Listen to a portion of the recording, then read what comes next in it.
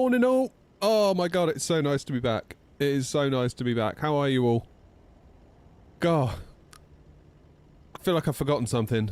You know what it's like? First day back doing something, having not done it for ages. There's gonna be something, and that's okay. I'm gonna give myself a pass for today.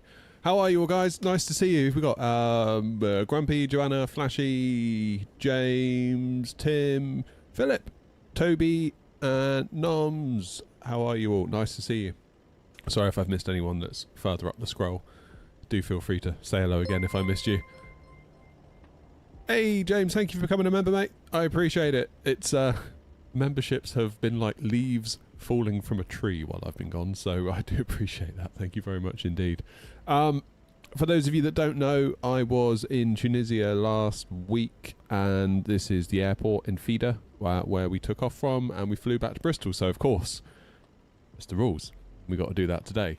As for the runway we use, there's like no wind here in Tunisia. However, we are quite lucky in that there is an EasyJet currently on its way in real life from Edinburgh to Enfidha. It looks like they're going around for a 09 landing. So on that basis, I'm going to stick with 09, which is what my flight plan actually recommended.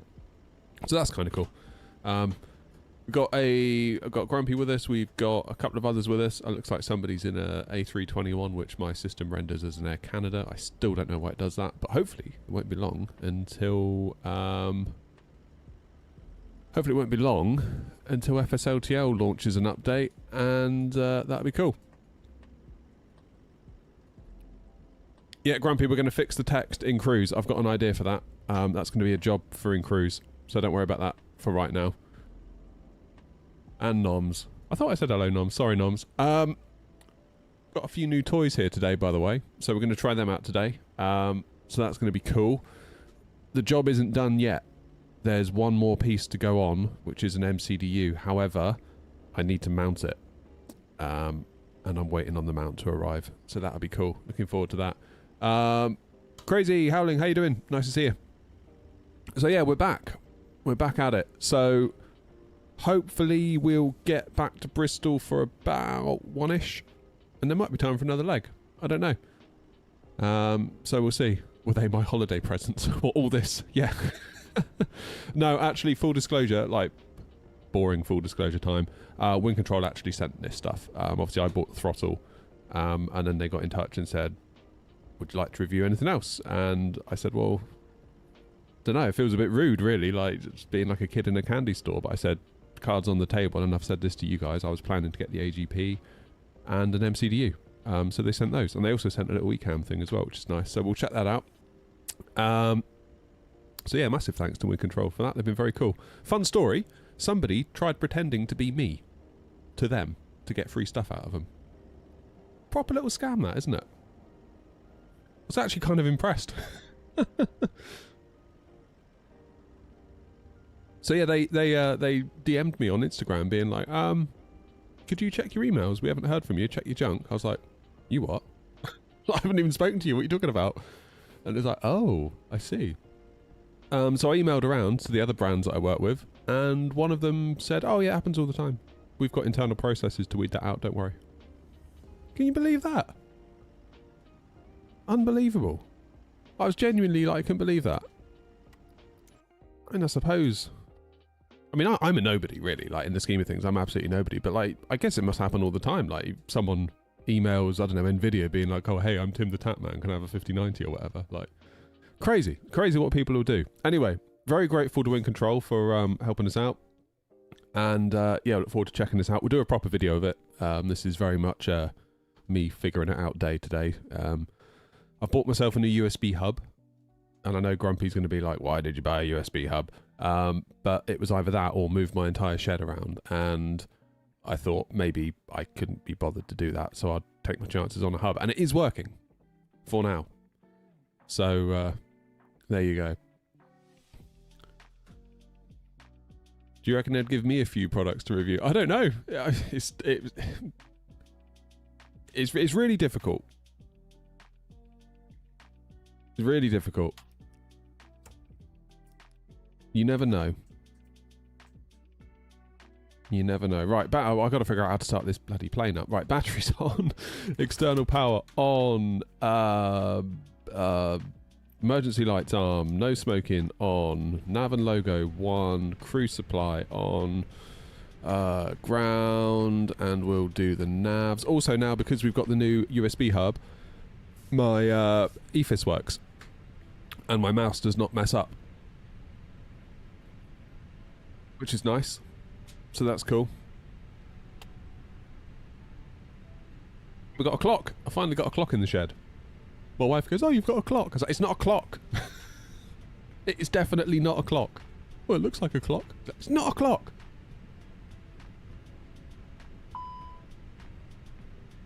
What's going on here? Smoke detector fault. Oh, that'd be alright. I always seem to get that when I boot up. It's also a stopwatch. Nice. All that money for a stopwatch. Morning, Joseph. Oh, you, sorry, Joe. I'll get it. Sorry, I'll get that in the post to you, mate. I don't know what my kids will say about that. That's their, what they used to play Forza on the 4080, which is crazy. They don't even know what they've got. Like, God, if I was a 7-year-old and I had a 4080, God, that'd have been so cool. But they just don't have a clue. It's just like, well, it plays Forza, so how is it different to any other card that plays Forza? Don't know they're born. Don't know, and it shows the date. Where does it show the date? How do I do that? Date set. Oh yeah, 4/21/26. How cool is that? What else does it do? Literally, I've got no clue what this does, to be honest. Chrono. Oh yeah, reset. That's cool. Terrain on ND, we got that. We've got the brake fan. Got auto brakes, anti-skid. So cool. Really cool. What was I doing? Morning, Dan. New toy. Yeah, Wind Control sent it. We were just talking about it. I paid for the throttles, and then they reached out about... Well, they just reached out, really, because we're just saying somebody tried to impersonate me to get free stuff out of them. Can't believe that. Cheeky bastard trying to do that. I mean, in a way, I've kind of got to be thankful, because I've always thought it'd be nice to work with Wind Control, and our paths never really crossed. But equally, I don't want to be that guy emailing them, being like, "Hey, love to work with you. Do you want to send me some free stuff?" That just feels really gross, to be honest. That feels really gross to me. Maybe I should just get over it and be more, like, forward, but it's just not who I am, ultimately. Which is fine. So yeah, in a weird way, this guy kind of brought us together, which is quite nice, but can't believe it. Can't believe it. There we go. Tis what it is. Now, now, how's GSX at the moment? Because obviously I haven't used it in some time. I noticed there was a lot of like point updates, so presumably lots of bug fixing. Let's try it.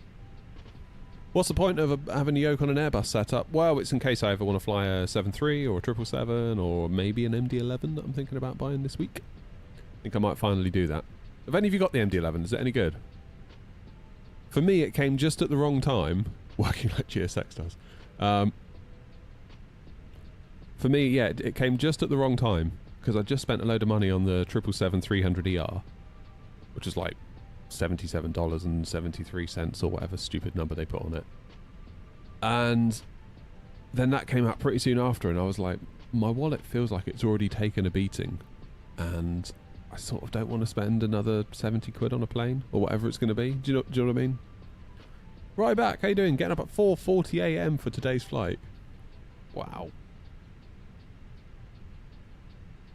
Respect. Respect. Yeah, so the mouse is working, because last time, before I got this USB hub, the mouse was very much not working if I plugged in too much stuff. But now it's okay. And the EFIS works, and my mouse works. QNH1011. That's nice. It's nice being able to do that. Yeah, so we're just waiting for the MCDU. Well, the MCDU is here. I'm just waiting for all the stuff I need to mount it. Because I've got the desk mount from Wind Control. And you need to sort of mod it a little bit. So I've got some extra profile that's arrived. That I can sort of come out in this direction from the desk mount and then put the MCDU just here, which would be just perfect to sit there and do all this.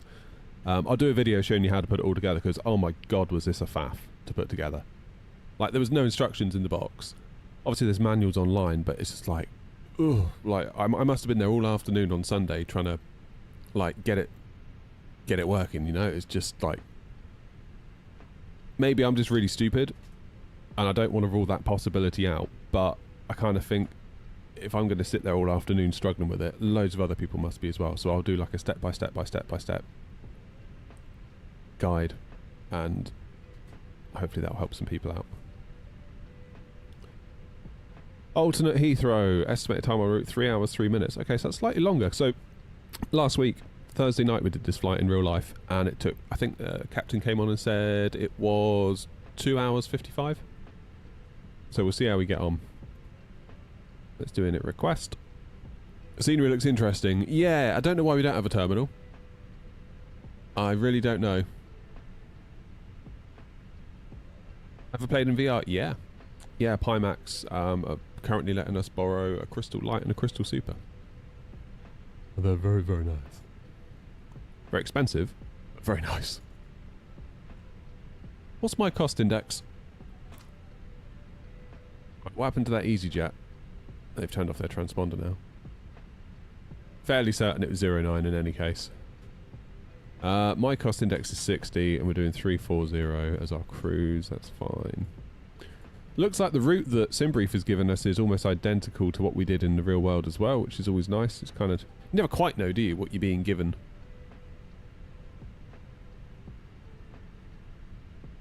You just sort of have to blindly trust it sometimes.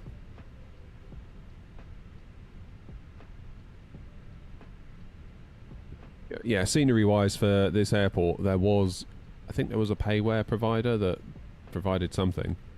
But I was like, I'm unlikely to fly here on a regular basis, just based on kind of where we generally fly. So I thought, I'll just make do a default, because we're leaving, we're not arriving. Right, 09, Vaxel 1 Charlie.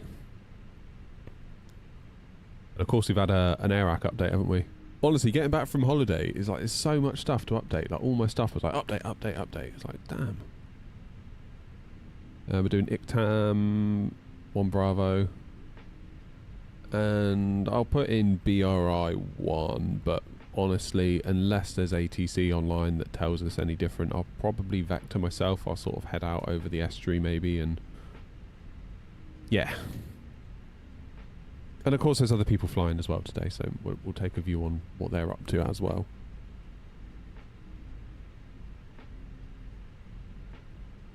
What are you all yapping about? What have I missed? Noms is talking about something that I can't figure out what he's talking about. Good job, Noms. Right, 122.8. Enfidha traffic air, not 232 radio check. 325. 55. Thanks. 4.99. There's always one grumpy. Angerous. So and so. Right.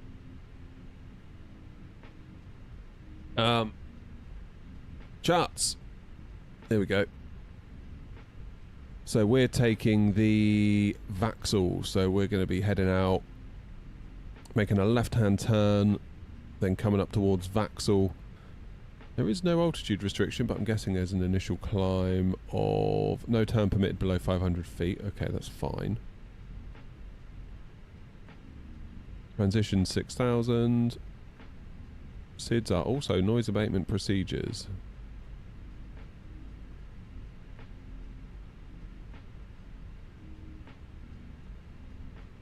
Climb straight ahead at 500 feet, turn left, track 336, intercept NBA R011 to Vaxel. Alright. Maximum 210 knots.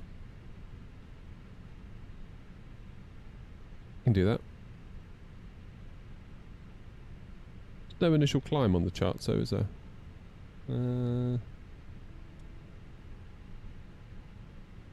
That's okay. Right. Is GSX loading us?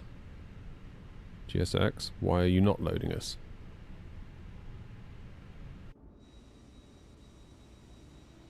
GSX, come on, man. Jesus. What? What the? Right, does anyone know what this is? Holy shit. Hotfix ready. Apply from select apply from menu.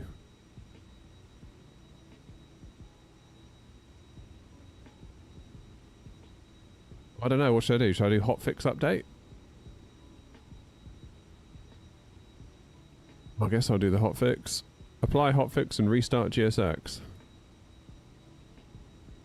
Probably fixing all those bugs that aren't their fault. That's what it is.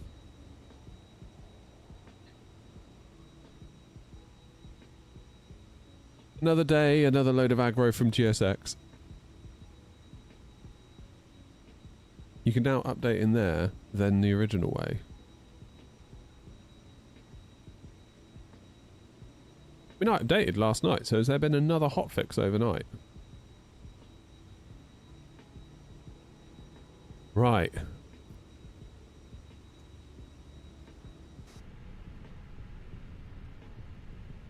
Trouble is though now, this isn't going to cotton on because I've already clicked load, haven't I?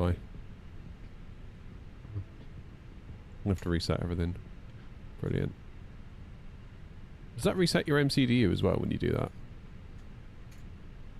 Load aircraft. No, it doesn't, thank goodness. Here we go. A jet bridge with no terminal attached, but we'll let it off. It's such a weird airport in real life, this. I really did think it's a strange airport. Like, it's really quite nice and modern and, you know, all the bells and whistles. But there was just like, there was no one in there. It was really weird.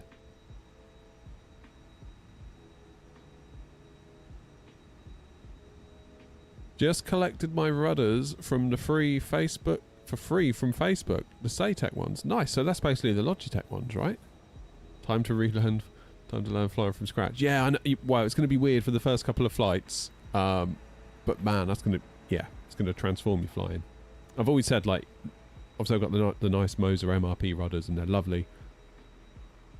But, you know, any rudders are better than no rudders.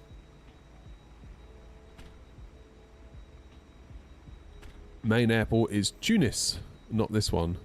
Yeah, it was very, very empty until, like, it was time for the flight. We got there a bit early. I don't know why we did, really. We got there about an hour earlier than we needed to, in truth.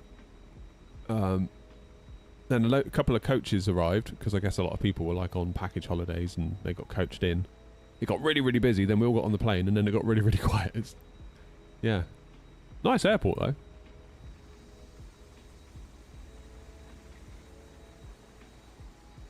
Very nice airport.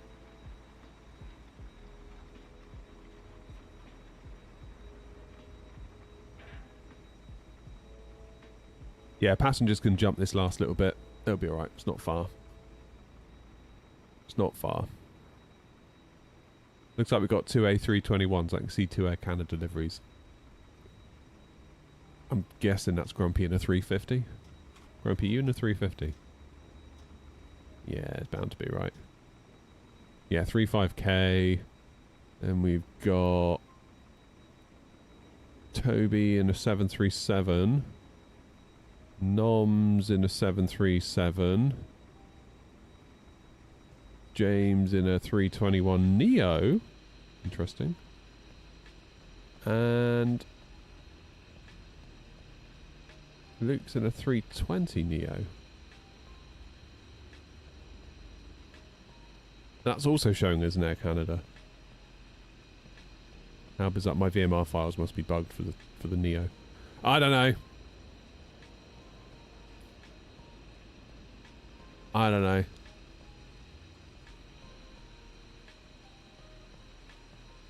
Yeah, holiday was good, Splinter, thanks.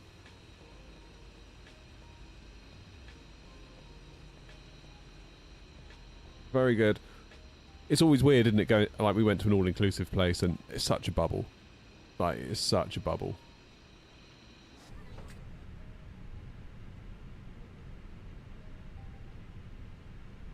Right, passengers are boarding. Good. 100 to go. Fuel is on the roll as well. This is all going very well indeed. Although we do only have 8 minutes until our off-blocks time.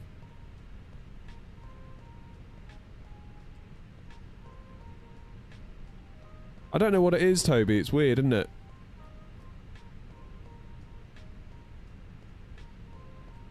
My question, does Philippine Airlines have an A350-1000? I don't know. Hey, D. And Hanky. And Odie. I don't know. I'm not really up on the old Philippine Airlines. I couldn't really tell you, I'm afraid.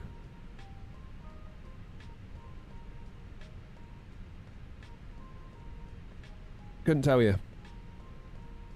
I mean, gut instinct would tell me they probably do, but... Not actually that full, are we? 180 full. 166. Yeah, we've got a bit. Got a bit.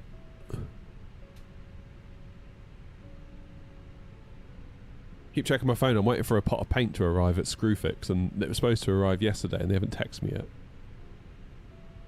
Can I do another... Traffic and not 2282, stand 1 Noms. Alpha, pushing back, facing south on Romeo. Talking. Can I do another Set Intentions video? Yeah, I'd love that. I'd love to do that. I think it's really interesting. Koya, thank you for following. Legend. Appreciate you. It's funny actually, I had a little peek in the cockpit as I boarded, and what surprised me was how big these screens are. You can't, I've kind of gotten used to this little screen thing that I bought off Amazon, but yeah, they were way bigger. So if we ever do a cockpit, not saying we definitely will, but I'm also not saying we definitely won't. Probably won't be able to use this little screen with it. If we want to do it 1-to-1-to-1, we might need to buy a bigger monitor. Such fun.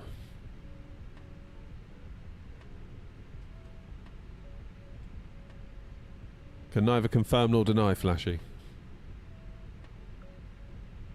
I need to turn on my fans with my smart plug via my Amazon app. Check me out. 6.2 by 6.2. Yeah, so that ain't that, is it? Yeah, I just sort of looked in and I was like, oh, they look just weirdly big. What GPU have I got? 7900 XTX. So in terms of performance, we're at 4K. And we are mostly... Looks like main thread is the main thing that's slowing us down. Oh, God, actually, that's the thing. Hold up. We need to set... Windows did an update. James, let me know when you've passed and I'll push back. Great, I will say that. Roger. Right, it's on default. We don't want that. We want to go custom. We want to do advanced control.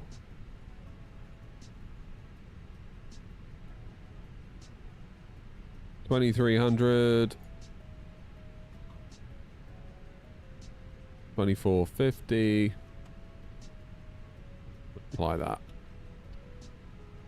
Should hopefully prevent any weird crashes. Because it does like to crash. Tom, how you doing? Good morning. But yeah, you can't really argue with that. 4K. I know it's not quite 60, but it's near as makes no difference. 4K, TAA, no funny business, no DLSS, no FSR, just a GPU rendering pixels. Like nature intended.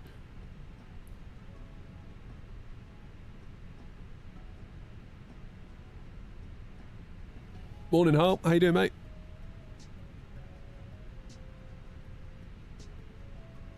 Okay, passengers are in. Refueling is nearly done. Got another, what, 2 or 3 tons?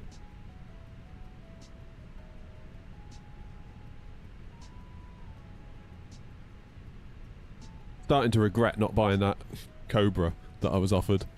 That was crazy. So we went out for a little walk from the hotel. And we only walked like, I don't know, 2 minutes down the road. And some guy tried selling me a dead Cobra in a box. I was like, what? What do I want a Cobra for? Like, imagine going through Bristol Airport. Like, anything to declare, sir? So, oh yeah, just one dead Cobra, mate. Nothing to worry about, though. Sorry?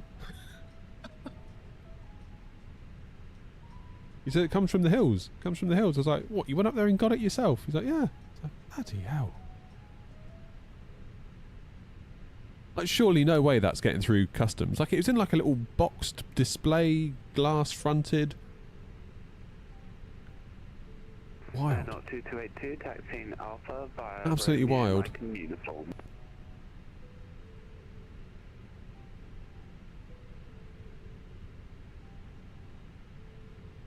I said to him, like, what do I want with a bloody dead snake? What am I going to do with that?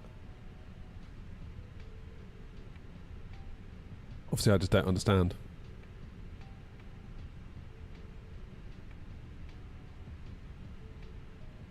Don't understand, do I? Is it VATSIM? Yes, it is. Plain hanky is the A320 Phoenix. And D, the joystick is, well, there's 2 parts to it. Part number 1 is the joystick base, that's a Moser AB9, and then the actual stick that goes on top is from FS Projects. And obviously the white pedestal thing is like something that I built myself. Got the old DeWalt out and had a go. For better or worse. Right. Are they still fueling? Come on.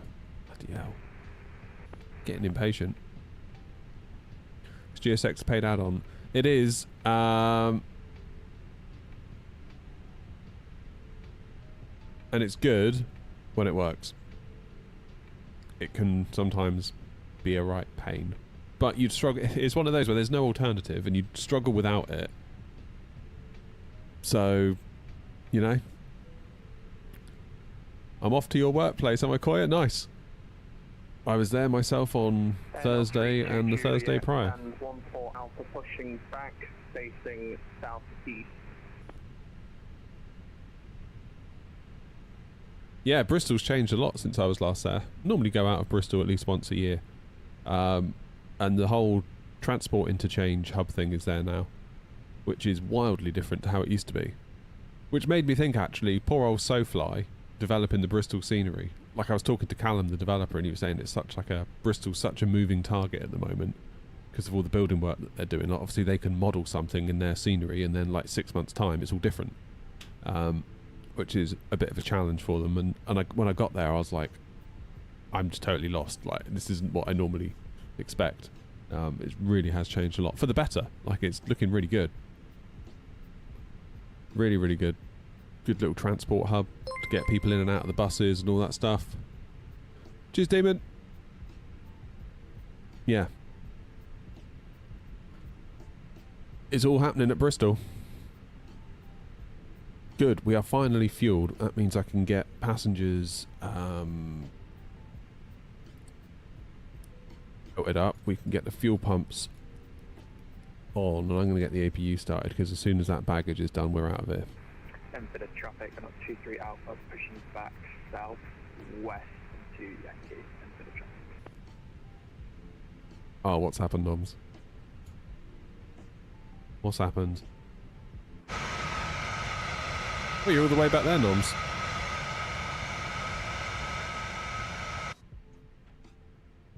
Expanding the terminal. Which bit are they expanding? Are they going sort of up towards 09 end? Is that what they're doing? It's got to be good, right? It's got to be good for the city. And like, I was stunned at just how many flights were coming in and out. Like, we landed at about 5, quarter to 11 at night. And there are still so many planes coming in. I guess they're all trying to get in before it closed, but you know, busy airport. Looks like an actual Airbus joystick, which is mad. Yeah, so it's built to order. It's not cheap. It cost me about €230 for the stick and the blue rubber gator. And they're built to order, so I ordered mine in October and it arrived in like February or March or something like that. So it takes a long time and it's expensive, but there are now alternatives, CN Tech being one. I think pretty much they'll do you one within a week or two, and it's a bit cheaper. Oh, nice one, Demon. That's cool. Hope you enjoyed.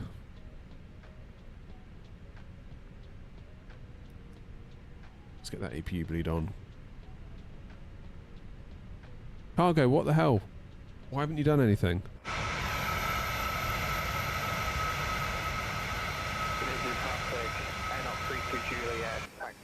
Oh, here they come. Romeo Yankee Oscar Uniform Hotel. Traffic. They're expanding towards where all the bridges to all the gates are connecting it. Oh. Bridges to all the gates. Oh. Yeah, there's a lot of investment going into that place. A lot of investment. I just felt sorry for poor old Callum at SoFly. Traffic air not 56 Tango Heavy. Push and start sound 56, facing to the east. Recommended mods for VATSIM. I mean, model matching is the main thing for VATSIM, really. FSLTL. X says, what's the requirements to join the V8? So you need to have a pilot rating of 9.0 on New Sky. So the VA is hosted on New Sky. You need a pilot rating of 9.0. It used to be 8. It did used to be 8.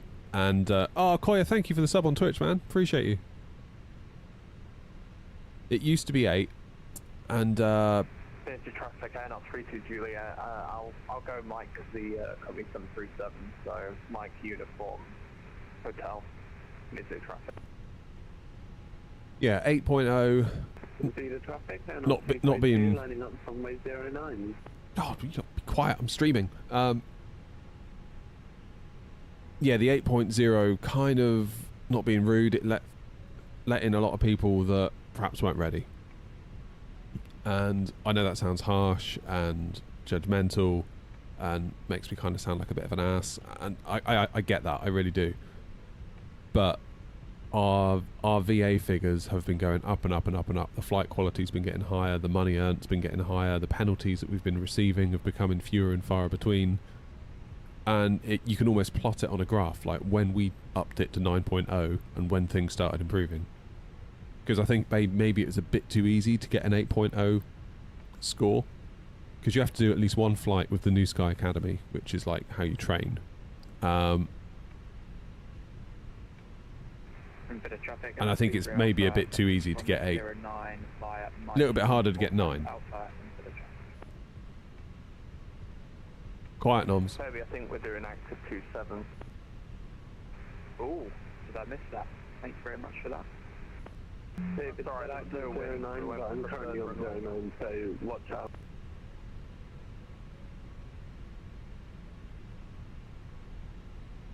No, 2282, departing runway 0. 09 for me, guys.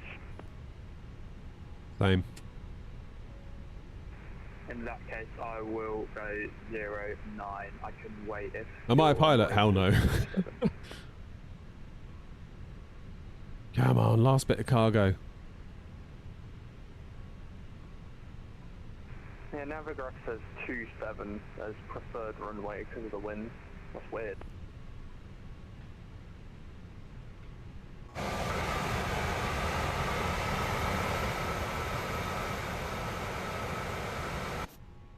Real life coming in on 09 stream, we'll stick in with 09. I don't really mind.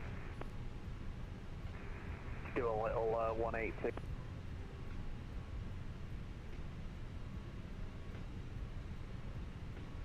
I can hold here for you. I'll let you scoot around. Okay, well the good news is I've got this part of the airport to myself. Come on. Last little bit.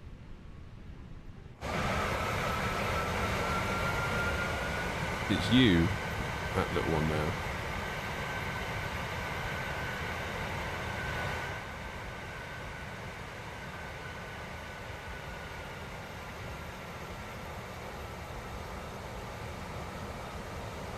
Yeah, Noms wasn't wrong. Noms was taunting me in Discord that I said I'll be leaving at 10 and he was like, nah, it'll be 10:15. I was like, nah.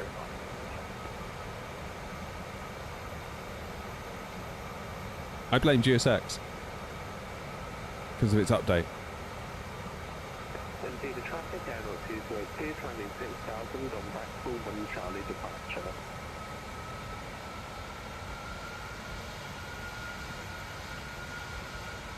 There we go, it's in. Traffic on 171, stand 12 Alpha, Pushback on radio.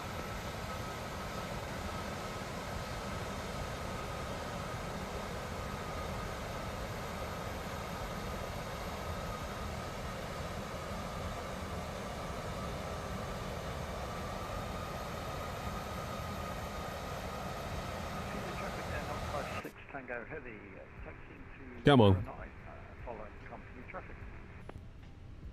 Does GSX come with VDGS? Don't know. To be honest. Aircraft loaded, thank goodness. Send that to the MCDU. Departing 09 is dry. We'll sync the load sheet. We'll sync the weather. And we'll calculate. So what's it going to give us? 154 V1, 155 rotate, 155 V2, flaps 1, trim of down point 2, flex temp 59. Good. So, init page B is in. That's good. That's all reasonable. We've got 11.4 tons thereabouts. Performance, we've got all that gone across. That's good. Flight plan is in. Secondary flight plan, I'm going to do DTNH. So what this is going to do, pop that in there. Then we'll go to our secondary flight plan. Put in our departure 09 on the Vaxel 1 Charlie. And then we're also going to put in the ILS for 09 just in the in the arrival, so that if we get stuck and we need to come back, we can, and we've got some ILS points to get us home. That will do us nicely. Let's go up to the top then and put our beacons on.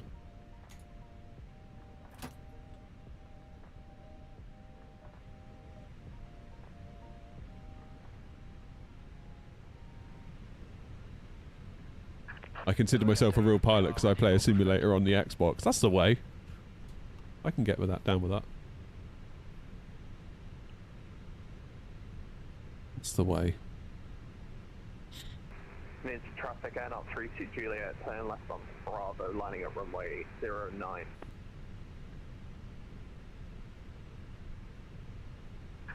Departure check completed, bypass pin inserted. I do wonder what actual pilots must think of us simmers. They must either be like, that's really cool, or they must be like, oh my god. Alright, constraints on.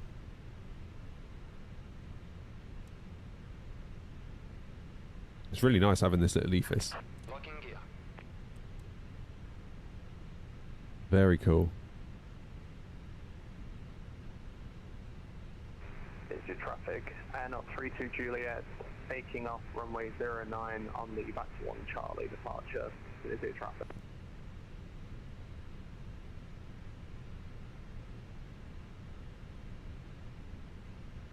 So I'm going to push back onto Sierra.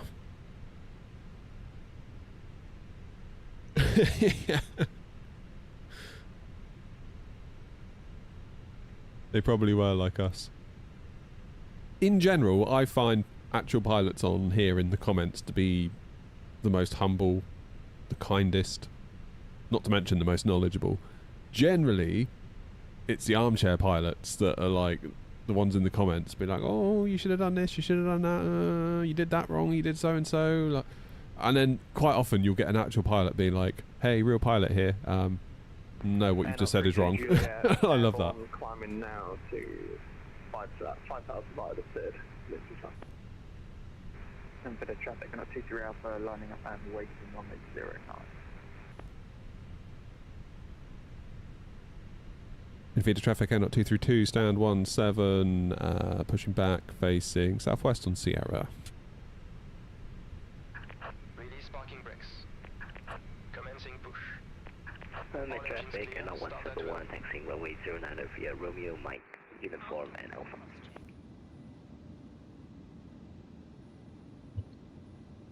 Quiet, Noms, I don't want to hear it. It was GSX's fault. Right. Behold the greatest engine sound in the world.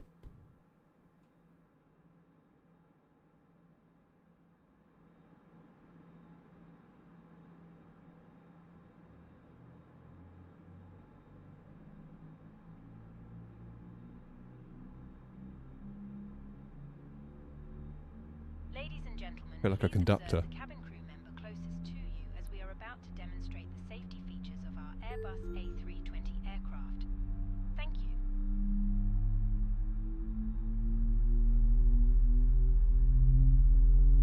Ladies and gentlemen, welcome aboard our Airbus A320. Please pay attention to illuminated signs and crew instructions, including the following safety procedures. The safety card found. Enfidha traffic air, 56 Tango 3. Set parking brakes. Life jackets. Unlocking gear. Brace position, which you must adopt if you hear brace, brace. There are 8 emergency exits on this aircraft. The cabin Engine crew 2 are now start. pointing out the exits nearest to you. Please be aware that your nearest usable exit may be behind Enfidha you. traffic, and 23 Alpha, passing now on 09 and back to 1 Charlie departure. In an Enfidha emergency, traffic. leave all baggage on board. Your seatbelt is fastened, adjusted, and released as shown. It must be fastened whenever the seatbelt signs are on, and we recommend that you keep it fastened at all times. Wouldn't dream of it, If Jess. air supply fails, masks will drop from above you. Pull a mask towards you to start the Having an oxygen invisible brake Soundtrack issue. disconnected. Bypass being What? removed. and breathe normally. In what way? Left is clear. Right is clear. Pull on each side to adjust. Oh, Put on right. your own mask before helping others. If we land on water, take a life jacket from under your seat. Remove from the pouch and put it Oh, that's over weird. your I've got an head. electrical fault. Pass the tape.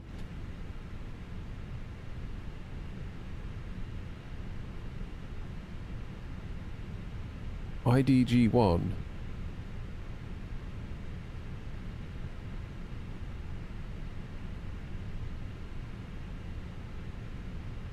That is just continuously overheating, isn't it? Why is my oil overheating? What have I done wrong there then?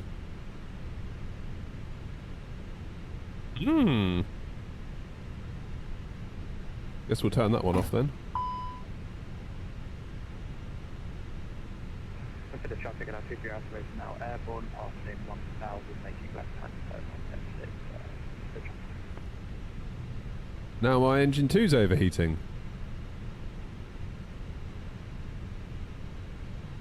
I don't have failures on. What have I done wrong?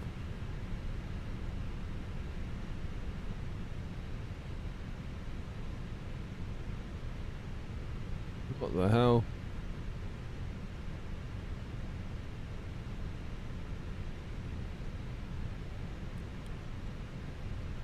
Try again.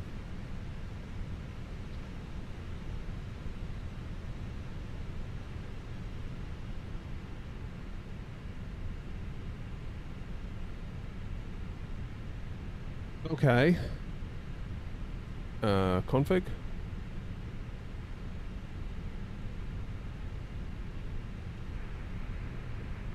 Enfidha traffic air, 95. Failure type, none. Takeoff, runway 09. Bristol, 1 Charlie departure. Maintenance?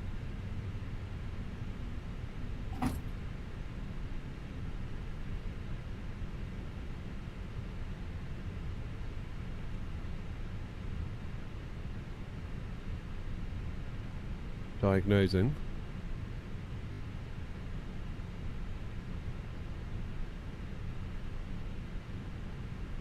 I don't know. No, the other maintenance. Oh.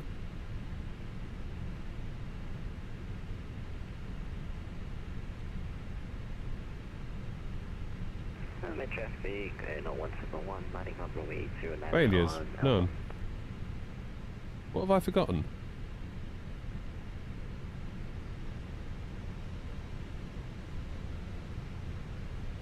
Ooh.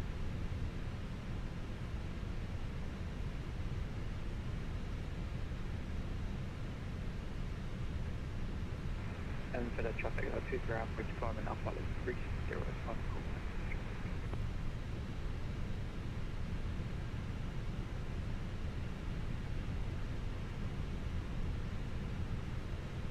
Yeah, these are just getting hotter and hotter and hotter, aren't they? Okay. Check the EFB menu for failures. In here.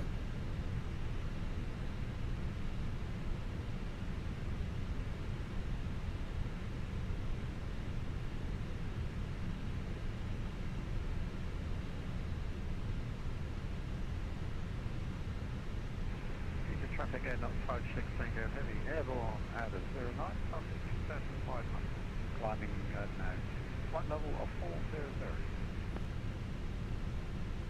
Service. What have I done?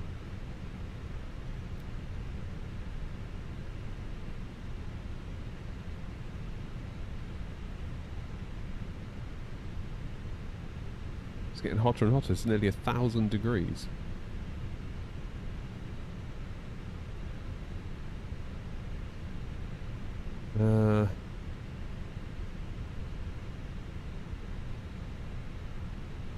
GSX conflict on pushback. A mazer. Oh. So it's a GSX issue. Of course it's a GSX issue.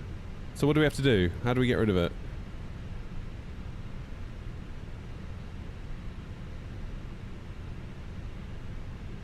Got to be GSX. Departing 09, Restart my flight? What? Not doing that. We can just not kill GSX. Oh man, I hate GSX.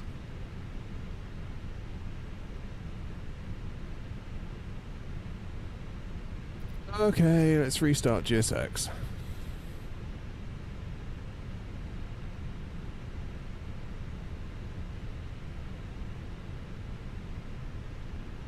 Hands up who loves GSX.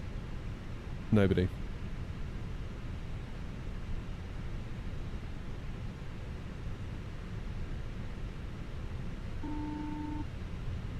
Still climbing, isn't it? What about if I do it through here? What a load of horse shit this is.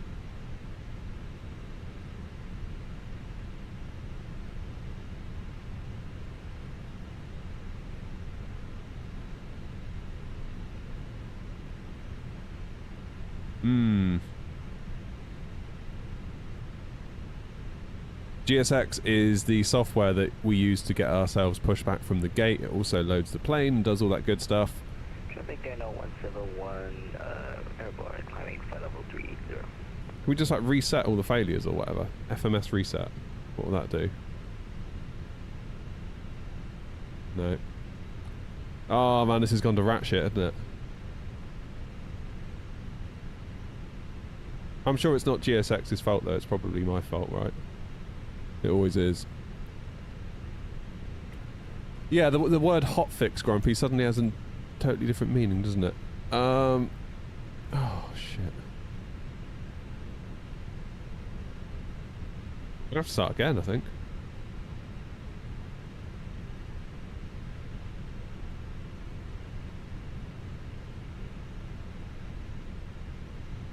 Unless we redo the state. Do turnaround of APU, like Noms is suggesting.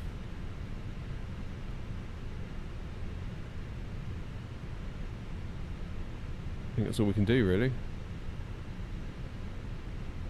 Unless we do ready. Can we do ready?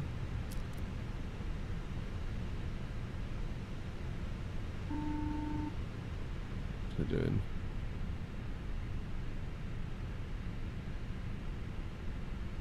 Still climbing.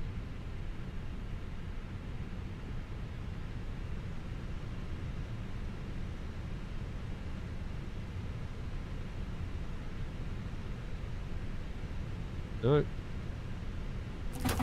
Turn around of APU.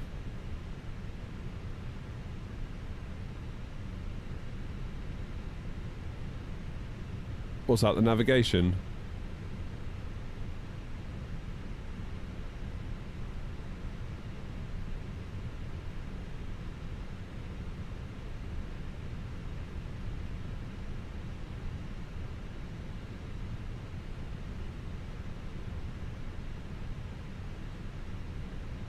I'm gonna have to restart.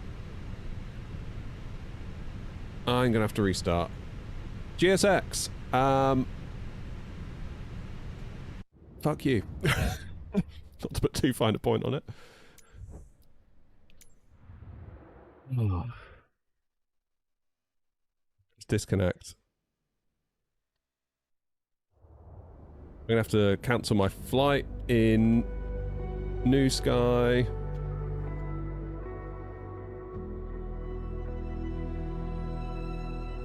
My flights.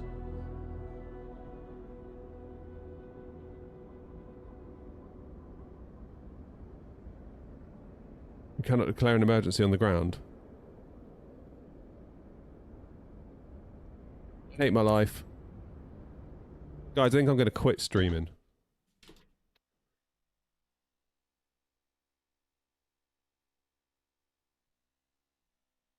Well, you can kiss goodbye to your second leg. If anyone asks me, is there going to be another leg? No, is the answer.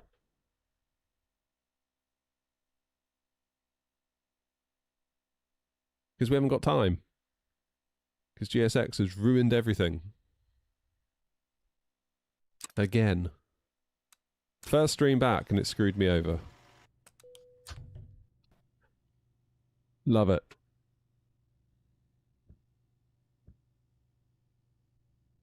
Now, can I... Oh, I'm just going to do it properly. We'll just do it quickly. Battery 1. Let's have some music to cheer us up, shall we? Holy shit. Right. Arm the lights. No smoking on. Navs on. Crew supply. Navs 1, 2, 3. I'm going to load the plane instantly, okay? Instantly.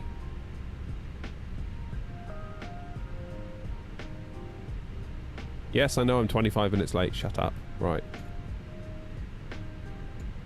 We're loaded. Good. ATSU. AOC. Flight init. Init the data request.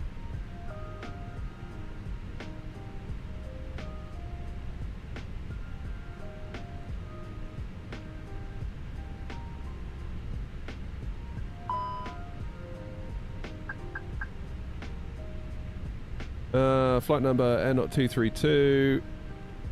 Cost index 60. Cruising at 340. Better reconnect to VATSIM, hadn't I? Get the wind.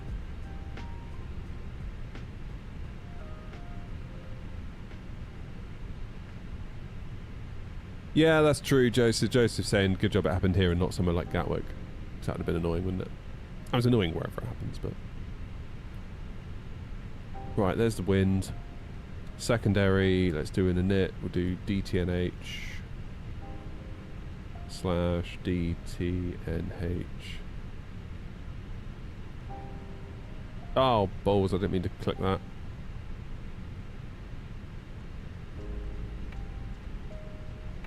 Okay, departing 09. At least you'll all get to see me land at Bristol. Because you lot would have been there for about an hour. Good. Departing 09, Vaxel 1 Charlie, Boff, Bristol Arriving into ILS 09 on the ICTAM 1 Bravo arrival, and we'll take BRI 1, even though we'll probably vector. We spoke about that earlier. Doesn't matter. Right. Send to MCDU for that. Departure.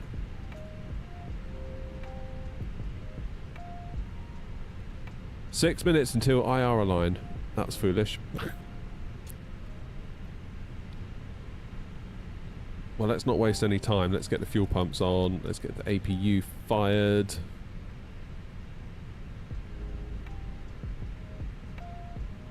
Will you lot be quiet? Grumpy and Noms winding me up.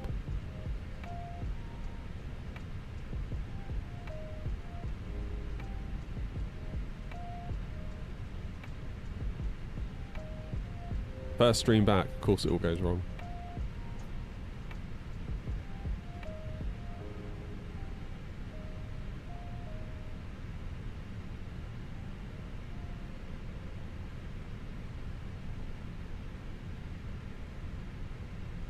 Hey, 707's in. Nice to see you, 707. Grumpy and Noms are winding me up.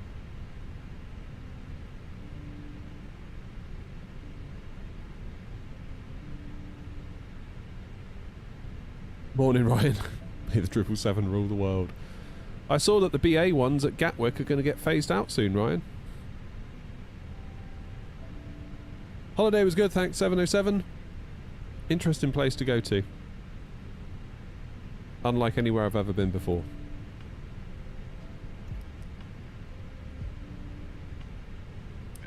Getting belted up.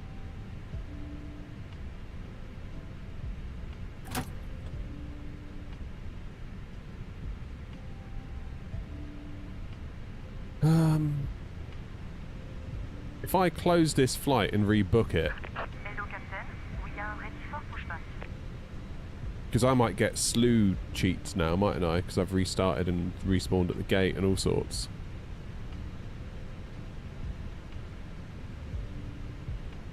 If I close it, can I then delete it? That's what I'm worried about. I think I can.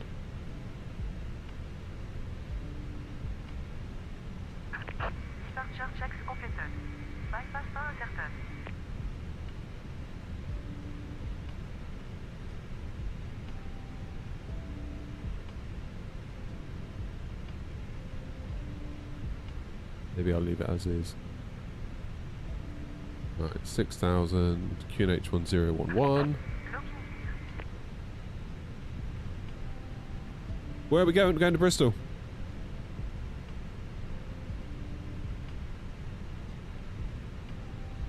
We're only half an hour late.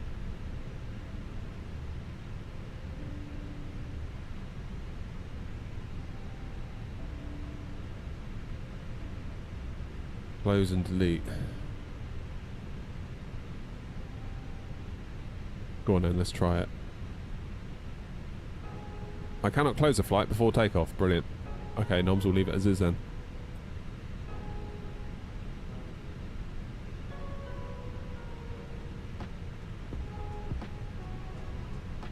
Okay, our init data's in. Performance data's in. Flight plan is in.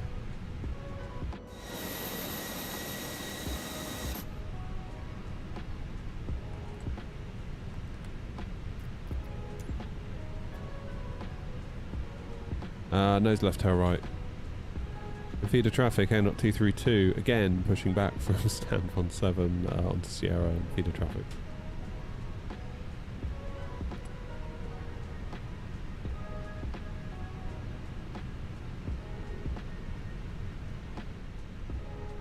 Can't declare an emergency yet because we're on the ground. Oh, you've got to be kidding me.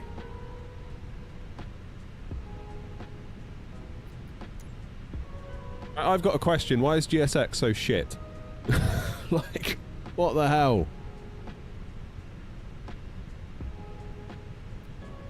I just want to push back. Oh, I'm just going to push back from the gate. Myself. Bye, GSX. You steaming turd. Ground services. Connect the tug. Let's go.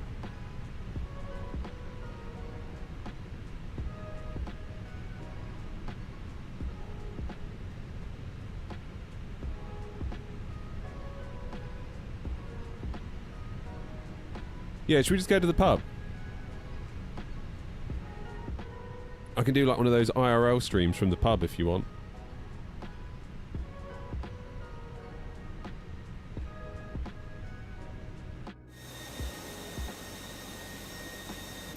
Why are we not pushing back?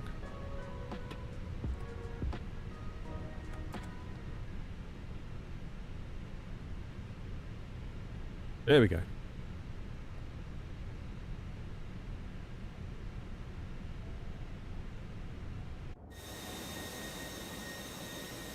I have no idea where we're going. We'll aim for that yellow line.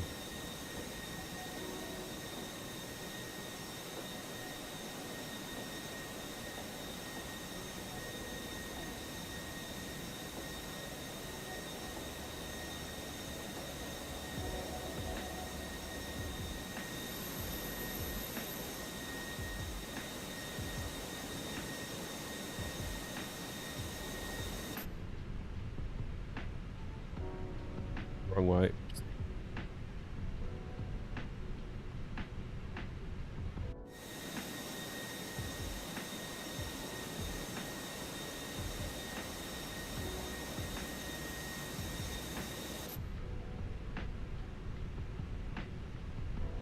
Right, we'll get this bit done. Making a right meal of this, aren't I?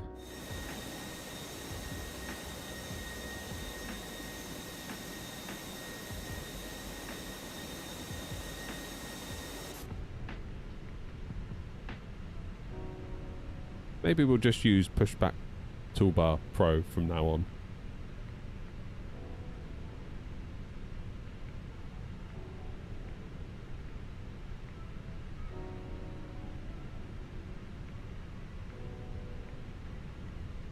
There we go. Parking brake set. Disconnect the tug.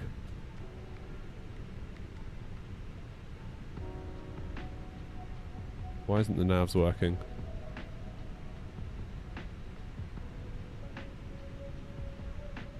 Navs? Is it because I moved before they were ready?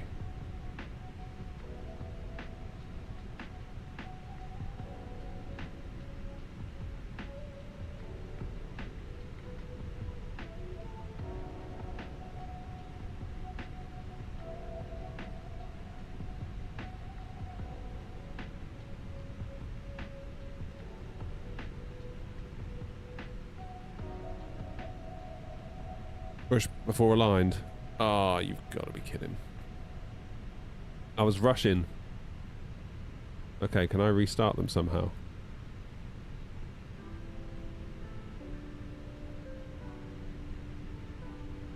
What if we do panel state ready? There we go.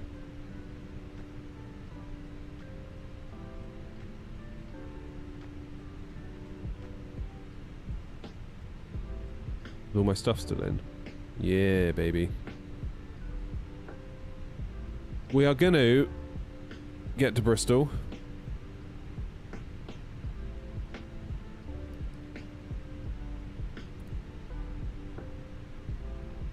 Oh, actually, I don't need... Engines have already started, right? Okay, so beacons are on. Taxi lights are on. Good God. Right, I think we're good. Holy moly. What a day. Right. I will go Sierra, Yankee, Kilo uniform. Enfidha traffic, N0232, taxiing to holding point, runway 09 via Sierra, Yankee, Kilo and uniform, and we'll be holding point Alpha, Enfidha traffic. Even though I'm talking to precisely nobody, because everyone's left.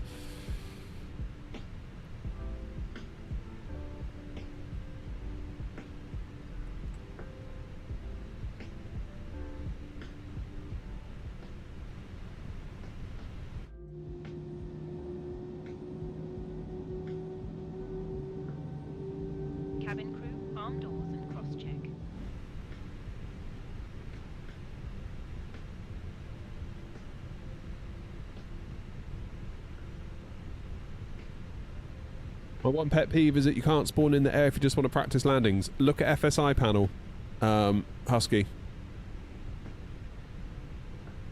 Have a look at FSI panel. It's an application that will basically do exactly what you want, and it'll give you loads of landing analysis. The developer JP has basically tried to replicate what you sort of get in pro sims when you're training to be a pilot. Are we doing another leg? Shut up! Barely doing one leg, never mind another leg.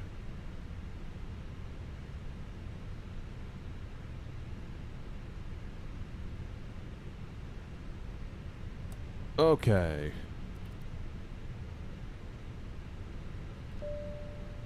Bing bong. Predictive wind shear, let's get that on, shall we?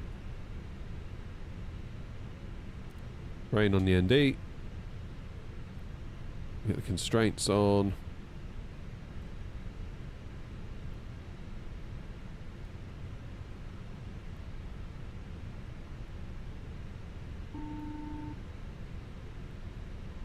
Yep, that's the one.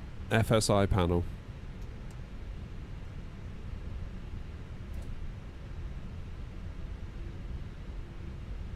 Who's the tosser in TikTok? I don't know. Let's dispatch.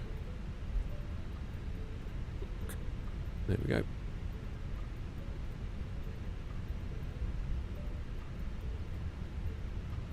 Banned.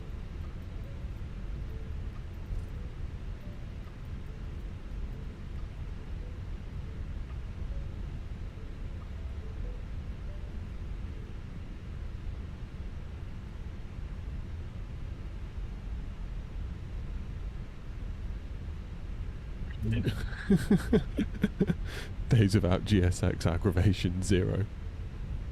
Am I using VATSIM? Yeah. Yeah, we are.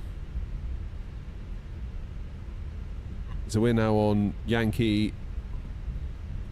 Left hand turn onto Kilo.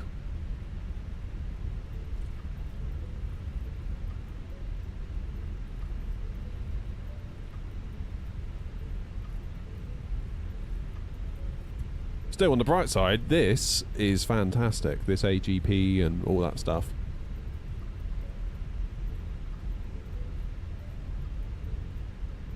On the bright side.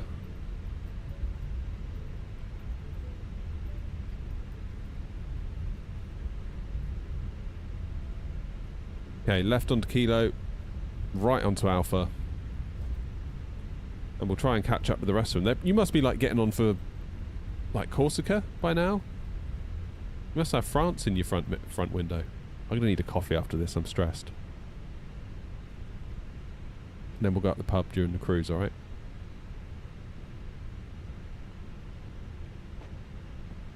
IRL stream from the pub while in cruise. Having just put out that post saying please don't do unattended long hauls, we'll just go straight to the pub. Anyone up for the pub?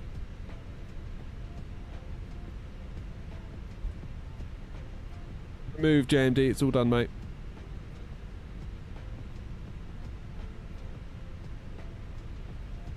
Air not drinking stream, oh god. Do you imagine? Oh, my pop-out thing's gone as well now.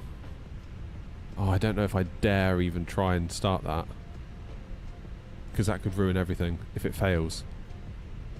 We're just going to do without it. I'm fairly certain this stream has pretty much gone to shit at this point anyway, so we won't worry about the pop-outs for now.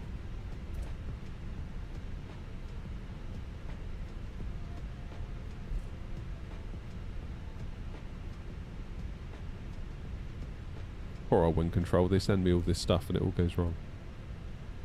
Sorry, wind control.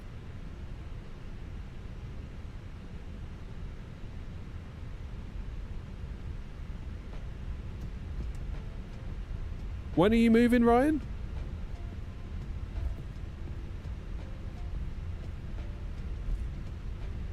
Oh, Mike, we had a massive GSX issue. We pushed back and my engine started overheating, like going up to 1,600 degrees. And apparently it's a GSX, but of course it's a GSX, but of course it is.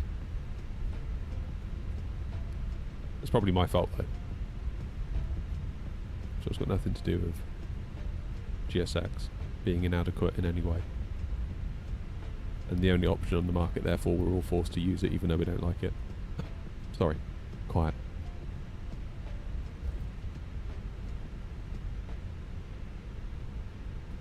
Oh boy, right, here we go, look, we're nearly here. At least the eye tracker works. What I might do is get this into cruise and then I'll just go in the house and play Halo for a couple of hours and come back out in a better mood. If that's alright with everybody.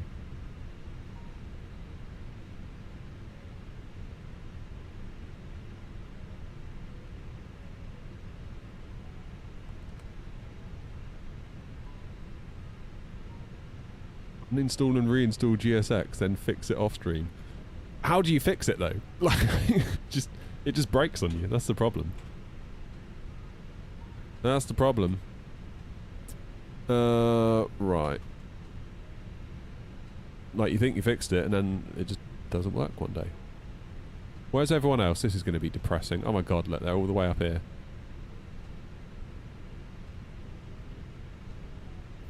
Enfidha traffic Air 232 lining up via Alpha onto 09 on the Vaxel 1 Charlie departure. Enfidha traffic.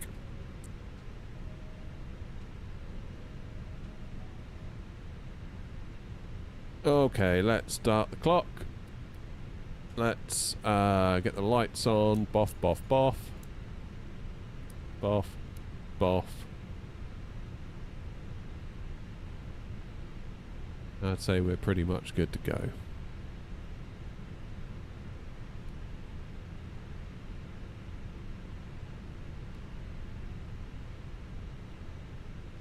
Good.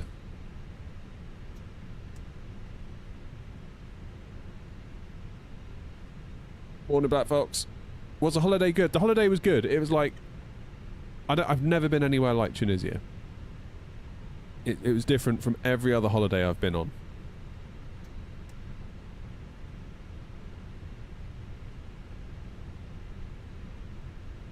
Right.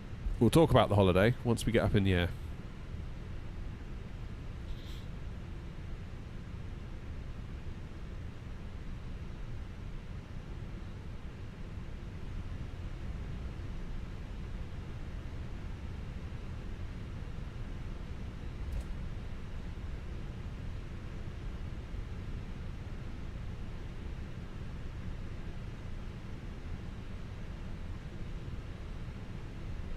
Right, are we ready?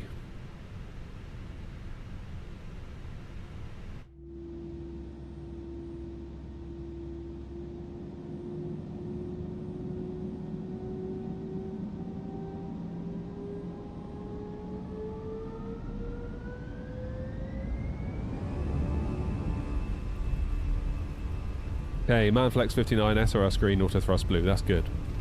We're cooking. Notice how the Phoenix has been flawless this morning, no issues there. Of course there wasn't.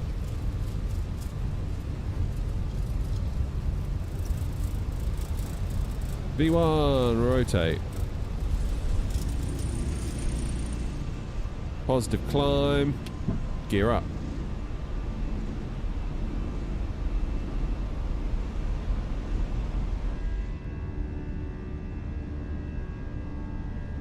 See you, Enfidha.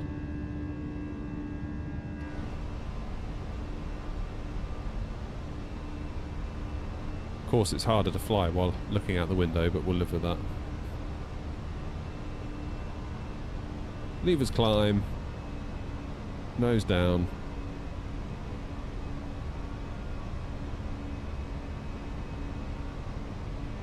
I daren't do the pop-out manager, not now. I'm too invested at this point. We're just gonna have to live with it. Disarm the ground spoilers. Max 1. Or flaps up, I should say.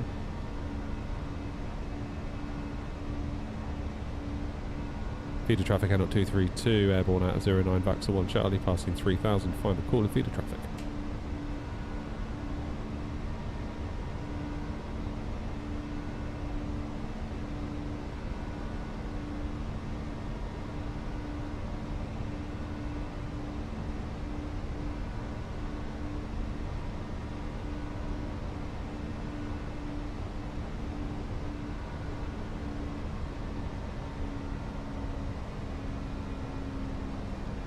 Well, at least the engines aren't overheating this time. Okay, let's begin our climb to 340.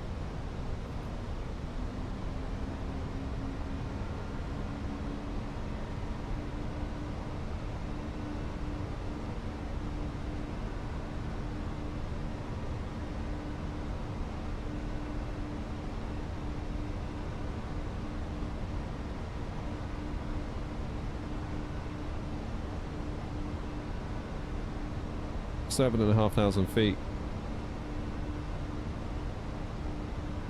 Standard pressure.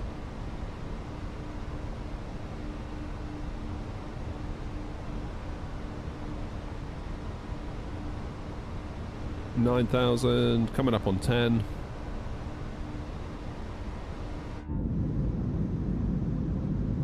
Beautiful.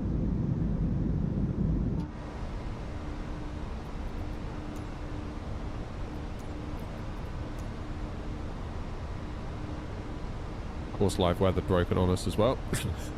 Ah!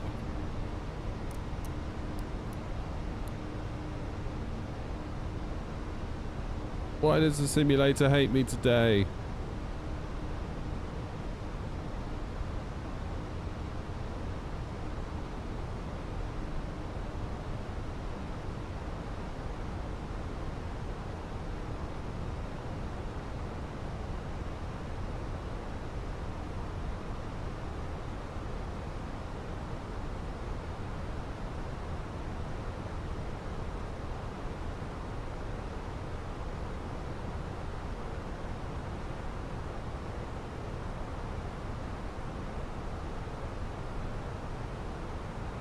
Beautiful. Right, I'll get round this bend and then it'll be autopilot, I think.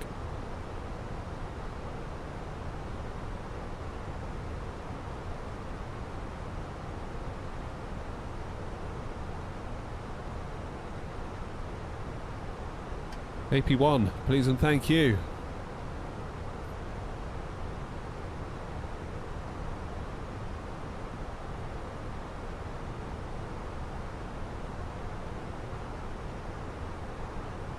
There we go. Did I do a dry run yesterday? What, a dry run for the stream? No. I mean, I booted the sim to test all this, but I didn't do the flight or anything. Oh, boy. Oh, your SSD died, Jerry. That sucks. That sucks.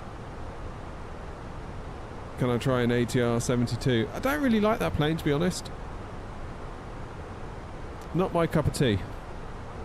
I appreciate a lot of others like it, and good for you.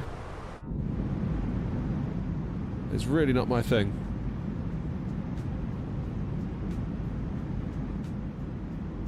Not my thing.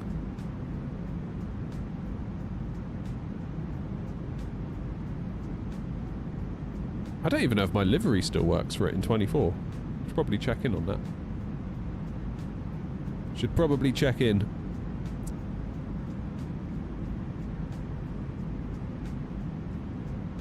Have I experienced the IndyBuilds L1011? No. No, I haven't. Not tried that at all. No real plans to either, to be honest. It's not really a plane that I've got a lot of interest in.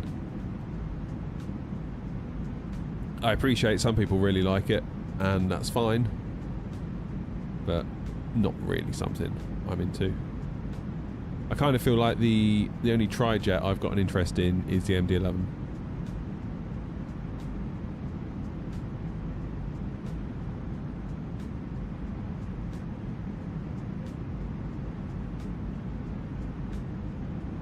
You got 24 just for it? Damn.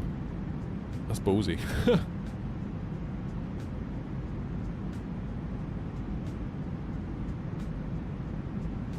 Right.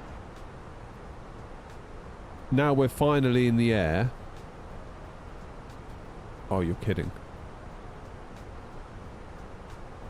Why am I not fueled?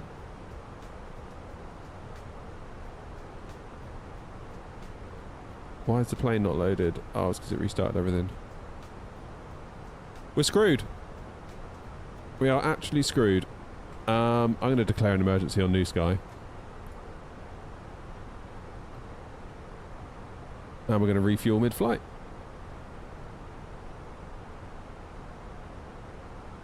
Check weight.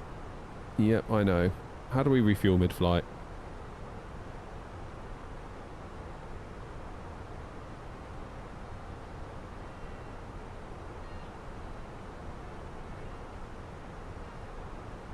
Oh. You know what it is, don't you? It's because we did the thing at the, after we pushed back. We did the ready state, and that wiped all my fuel out.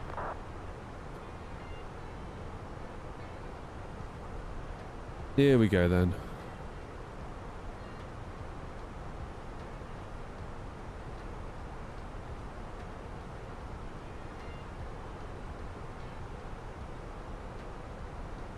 See, that's all in.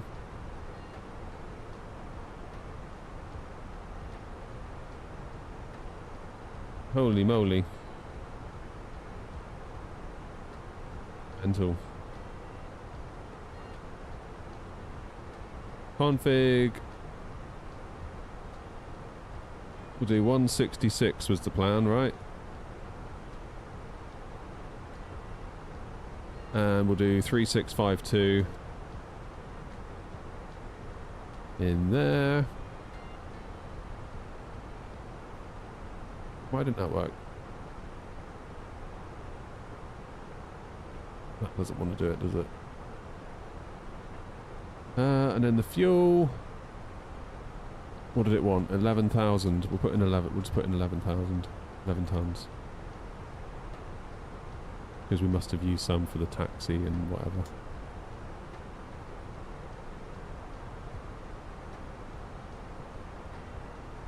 Good times.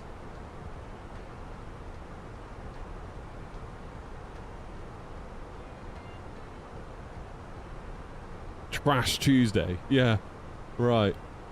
I'm actually planning to do an evening stream tonight as well, although after today I might just have to go and cry in the corner. Maybe we need to do that. We need to right our wrongs.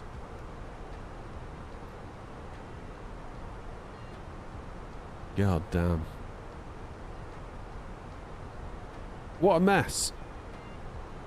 Why won't it let me put the cargo in, I wonder? That's a bit weird, isn't it? Estimated fuel on board, 4.5 tons. That's too much.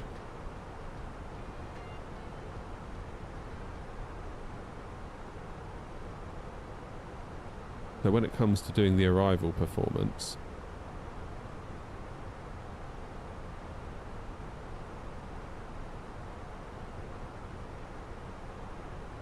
should we knock off a ton of fuel?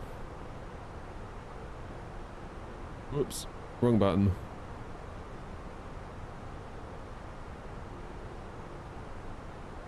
I've done the wrong button again. What am I doing? Config fuel. Let's do that.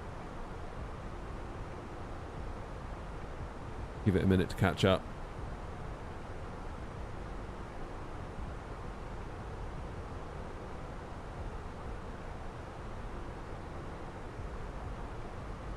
The stream will still be going in the evening. Ouch. Ouch, ouch, ouch. You guys are so mean to me.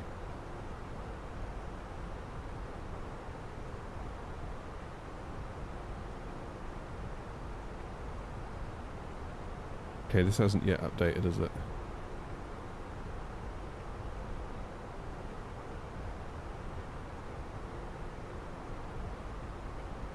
Zero fuel weight is 61.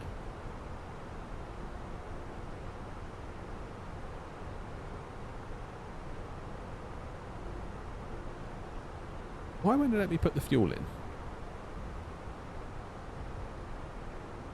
And not the fuel, the cargo.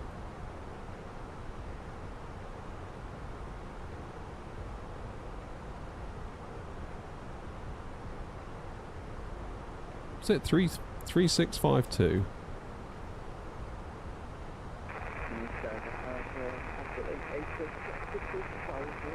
Just doesn't let you put it in.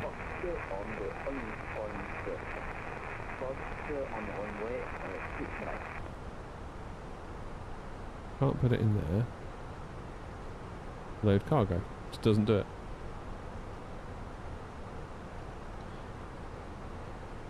Okay, so what's my zero fuel weight? 57.3.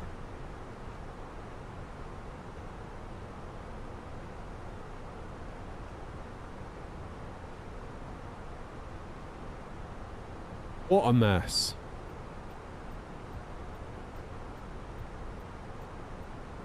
Centre of gravity 28.7.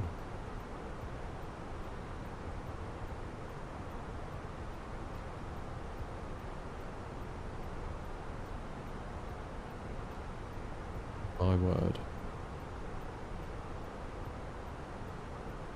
Okay. Thank you, Rob. It's all gone awfully wrong today. Awfully wrong. But that's okay.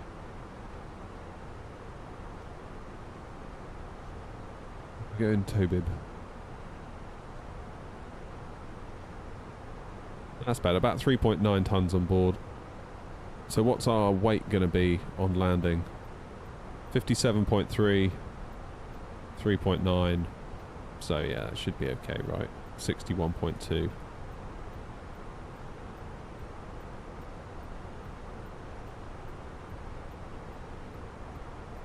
That'll be alright. Fine. Oh, Rob, honestly, Rob, it's so bad. GSX caused us to have an issue and our engines overheated to like 1,600 degrees and apparently it's just a bug. So that's cool. And then in a rush we tried to get going again and as a result we made some errors.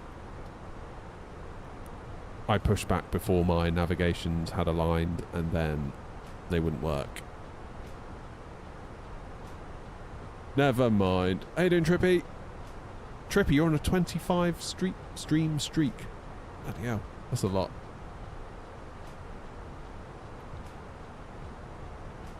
A350 trundles along. Yeah, trundles. That sounds about right.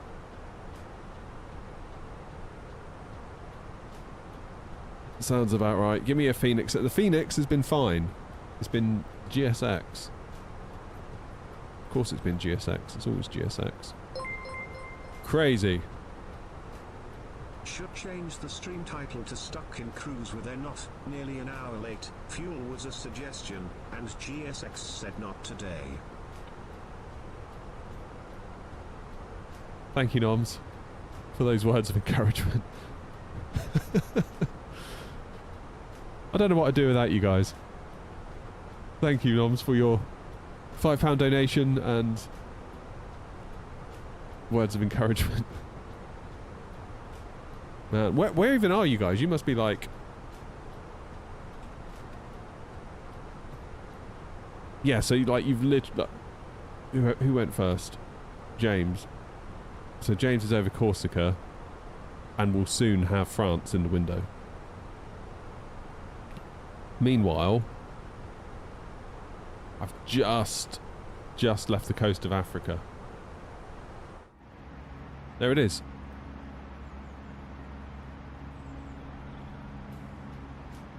Yeah, you tell him, Ryan. My partner always asks me why I don't do more full flights, and it's things like that. Yep.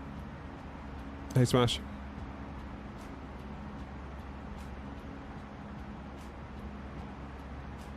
Oh, never mind. At least we're back. We're streaming. That's the main thing.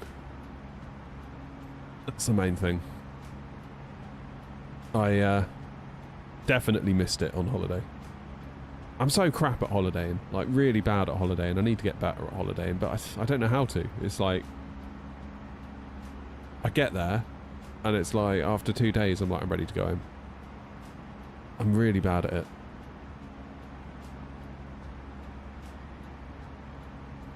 Really bad at it.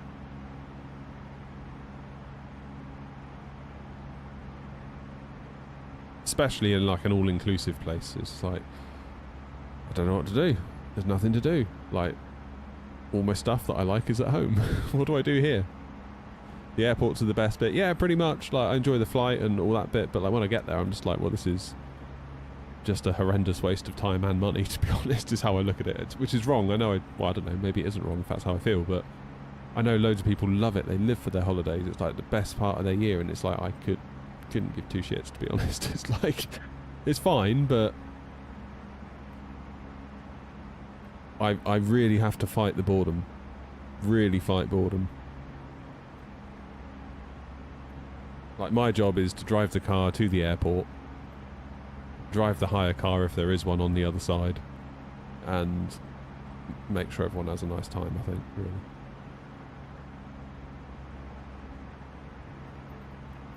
really. Paddy, probably got a good another 2 and a bit hours yet. Easily.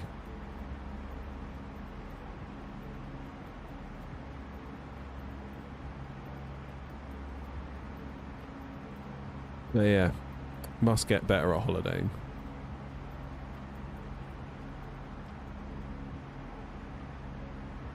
But like, what do you do?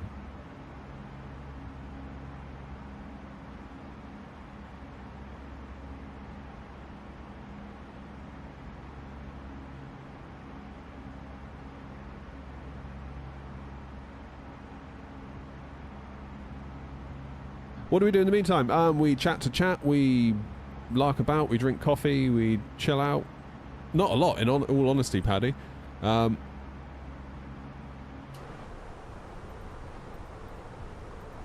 Keep an eye on air traffic, if there is any. Check out General for a new thumbnail. Old man yells at GSX.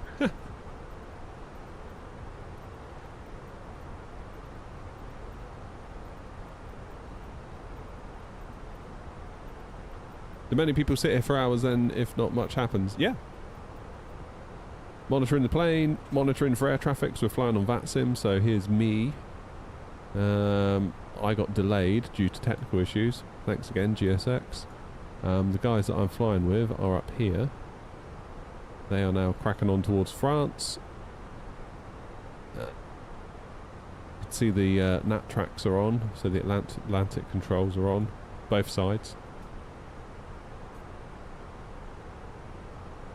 Presumably nothing's on at Bristol. No. Heathrow and Gatwick are on. Stanley's on a little bit. Look at that. Well, owing to the fact that London Control is on. Amsterdam radar's on by the look of it. Fair few towers on in Germany. That's always nice to see. Parma. Barca, they're on as well. I feel like I always avoid Barcelona. I probably shouldn't.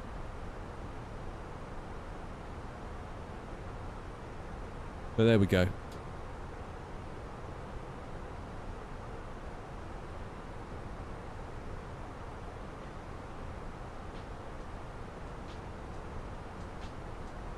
I genuinely feel GSX gets away with murder as its freeware.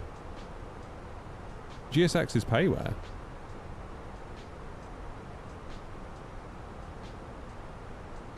You have to pay for it.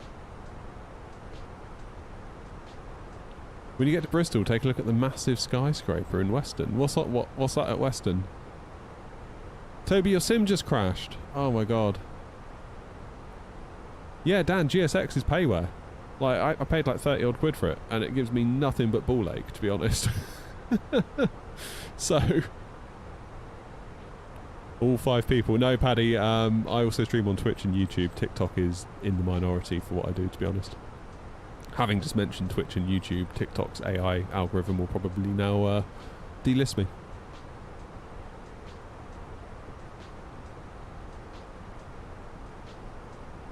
Yeah, don't you worry about me, Paddy, I'm fine.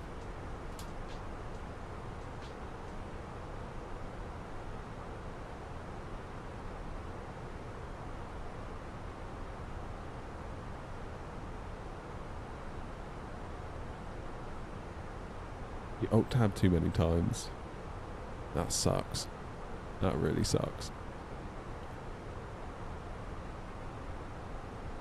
Yeah, I've got to be honest, I do wonder sometimes why I stream on TikTok at all.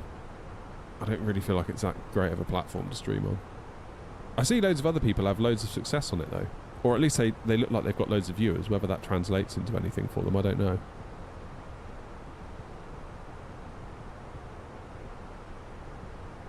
So I feel like people are in the wrong frame of mind, really, to watch a live stream on TikTok. Because you're like in full dopamine mode, going from like ASMR to ASMR to ASMR. And then there's a flight sim live stream. It just seems quite jarring to me. I imagine people will like watch it for like 4 seconds and then just scroll to the next thing. Maybe they'll stay for a bit longer if you're on short final or something like that, but YouTube and Twitch is generally where the more interested viewer comes from. If you know what I mean. People that actually care. People that are actually into it, like our sort of people, if you know what I mean. It's weird. Like, I see some people that like are kind of getting similar views to myself on TikTok, like maybe up to 10. And I'll see other people that will literally just stream looking out the wing in complete silence and they'll have like 350 viewers. And it's like, how have you done that? I don't understand that.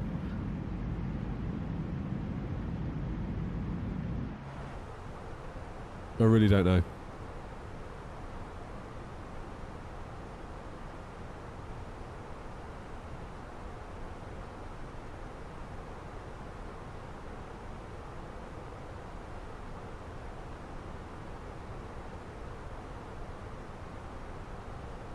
James is hitting it hard today.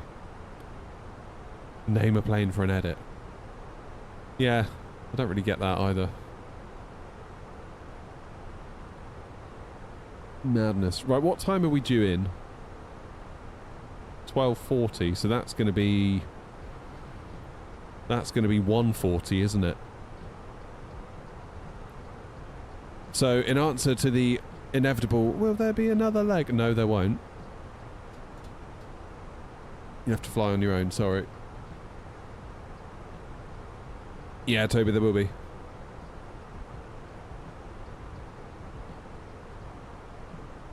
Oh, Ryan, don't do it. Be like East Mids all over again. That was unlucky. That was super unlucky for Grumpy. You're due in at 12:10. So that's 1:10. You're talking 12:10 Zulu, right?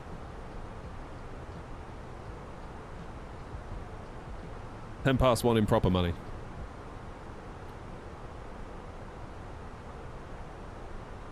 Yeah, and there's no way that I'm going to have time for another leg. By the time... That's assuming we get down on the first try. Bristol, you never know. It is 09 after all. Well, we think. At this point in time it is.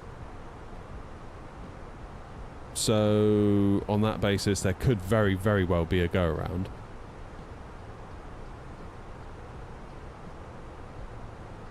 That could add on another 20 minutes easily. That'll take us till 2 o'clock. By the time we get landed, just no way. Just no way we've got time for another leg. Absolutely out of the question. Old Fashioned, how you doing?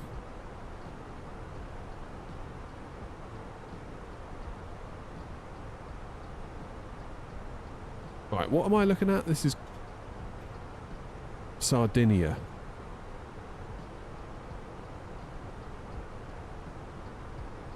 I get confused with these two. Who is Sardinia? Does that belong to somebody, like another country? And Corsica, does that belong to another country, or are they their own countries?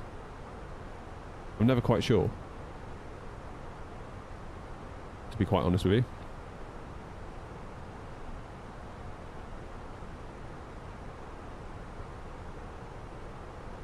Yeah, Bristol can be funny, can't it? I mean, it's right up on that hill as well, so I guess it's always going to get it to a large degree.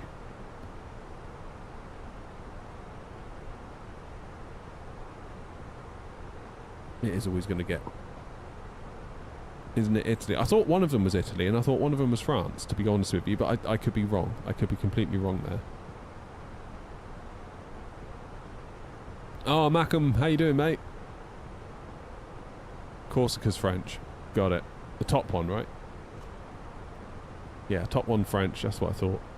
And then this one is Italy? Sardinia is Italy?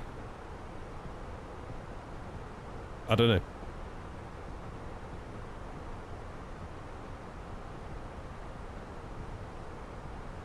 Sardinia is Italian. Okay, so I was actually right in my head for once.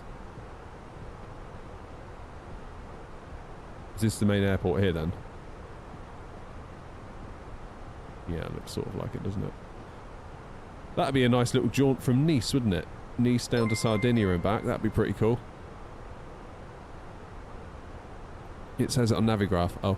Macam! Thank you for 33 months. Oh my god. What a legend. Main airport must be south. Because the capital is in the south. South of what? Which one are we talking about? Sardinia? Not seeing anything pop out. What's this airport here? Info.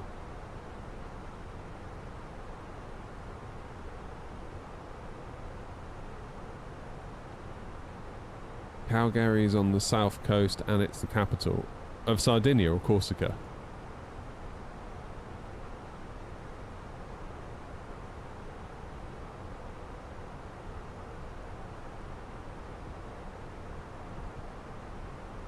Have a look on the charts. Aha, here you go. Calgary, there it is. What's this here? Is this like a military one or? Looks a bit military-ish, doesn't it?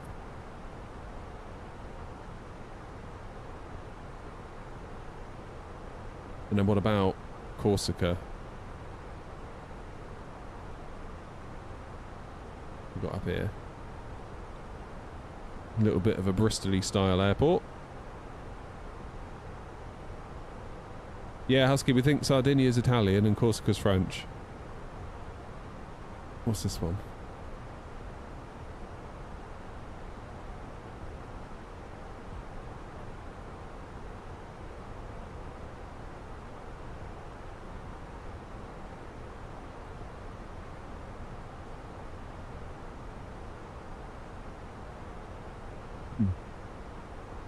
I'm fairly certain we've set up some routes actually to both of these places.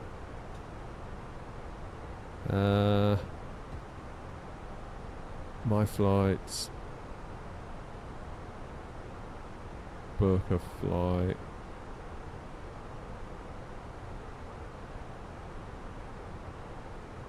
Scheduled passenger. I'm sure we've got routes to here. Yeah, there we go. Rome to whatever that one is. Calgary. And what about nothing, no Corsica routes? We should maybe add a Corsica route. We should maybe do that. We should maybe do that.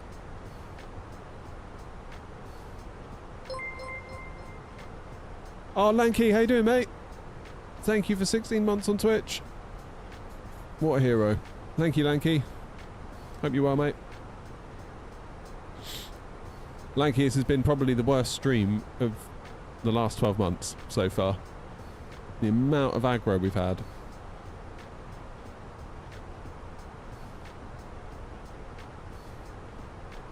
It's all your fault.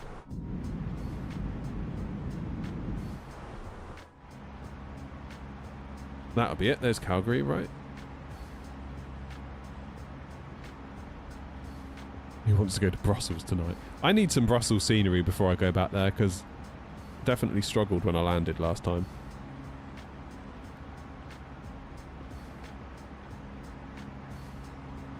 Yeah, Lanky and Noms, you're like the power couple of terrible streams.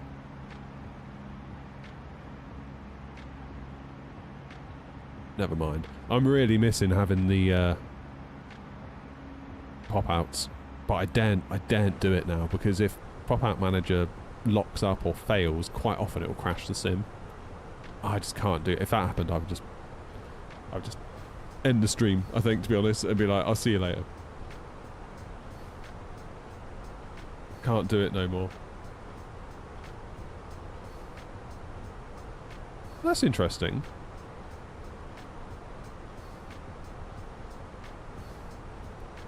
That actually does the first officer's side. Huh.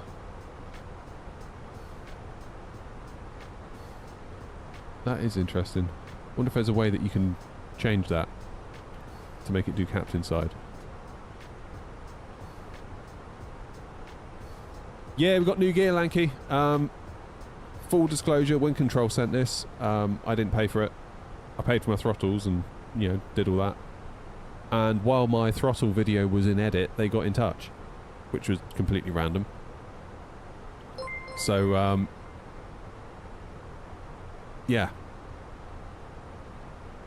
Oh, Husky, you've gifted a tier 1 sub to... Who'd you gift it to? Outer Marker. Thank you, Husky. Really appreciate that. You can do it in Simac Pro. Okay, good.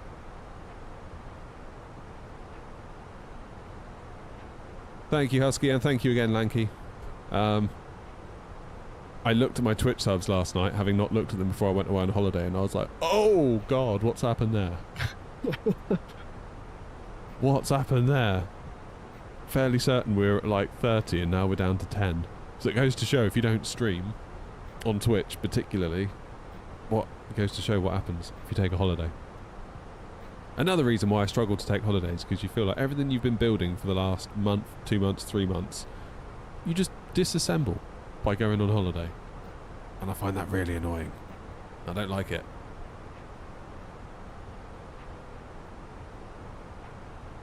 But I guess you can't not ever take a holiday at the same time. So get Skalaki to sponsor me. Yeah, alright. Yeah, we'll go for one of those dual trainer things. Shall we? That's a good idea.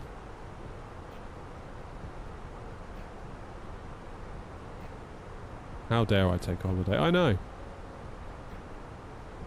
Not going on holiday disassembles the marriage. True.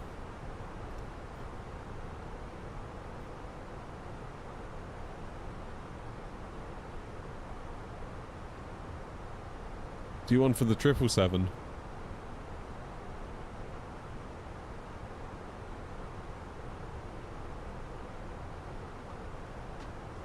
But yeah, the holiday, the hotel, before we left, we were talking about that, weren't we? Because the hotel was so cheap. We were there for 7 nights, 4 of us, at an all-inclusive, and it was like 540 quid for the week. Which, anyway you slice it, that is really cheap for 4 of us.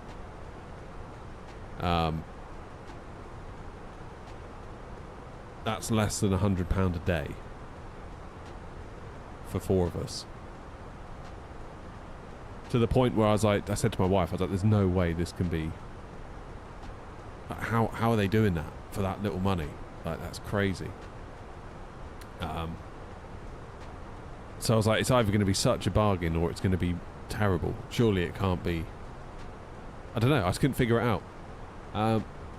It was actually okay. Like, it wasn't the greatest. I imagine. I'm not a very fussy holiday maker, to be honest. Like, well, as we just discussed, don't really care about holidays. Therefore, I'm not fussy about them because I feel like wherever I go, I'm probably going to get bored and want to go home anyway. So it's like, why waste money on a posh hotel if that's how you're going to feel? But it was actually okay, I thought.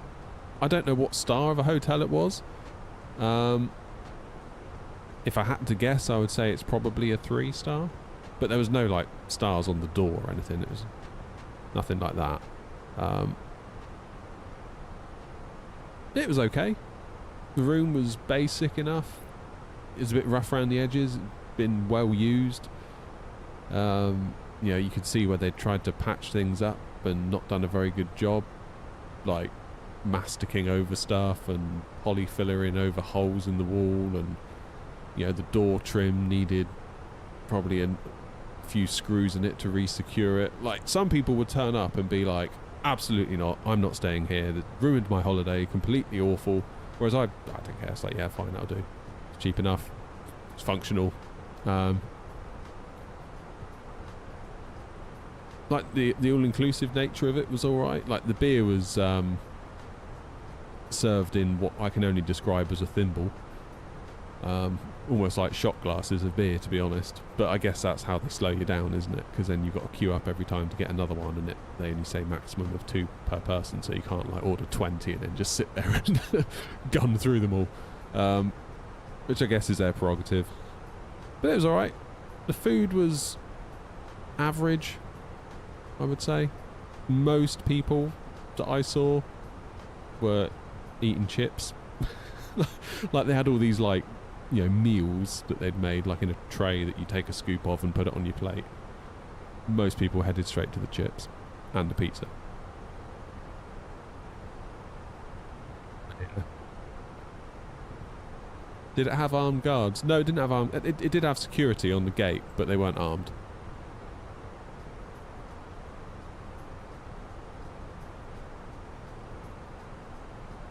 Yeah, the staff were good. They had what they call an animations team, which basically they were there to like entertain everyone.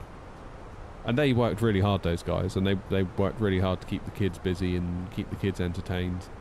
Like they would do table tennis tournaments, then they would do, I don't know, throw a ring over a bottle of Coke and win the bottle of Coke, and then they'd do volleyball in the pool. It was all very, I don't know, they would always come up to you and be like, oh, we're doing this, do you want to do it? And I'd always be like, nah. I felt a bit bad towards the end, but yeah, they did work hard. And like the bar staff, the guy at the pool bar, the bar opened at 10, he was there first thing, and I don't believe I saw him leave before the bar closed again at like 9. So yeah, they worked hard. They did work hard. But yeah, it seemed alright. The hotel was alright. Bit of a bubble. Like you say, vastly different experience when you step outside the gate. You step outside the gate and it just felt very, very different very, very quickly. Wildly different. Like, almost like you had to watch yourself different. Like, the hotel was fine. Like, you could have been anywhere. You could have been in Greece, you could have been in Spain, you could have been in Italy. Just like, it's a hotel with a pool, with a water slide, with a bar, with a this, with a that. Step outside and it felt, well, when we left, the person on the gate who was doing the security, they said, because we had these like pink wristbands on, had the name of the hotel, which I guess is how the hotel staff know you're there, and they can serve you drinks and you're not just there trying to get a free drink, basically. They said if you're going to go outside, turn your wristbands the other way out so they appear white. That way they won't know what hotel you're from. And they said that if you don't do that, they'll see your pink wristband, they'll know you're from the Hotel Zodiac, which is where we stayed, and they'll try and make out that they work there and they recognise you, and they'll be like, oh hey, it's me, I work on the bar at your hotel, and then they try and stop you and engage you in conversation, and then, you know, then comes the trouble. And I forgot to do it one day, and sure enough that did happen. This guy on the corner was like, hey, Hotel Zodiac, I'm the cook, how you doing? And yeah, lo and behold, he was not the cook.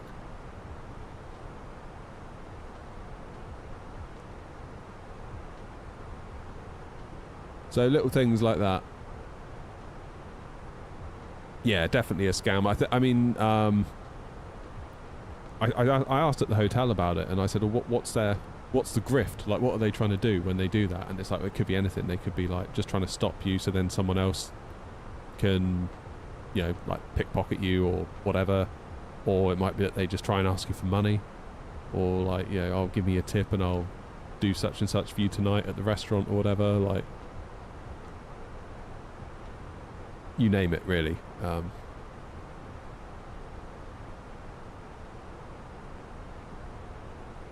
Yeah, weird little scam, but it's just so funny that they said on the security gate, turn your wristbands inside out because there'll be people that will claim to work here. And sure enough, the time that I forgot to do it, it's like, oh, I'm the chef. It's like, no, you're not. Like, weird. See you, Ryan. But yeah, weird little one, that one. And just very, very aggressive sales techniques when you go out. Very, very aggressive.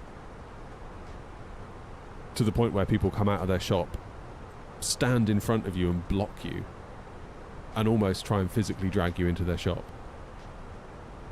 And they're like, yeah, crazy.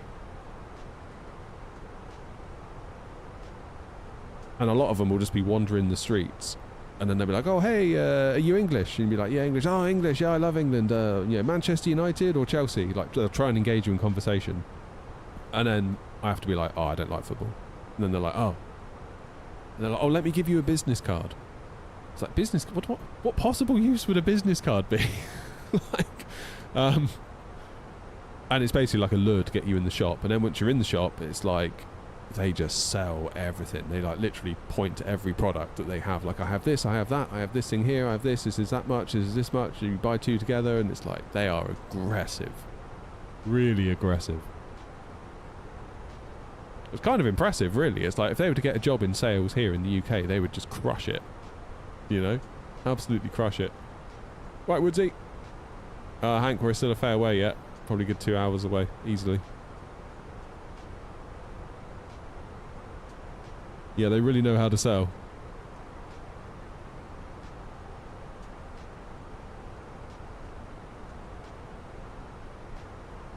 Yeah, you got to be quite abrupt with them, I think, because otherwise they'll have you in there all day.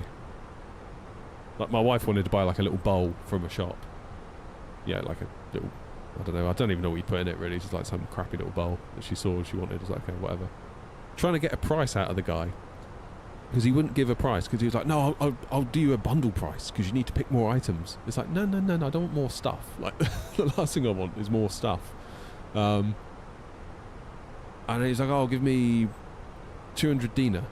It's like, 200 dinar? It's like 4 to the pound. It's like, I'm not paying 50 quid for a stupid little bowl.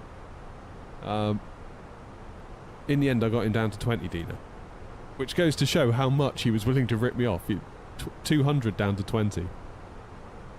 But he wouldn't give me the price, because he was like, no, because you need to choose a fridge magnet, and then you need to choose this, and then I'll do you a special bundle price. And it's like, oh my god, like, just... Like, in the end, I just sort of like, like smacked on the table. I was like, listen, buddy, like, I'm getting pissed off now. Just give me a price or we walk. All right, 20 dinar. It's like, I'm not interested in any other stuff. Just price for the bowl. Let's go.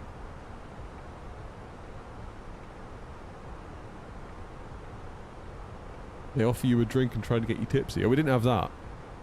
We did buy a fridge magnet, and it had like little doors that you open, and inside of it was an iStock photograph. It's just a picture of a camel. I didn't realise till we got it back. Picture of a camel with like the iStock watermark all over it.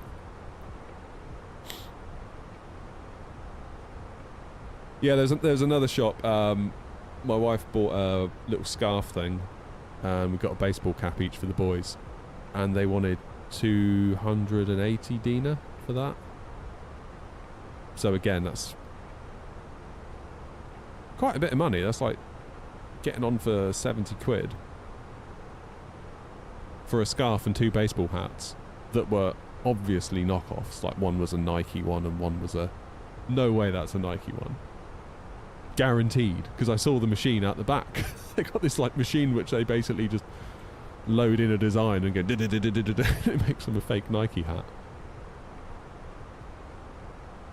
But then again, just trying to get the price, it's like, oh my god. Like, in the end I was like, look, I'm fed up, I'm going. No, don't go, special price, don't go, come back. And they were like, what would you pay? I was like, I kind of thought fiver, that's 20 each. I was like, 60 dinar. And then they act like so offended, like, oh, 60 dinar, I can't take 60 dinar. And then they say, give you, I can't do that, like, please.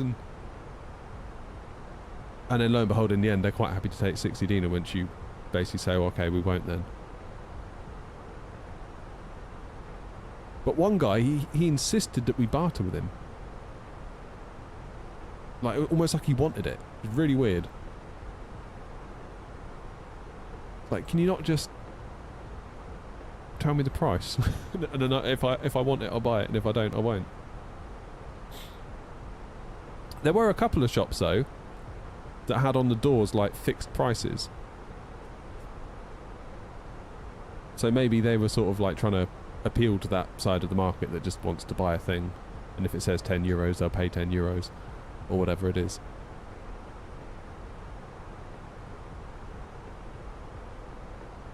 Yeah, it's hard work.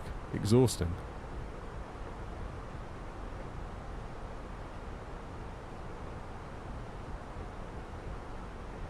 It's exhausting. Just to buy a bowl. To put, like, olives in. Or whatever, you know? Just, like, all that for a little bowl. Damn. And then, of course, there was the whole dead cobra incident. You know, like, trying to get me to buy this dead cobra in a box. So I don't want a dead cobra. It's like, oh yeah, but you do. It's like, no, I don't. Like, yeah, but you do. It's like, I wouldn't take no for an answer. You got to admire it. Like you say, like if they went and worked for like Currys here in the UK, be like salesperson of the month.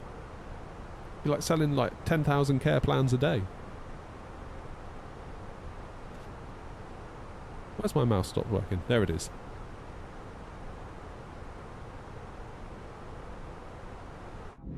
And as somebody that's worked for Currys in the past, let me tell you, they do love to sell a good care plan.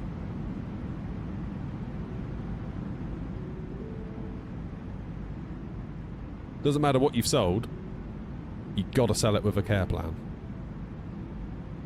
Got to sell it with a care plan. How you doing, Grant? £1 per care plan commission. Yep.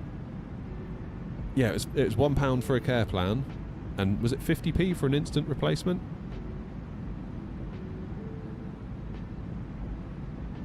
Because care plan was applied to stuff over 150 and instant replacement was under, what, is it 150? I think it was. Luckily I never had to do any of that really, because I was just in the cupboard repairing laptops. But the sales guys, they were all about the care plan commission. Gotta get that pound. Gotta get that pound. Ironically, one of the guys that did best out of it was the guy who wasn't a... he wasn't a sales guy as much, he was just basically the one that was always on the till. But if someone just like brings up a food mixer to him and he's like, oh, do you want to do an instant replacement on that for, you know, should be $9.99, I'll discount it. They always discounted it. With a constant stream of people, he actually did quite well. To the point where some of the sales guys would escort the people to the till, push him out the way and do the transaction themselves. Still had a know-how target. Yeah, we did, but no one ever paid attention to that. No one cared about that, really, in our store.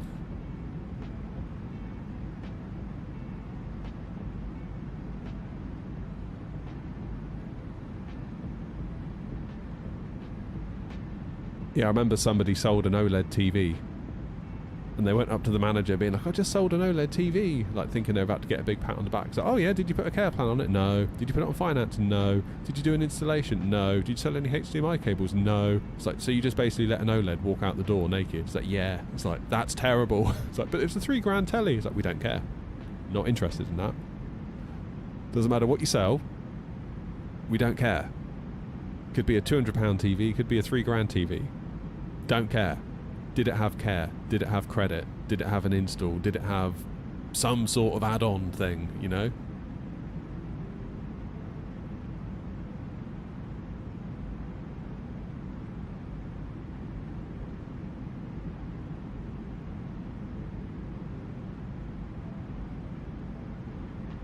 It's all about that credit. Credit and care.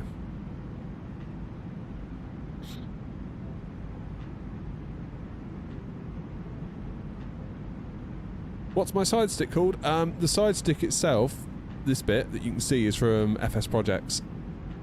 The joystick base that it sits on is a Moser AB9.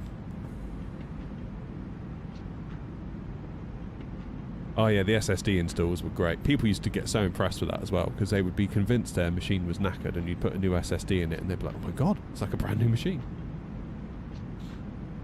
But then they got really funny with us. They're like, you mustn't touch people's computers in that way anymore. So they just kind of progressively de-skilled us. To the point where all we were allowed were these... Do you remember the know-how USB sticks, Noms?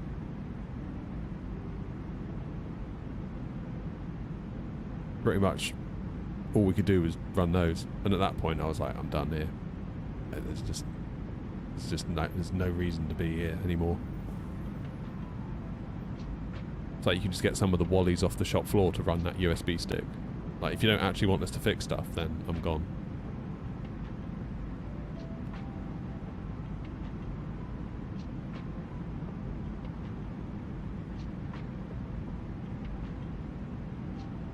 Yeah, they love the credit. Sam Rose, they love it.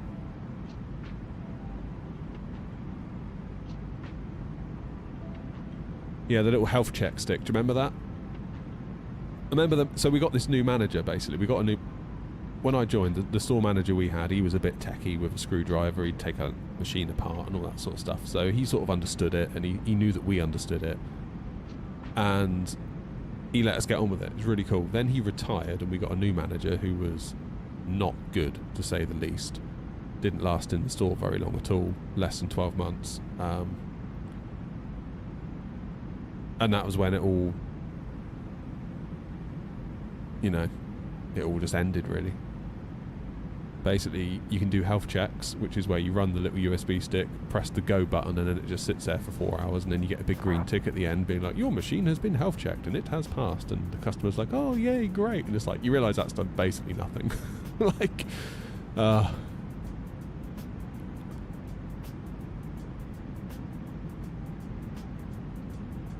yeah, one day a manager came up to me and was like, oh, we've got a new USB stick that we can run on customers' machines and it can find and fix any fault. I was like, I've never heard such rubbish in all my life. I was like, are you seriously telling me? Like, this USB stick, I can plug it into any broken computer and it'll fix it, providing it's not a hardware fault. They're like, yeah. I was like, okay, A, you don't know what you're talking about, and B, if what you're saying is true, this USB stick is probably worth about 10 billion quid. Sure enough, it didn't work. Absolute load of nonsense.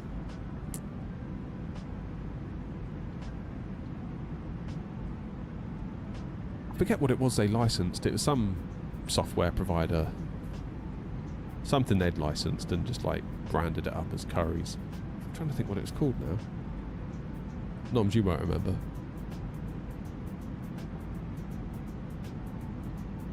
You still have the keys to the cage? Oh my god.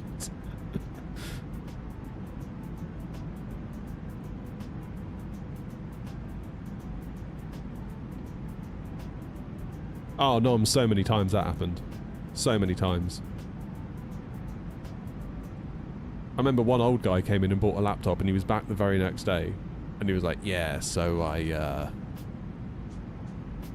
started watching some... and then all these windows started opening and I didn't know what to do, and now I can't get it to work properly. It's like, oh, okay, I see what's happened here.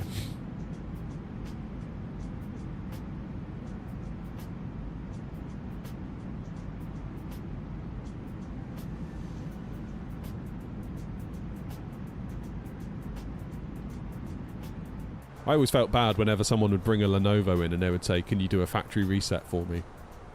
There was one person who was like, don't worry about any of my data. I don't need anything off of it. I just need it reset because I'm giving it to my daughter. She's going away to university. And I was like, okay, fine. And it's like, I don't know, 60 quid or 45 quid, whatever it was to do it. And the Lenovo's, if you've got a Lenovo laptop, look down the side of it. There'll be a little hole, the sort of size thing that you can poke a paperclip into. Turn the laptop off.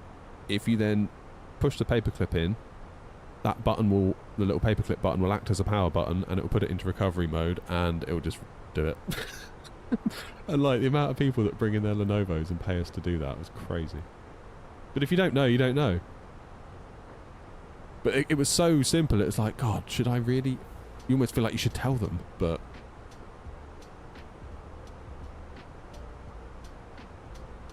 guess ultimately they're paying for the knowledge, not the actual labour. Is FS Project still in business? They were last time I checked, Jerry, unless something's happened. Let's have a little look.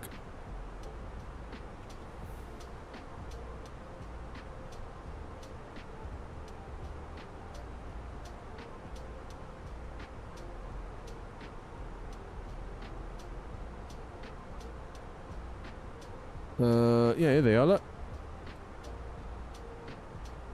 They appear to be in business, Jerry. We remind all our customers that we do not have side sticks on stock ready to be shipped, as we build each side stick on order. Your order is valid even if your PayPal authorization is expired, usually after 29 days. Orders will be processed based on the number of orders received and the necessary production time for each product. We inform customers that orders received from the 19th of March 26 will be processed in June 26. Good God. They've got to fix that. They should really just make a load and just stash them, shouldn't they?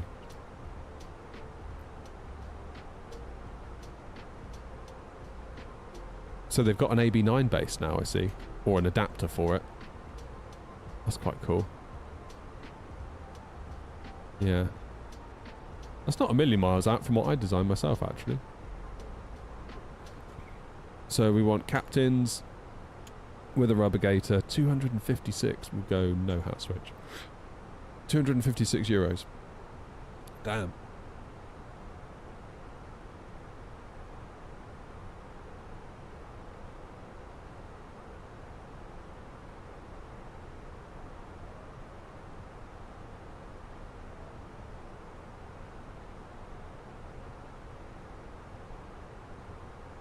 Flying to Innsbruck. Nice. Innsbruck's always good fun. I'm going to need a coffee in a minute, by the way. Hey, look, I'm almost seeing France. These guys must be getting on towards... Yeah. God damn. What a stream this has been. What a stream. Right, it's 11:45. I need a coffee, and I also need to let the dog out in the garden and all that boring stuff. I'm going to go take a quick break. I'll leave you with a nice wing view. I'll see you in a minute.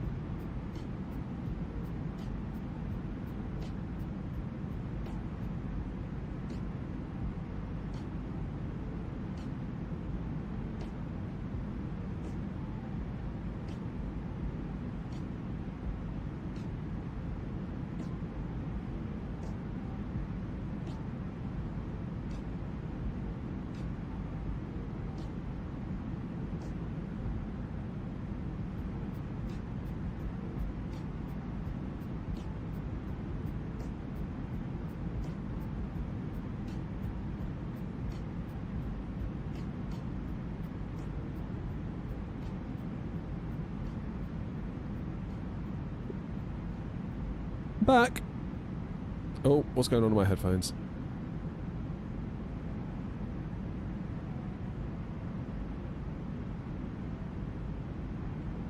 I don't want ambient sound.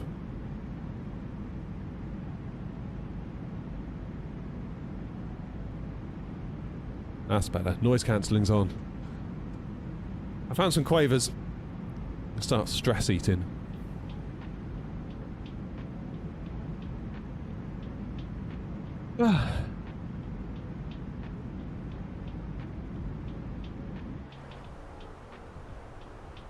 We are going to get to Bristol. 700 miles to go. 12:40 we're still on track for. We've still got about an hour and 50 to go. Damn.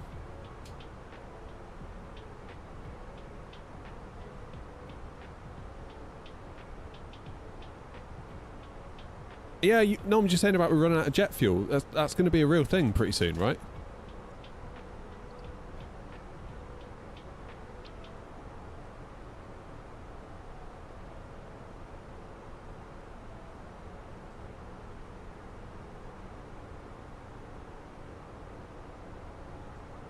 Like, that's going to be a problem if we're not careful.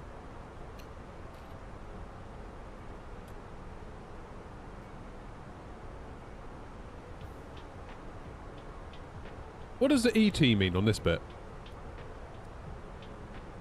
Is that how long I've been...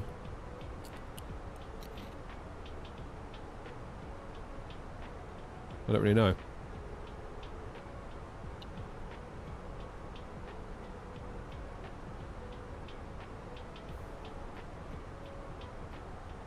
Right, where's Simat Pro? See if we can sort this out. So terrain on ND. How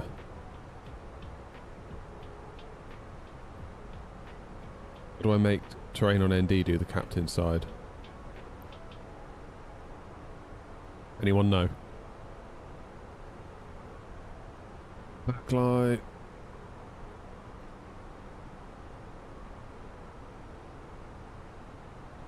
ET is elapsed time. So I've been in the air hour. Is that how long? So if I reset, what will that do? No. Is that since I took off?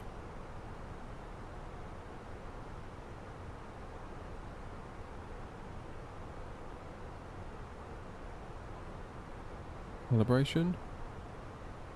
No. Don't want to test it either. Does anyone know how to get the train on ND button on the AGP to do the captain side and not the first officers?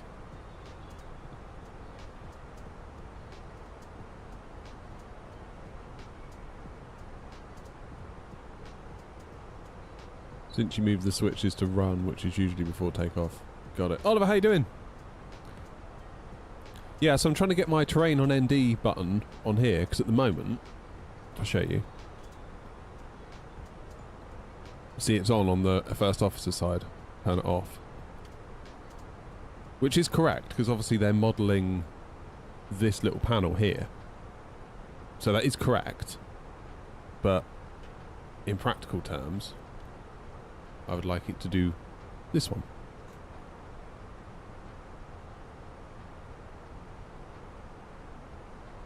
If you know what I mean. So I'm wondering, is there a way in Simat Pro to tell it to do the other one?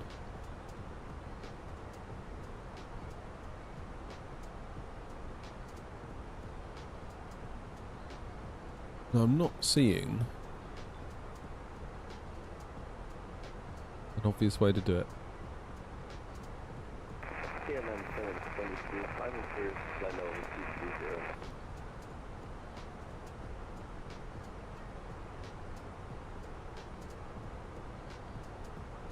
Yeah, maybe we have to do it in the sim.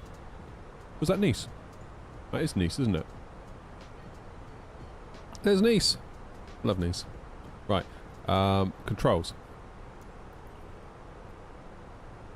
AGP. It looks like there's nothing configured. I think it's all being done through Simat Pro. Yeah, like there's nothing assigned. It's just working somehow. Presumably through SimMap Pro.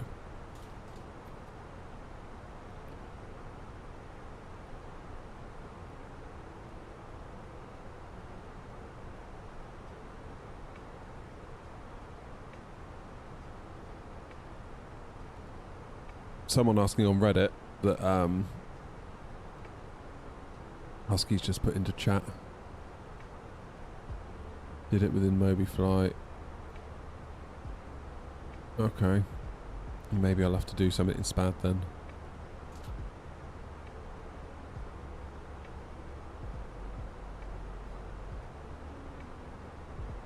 It feels like an obvious win.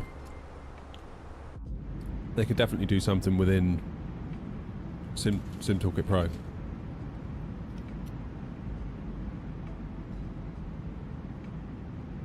Heyo.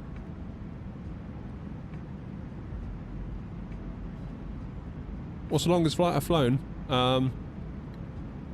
Probably Baltimore to Heathrow. And no, I didn't enjoy it. That was brutal.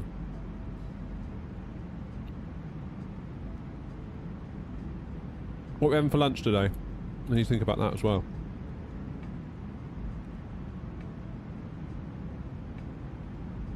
We should do chips. Chips and gravy. And keep Philip happy.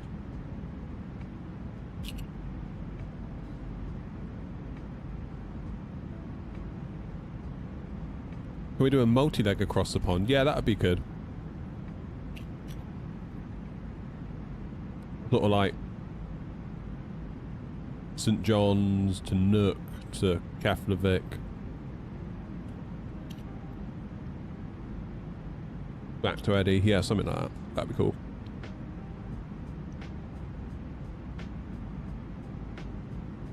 There's a plane going over me.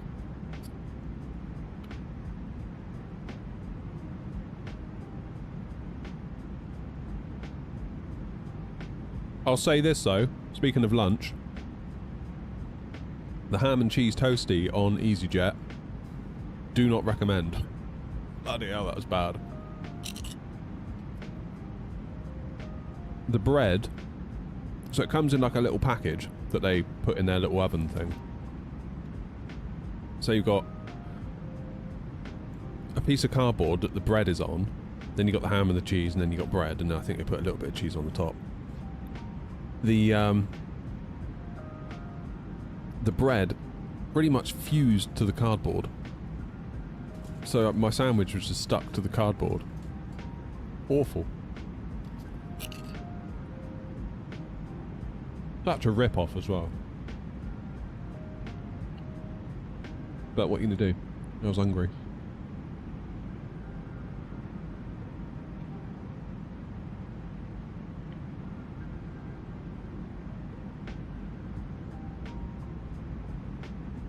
I think that's just how they were, noms. Like, my wife and 2 kids had the same thing, and we were all like, yeah, they're just stuck. So we had to like just peel them off and like scrape the bread off the cardboard.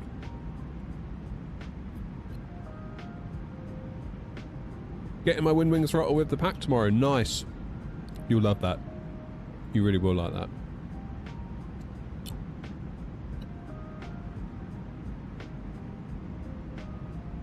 Thank you, Ben.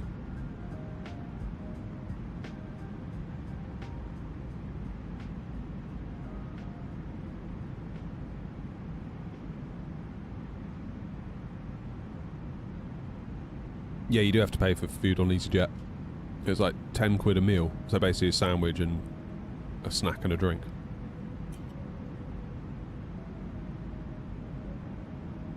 Apparently they did some market research. So like the drinks on board, like if you order a coffee, it's a Costa. Not like a Costa you'd get from Costa, but it's like instant coffee, essentially. But apparently they did some market research, and because the flights are so cheap, you've either got 2 types of customer. You've got people that bought the flights because they're cheap, therefore they're unwilling to spend any money at all. So whatever you serve, even if you serve cheap stuff, still not going to buy it. Or you've got people that think, well, I've got such a good deal on the flight, let's treat myself on the food. So they tend to carry, like, you know, Costa Coffee, you know, your brand names that you like on board. For that reason, apparently. Which I thought was quite interesting. Too bad about the sandwich. But.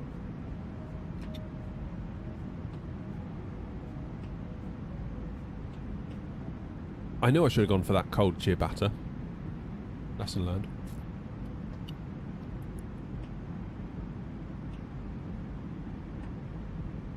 Should I get the wind control Airbus autopilot panel or the MCDU? Oh. I'll let you know in a week. So I've got some... I'll go and get it in a minute, I'll show you. I've got an MCDU that's going to go here. And I've got another bit of aluminium profile to sort of come out from here. And I've got a clamp coming tomorrow from wind control that I'll then be able to mount it all together. I'm hoping. So I'll let you know how that goes.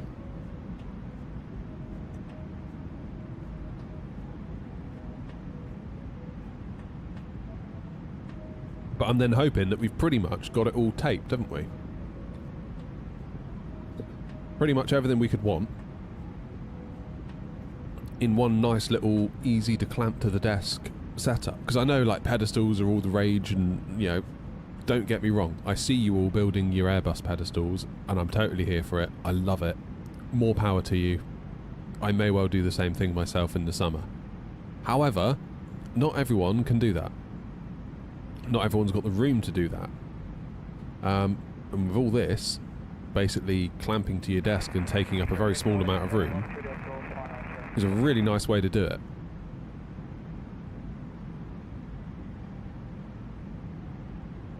You've got a lot going on here. You've got the throttles, you've got the speed brake, the flaps, you've got the ECAM, you've got the landing gear, you've got the AGP, soon to be the MCDU. It's pretty much everything except for the FCU, which again, you could add on. You could add that quite easily. You can keep going up. You know, you'd have the whole lot. It's really quite solid. But obviously, I mean, that's me really trying to move it. Really impressed. I'll do a full video because it was a right pain to put together. A right pain. So I feel like if I struggled, a lot of other people are likely to struggle.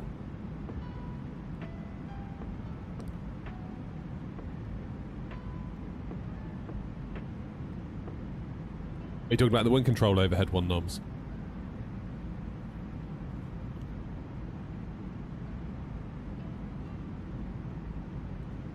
Yeah, I feel like that is just in everyone's minds now.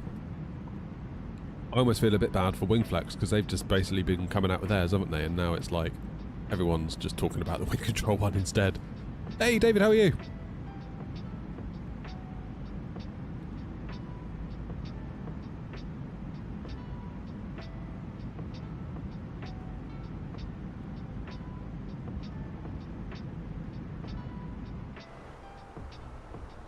Right, that is France. Still estimated at 1240. Damn. What a stream. How was the holiday? Yeah, it was alright, thanks, David. It was alright. Like we were saying earlier, I'm not very good at holiday and I get a bit bored. I'm always ready to come home before everyone else is.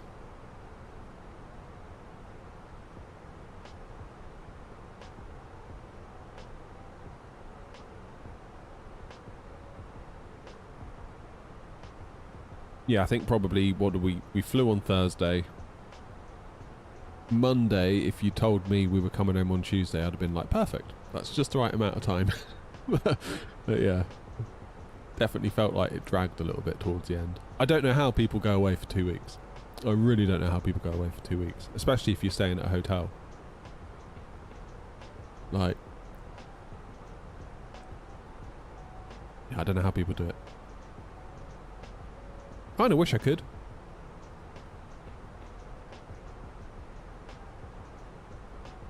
But I just find that I end up just sitting around, getting bored, not really quite sure what to do. And I see everyone else doing it, and they're loving their lives. They're like, oh, this is perfect, this is great. I'm like, you're not just bored senseless. Like, there's loads I could be doing loads of stuff at home. I could be fitting the bathroom sink, I could be doing this, I could be doing that. I'm sorting out the patio table at the minute, replacing all the wood on that for the summer. Can't do any of that. I just got to sit here and think about it and not do it. And I find that really difficult. And then I start thinking all the stuff I could be doing for the channel. I could be making a livery for the MD-11, or I could be doing such and such. Just can't switch it off. New desk setup. No, Dave. Well, not really. This is new. This bit here. So this is clamped to the desk. And I've changed the camera angle a little bit to try and accommodate it a little bit. But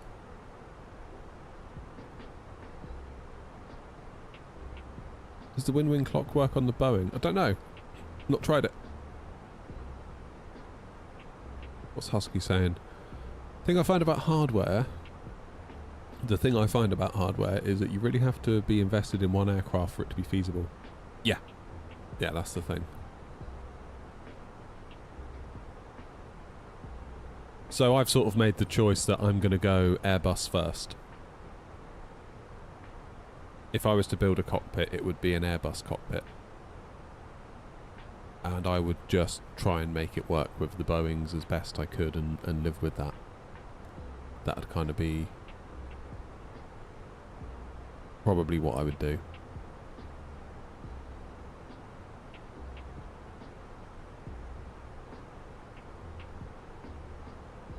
What's going on? What control have we got online?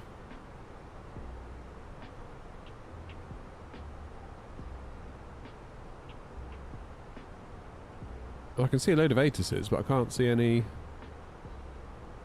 Oh, there they are.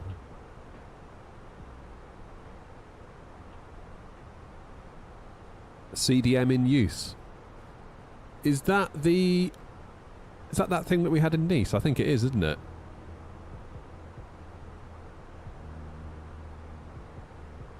One half Airbus, the other half Boeing. Yeah, that could be an option. That could be an option. It's just like, but then like, not all Boeings are the same, are they? What Boeing do you target? The 737, the 777, the 78? There comes a point where you've just kind of got to accept that it's never going to be 100%. I mean, like, I've got a yoke here. And if I was flying a Boeing, I'd be wanting to fly that. No reason why I can't fly a Boeing with a stick, but...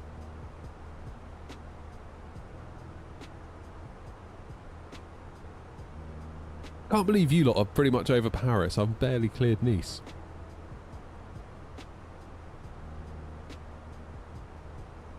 Yeah, with basically with wind control, it's quite clear, isn't it, that Airbus is the thing. God, look at all that air traffic over Spain. Never get that over Spain. Is there an event on or something?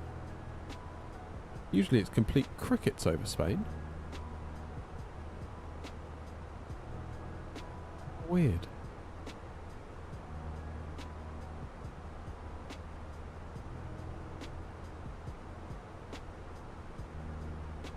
I would wait to see what wind control do with their yoke, to be honest, Husky. Like, that's that could be just the thing. I don't know. I have to wait and see. I'm definitely feeling like I need a bigger shed.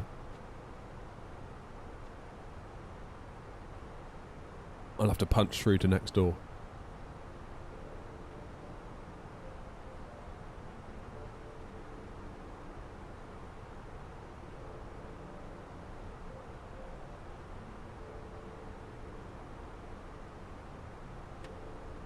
I mean, there's still a lot of Airbus stuff noms that we haven't got yet, like the tiller being the big one. I don't know when the tiller's due.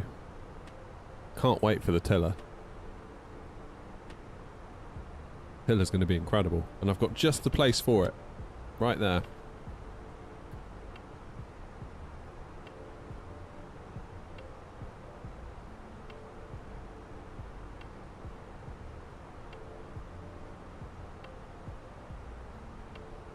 Then there's the overhead. What else are we waiting for? We've got the TCAS panels out. Is the RMP out now as well?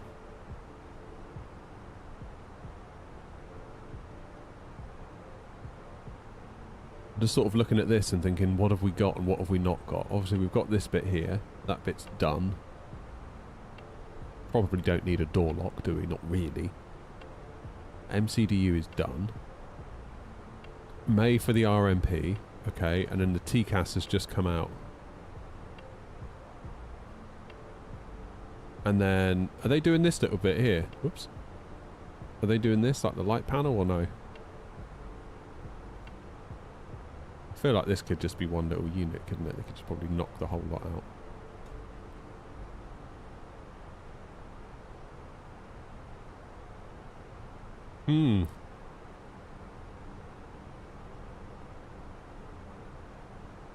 Yeah, Husky, I found a design online for this. It was almost perfect in every way, except for the hole, where they told you to drill the hole to let the stick come through. It's completely in the wrong place.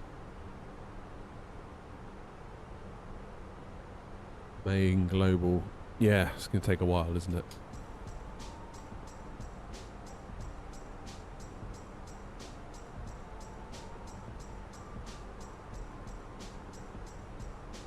I still want to try Wingflex's RMP cube as well, like the bit that should go here.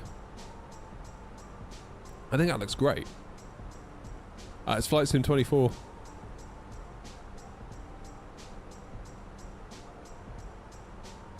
Like, again, I know it's not accurate, but if you haven't got room for all of that, you can get a long way there with just those.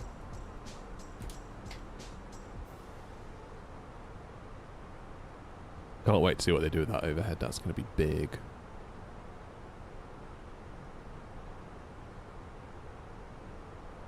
Because you've pretty much got... They've done pretty much from here down, right? The whole lot. Craziness. Hey! My screw fix order's ready. That's a day late. I'll have to complain. My garden paint has arrived. Well, I'll have to end the stream and go and get that. IRL stream to Screwfix. What do you think?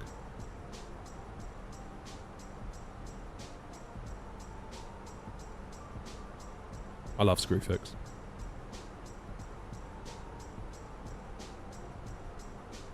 Why are we looking at the overhead panel still?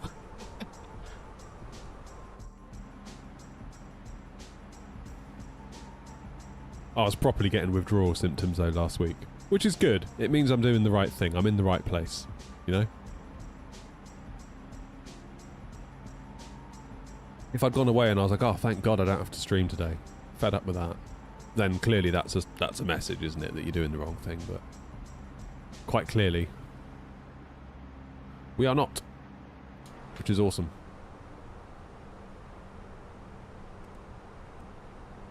Why am I using this? I've got this. Ta-da! That's very cool. Love that. Love it. So where should we fly tonight? Because we're going to do a live stream tonight. I'm going to do a double bill today. I will be live probably...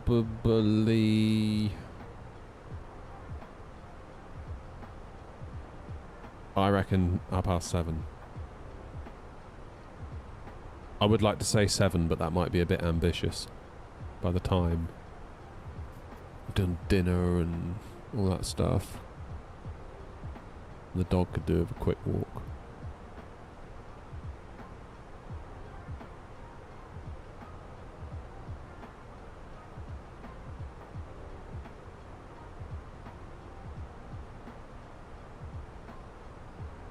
You all paid up, Rob.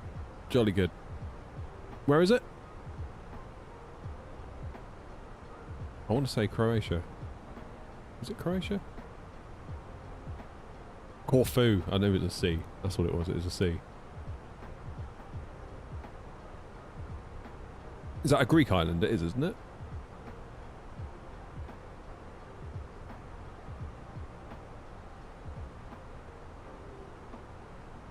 That'd be nice.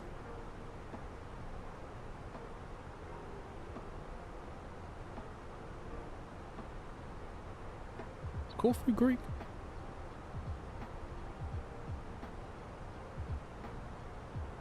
Going to... How do you say that? Alos? Alos? Alos Beach Resort. Nice. I've got a funny feeling, Rob, it'll probably be better than the hotel I stayed at.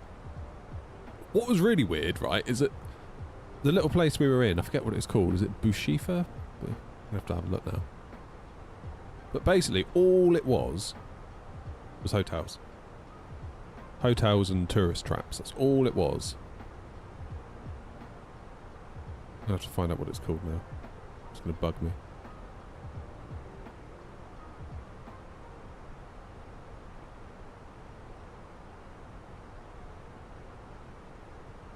Bufisha.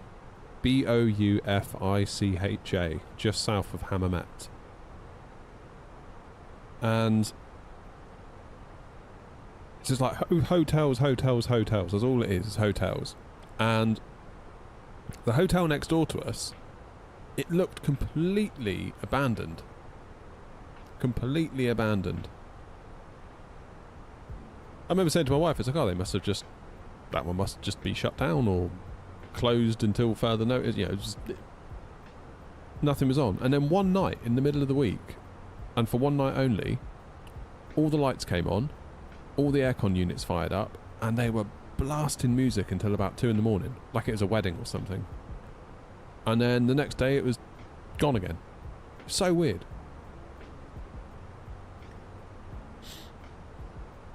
So weird. But I'm fairly sure, like we went for a walk on this promenade and it must have been like a mile, 2 miles long. There's no one on it. I don't know if any of you have been to Nice or been to like Torremolinos or, you know, Benidorm, you know, like the promenades that sort of go along by the sea. There's no one on it. It's so weird. It's like a ghost town. It's really bizarre. And then you look at the hotels. You've got these big hotels, and it's like, are they open? Like, 'cause I can't. There's no one on the door. There's no one coming in or out. There's no signs of life. Very strange. Maybe it's not busy enough yet in the Easter time.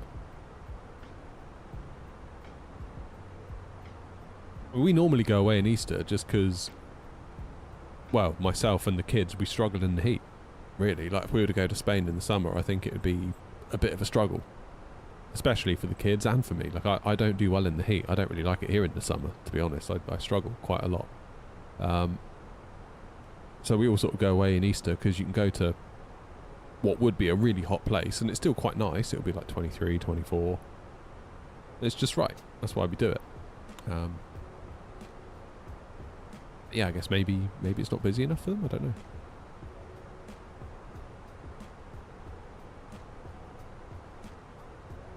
Who knows?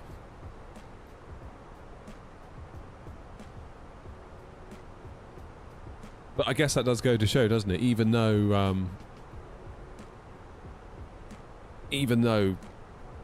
obviously some of the hotels were open, ours being one of them, and it was very, very busy. No one on the promenade. It's just us wandering up it, almost to the point where it's like, what is going on? It's so weird. Spooky almost. But it goes to show, I guess, that people just go to these hotels and stay in the bubble, so to speak. Mr. Minson, how you doing? Like someone where I work said to me, like, oh yeah, how's your holiday? Where'd you go? Tunisia. Oh, I went to Tunisia. I was like, oh yeah, what do you think? Oh, I don't know. Spent it all in the hotel. Hotel was nice though, but I couldn't tell you what Tunisia was like. Not really.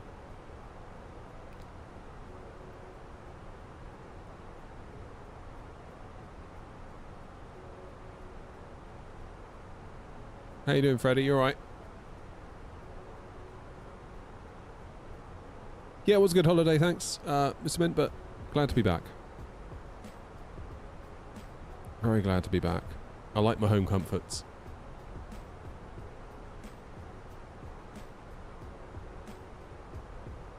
You get bored as well, Noms. Yeah, I can't switch off. That's my trouble. I can't switch off. The only time I switched off properly was when we went to Vegas and San Francisco, because we were away for so long. It's almost like by that point, that was I'd kind of it was long enough that my brain went into low power mode.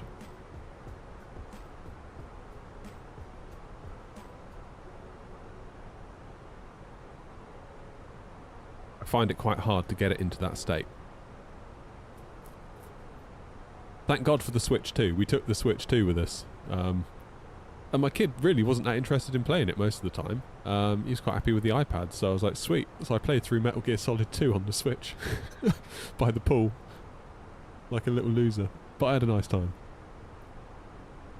Such a good game. Way ahead of its time. Way ahead of its time. Once you get onto Metal Gear Arsenal towards the end and all those cutscenes start happening and they sort of explain about AI and information flow, it's like, my God, they were ahead of their time.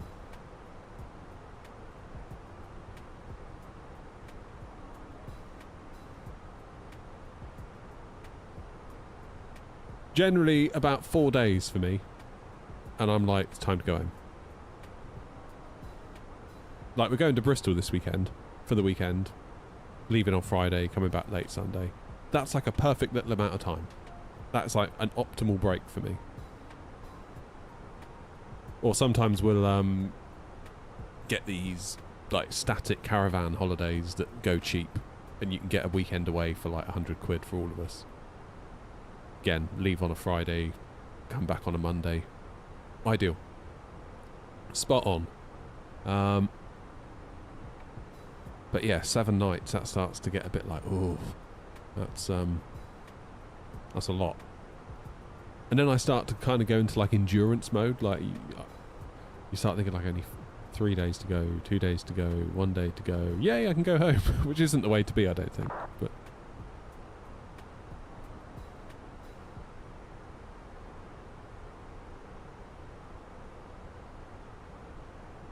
$30 min max OOC.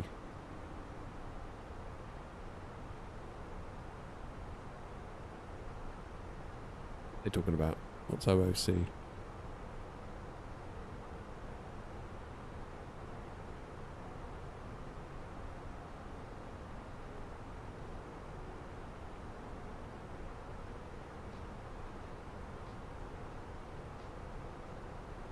Presume you didn't fly directly into those cities, considering it. Oh, no, sorry, I meant in the sim, Husky. I was talking about in the sim. Longest flight I've done in real life would be to Vegas. Gatwick to Vegas.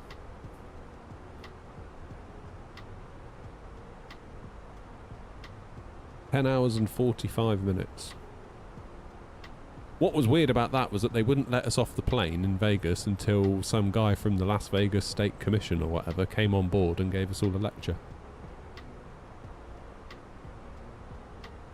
Never had that before.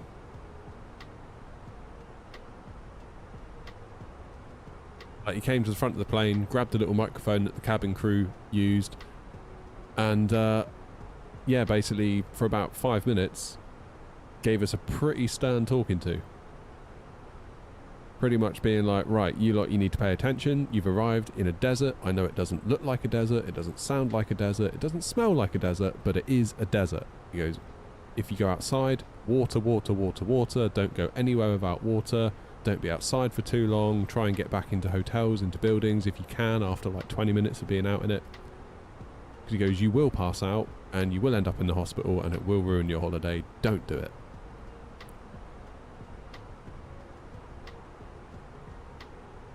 And everyone's just sat there like, ooh, blimey.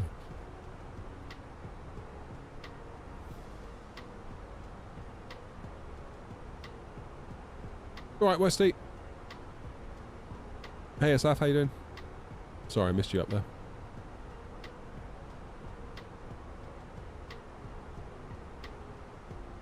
We've been in our caravan at the bottom of the runway at BAE Wharton. Saw a 747 freighter and a Typhoon. Ooh, nice.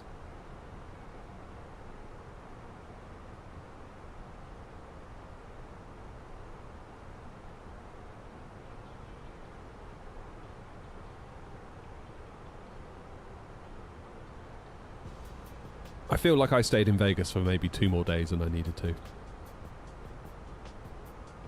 It's not that I was bored of it.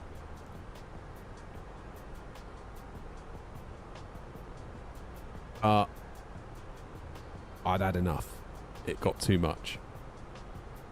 Like, mental stimulation overload.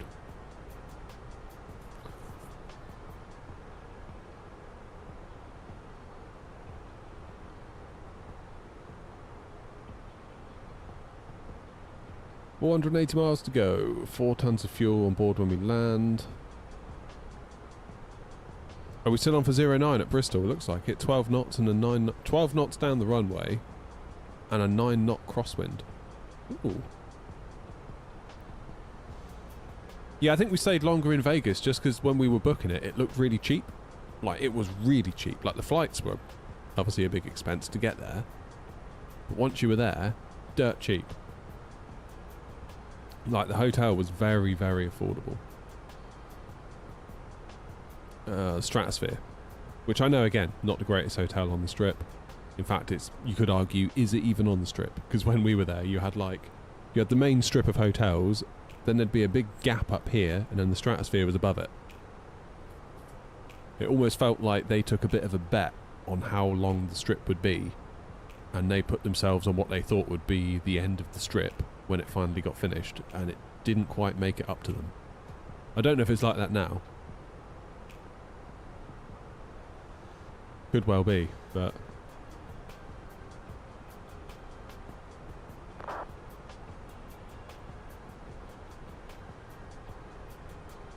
And it felt a bit weird outside. Yeah, it's paradise, isn't it, James? They call it. Yesterday there was an incident. Oh, really? That's too bad. Everyone alright?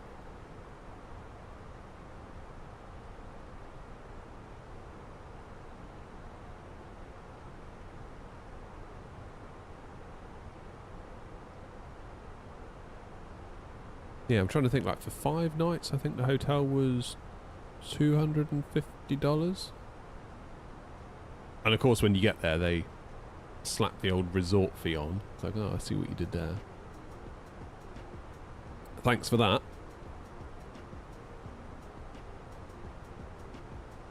But compare and contrast to San Francisco, for half the time, it was twice as much as Vegas. So you're losing on both ends.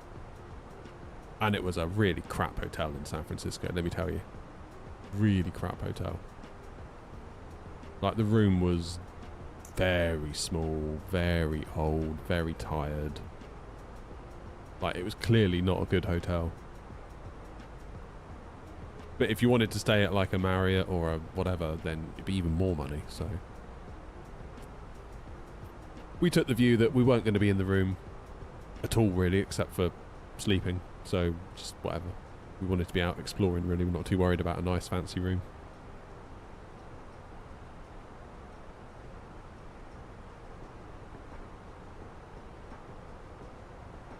It's an interesting place, San Francisco.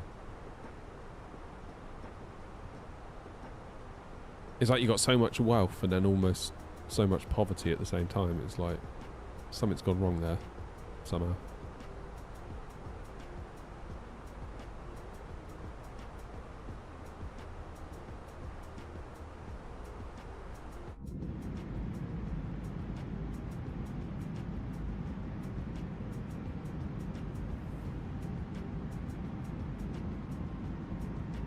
Where am I? I must be getting near to something that I recognise. I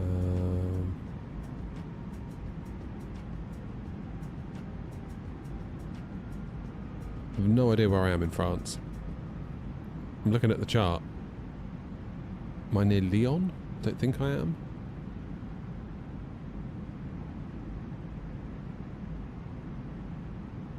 Significantly further north of Toulouse, or than Toulouse.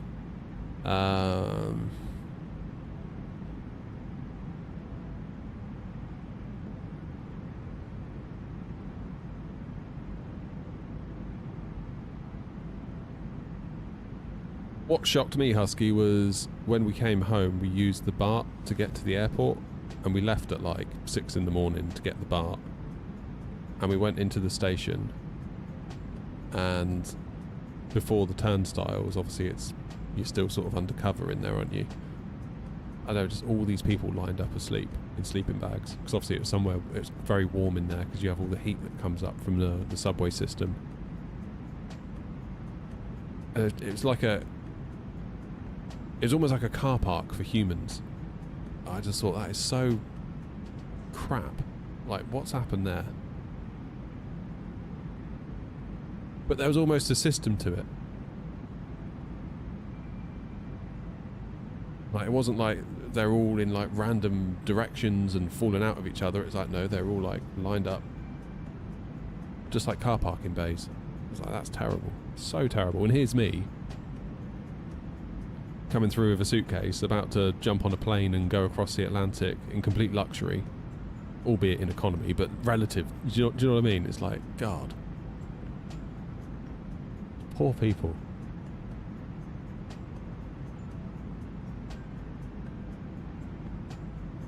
Have you got your Stream Deck set up for the views? Yes. So all it does really is it just replicates button presses, so like Alt and a number.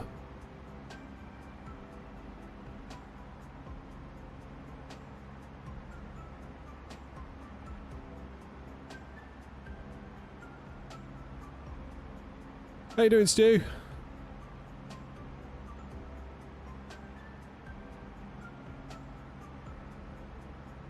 So, I made an executive decision when I got back. So when I was in Tunisia, I was thinking, like, what am I going to do with this shed? Because I'm feeling very hemmed in at the moment.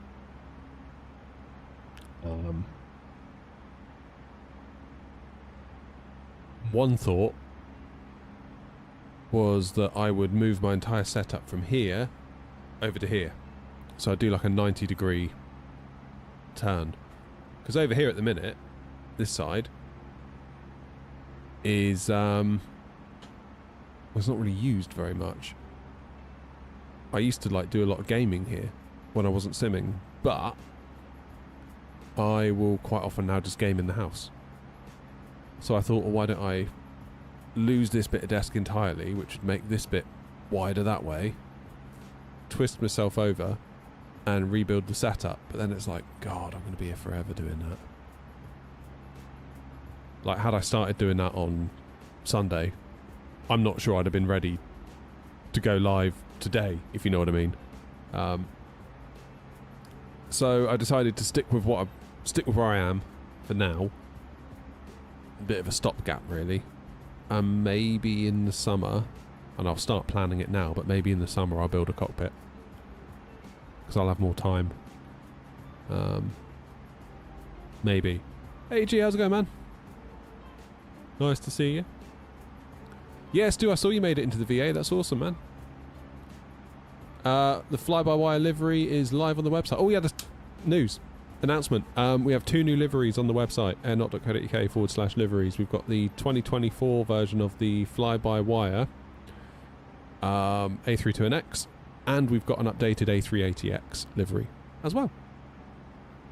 So feel free to go and download those. I've also leased yesterday a couple more fly-by-wire A320 Neos for the VA. So there should be a couple of them at Gatwick, providing that no one's flown them away yet. So you kids have fun. What's annoying is that when you lease a plane on New Sky, so let's say I want to lease an A320 Neo, then you have to select a profile for it. So it's like, do you want to do the InnyBuilds profile, or do you want to do the fly-by-wire profile? And then when Phoenix do theirs, do you want to do a Phoenix profile? And you have to just pick one. So you almost need a fleet of fly-by-wires for the people that want to use the freeware one. And then we'll need a fleet of Neos for those that want to do the Neos afterwards. So we could end up like doubling up the fleet just to accommodate different actual aircraft vendors, if that makes sense. So, yeah. We've only got one of the InnyBuilds one, because honestly, the view I take is just use the fly-by-wire, really. But we lease one, just so then that is available for people that want to do free flights. Who did I fly with to Tunisia? EasyJet. EasyJet out of Bristol. Or Bristol. It's a good little airport, Bristol. I do like it. Changing a lot, though. Changing a lot at the minute.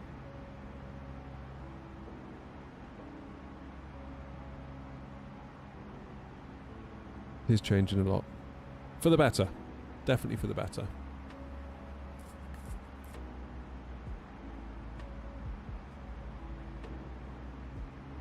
I'm doing Singapore in the A350. Singapore to where? Yangon. Nice. Have I ever flown Monarch? No. No, never. Never. So Grumpy's at top of descent. We've been in the air for an hour and 50. Got about an hour to go. We still got 300 miles. God.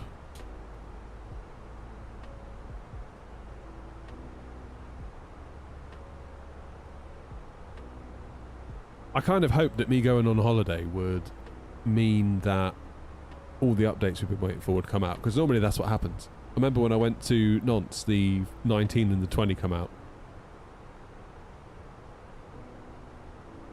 Oh, the 21 came out, sorry. And it's always like, oh, typical. Of course, I go away and a new plane comes out. So kind of a little part of me was hoping that, you know, go away to Tunisia and then FSLTL would update the base models to get our liveries in there. Phoenix would announce the VNAV update and then subsequently the Neos. Yeah, it didn't happen. Am I close to Bristol? Not close, no. But we quite often fly from there because it makes sense. It's either that or it's London. Prefer Bristol, really. James, I think you might need to refresh your page. I'm having to take my medicine with today's stream, I think. It's like, it's always, once you've taken a holiday, you come back and it's just like, everything's down. You know, numbers are down, subs are down, likes are down. Any figure you can pull out of your hat is down. And you've just got to start rebuilding. Which sucks. But the alternative is take no holidays. Which, well, wouldn't suck from my point of view necessarily. But it would suck for everyone else in the house.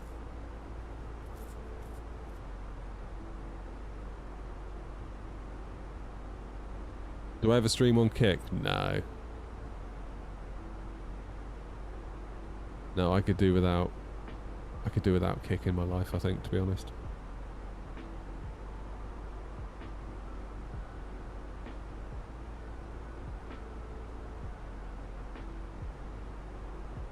Is FSLTL going to continue with models? Oh, yeah. So we need to talk about that.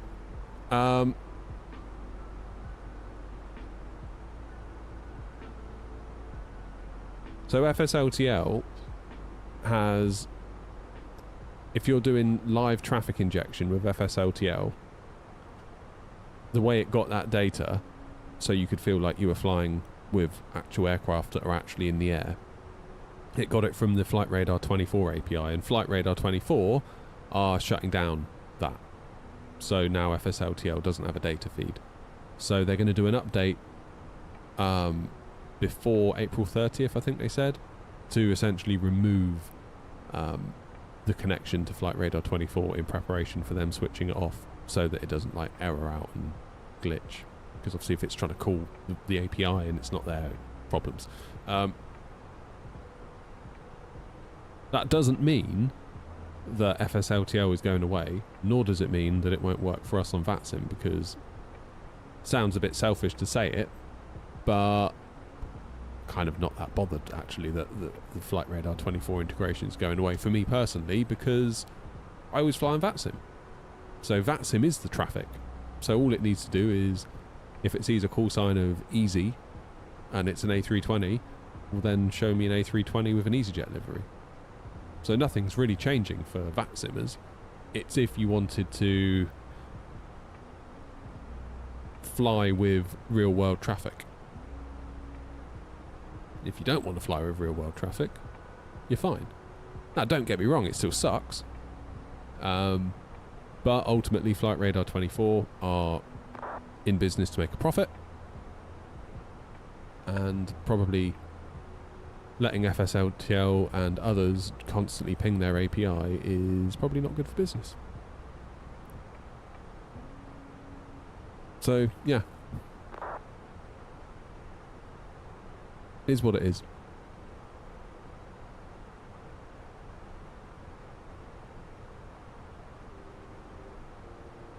Could we get an updated MSFS 24 livery for the A300? Currently in the works, Campbell. It is currently being tested. Friend of the channel, Fabio, is testing it tonight. Gary, thank you very much. Happy simming. Keep teaching me. Grimacing face emoji. Airplane emoji. Thank you, Gary. What a legend. Hope you're well, mate.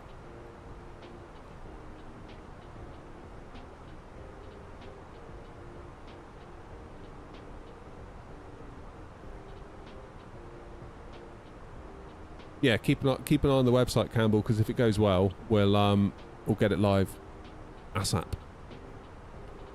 What it is, Fabio took the 2020 livery and he put it through a conversion. Oh, there we go, look. Fab, we're just talking about you. We're saying that you took the A300 livery, put it through a conversion process, then you sent it over to me. I looked through it and I changed a couple of things in like the config files that are part of the livery. And what else did I do? I updated a thumbnail. So very minor tweaks. So I'd be surprised if it breaks anything, but I just want Fab to check it over. Oh, Campbell, just above you in chat, Fab was asking about is there going to be an A300 livery for 2024? And we're just talking about, well, us doing that. So hopefully,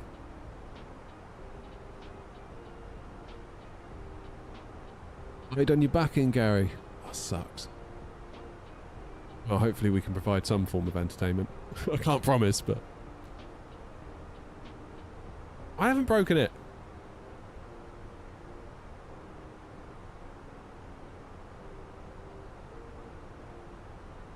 I better not have broken it. All I did was changed a couple of lines from like something else to, I think I needed to change something to say like air not or something.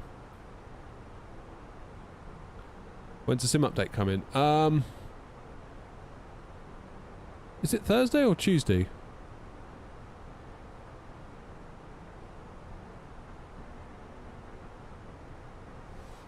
Could well be tonight, couldn't it? I forget, is it a Thursday? Or a Tuesday? I mean, like, if it happened tonight, it wouldn't shock me.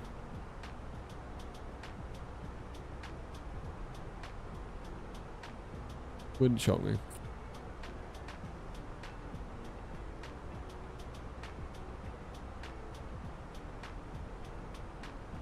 Yeah, Cody, you're saying about Kick, you're right that they do pay out more, but I'm not sure there's a particularly strong flight sim audience over there. And there's also part of me that just doesn't want my kind of, sounds like a weird thing to say, but like my personal brand, if you like. I sort of don't really want to be associated with Kick, if you know what I mean.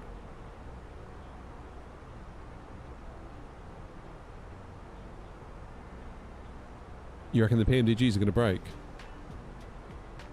in Sim Update 5? Hopefully they won't. I haven't even touched the betas this time around myself. Like normally I'm all over that sort of stuff. Like, give me a sim update, I'm doing videos, comparing them. I was like, I sort of don't feel like there's much to talk about, to be honest. Like, Sim Update 4 was the biggie. That was the one we were all waiting for. Like, we waited a year for that, basically, to make the sim good again. That was the one we needed to make the sim decent. and well, now we've got it. Sim update 5. It's like, yeah, great.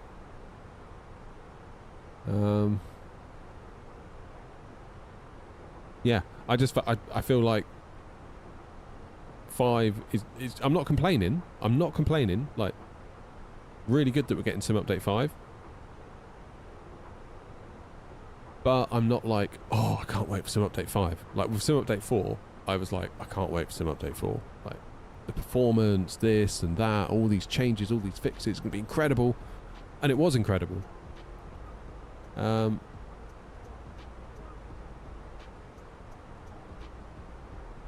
Yeah, I couldn't honestly tell you what's going on with Sim Update 5 other than not a ton compared to going from 3 to 4. I mean, really what I would like is I'd like the glide slopes and the pappies to align at default airports. I would like ground handling to improve.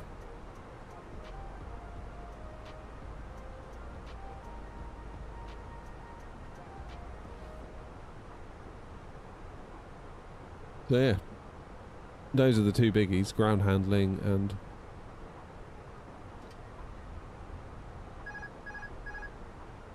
going on here.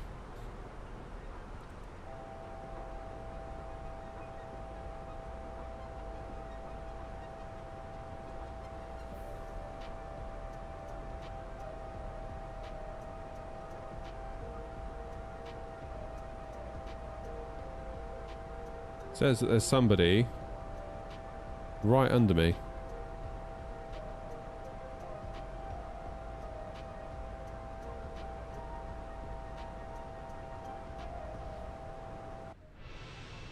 Is there though?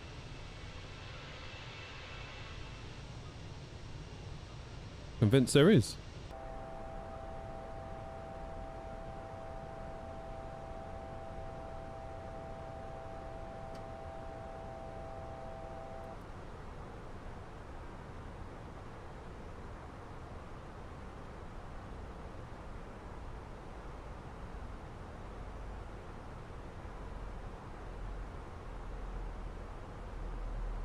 I'm not convinced there is someone there.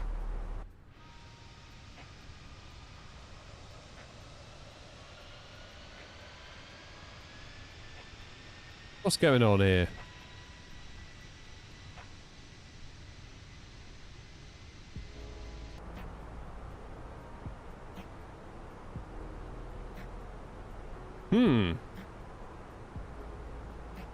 Cheers, Husky. It's like it's warning me against myself. That's a new one.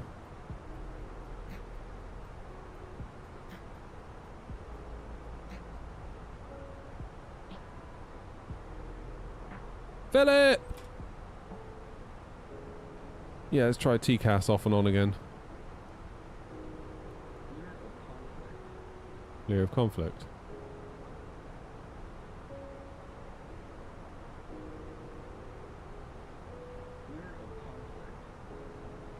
How bizarre.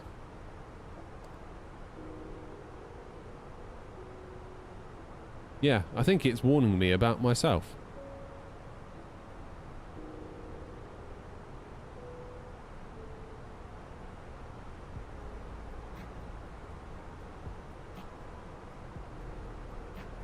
Let's have a little look here.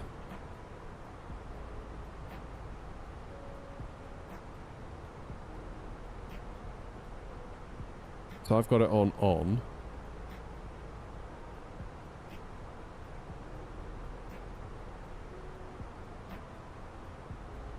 What would be the most effective way to turn it off? Oopsie. Go into standby. Gone. Put it into auto. Now it's back. Standby. Gone. What if I go TA?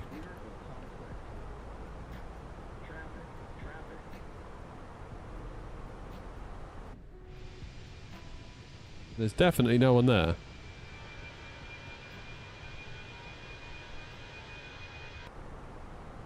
This stream is cursed.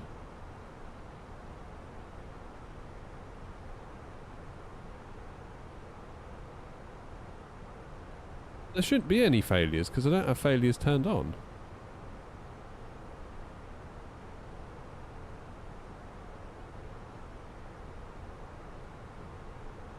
And if we look at... Yeah, there's nothing there. Just me.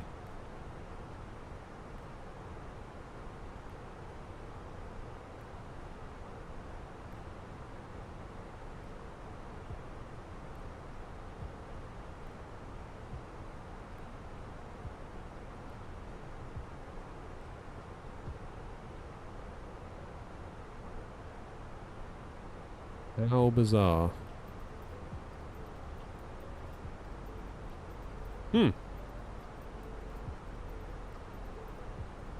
Yeah, I'll wait until I'm out of the way a bit of Paris. But yeah, it's definitely me following me, isn't it?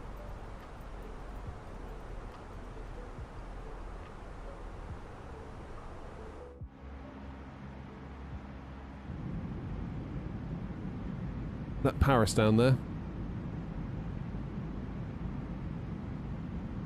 I never got to see the Eiffel Tower on the way home because the captain sort of said, if you look on the left-hand side of the aircraft, you'll be able to see the Eiffel Tower. And of course, everyone's like, "Ooh," looking at the window, but I was on the right-hand side.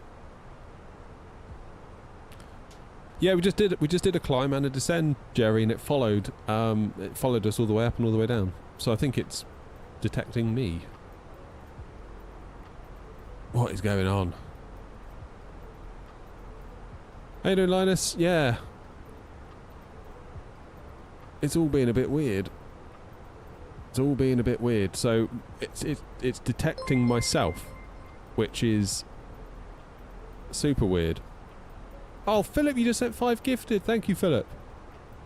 Who got it? Jetstream, Captain, Arvid, Polish guy, Corman, Joe. I almost said Noms then because Noms was next in chat. Thank you, Philip. That's really generous of you. Are you in the sim today?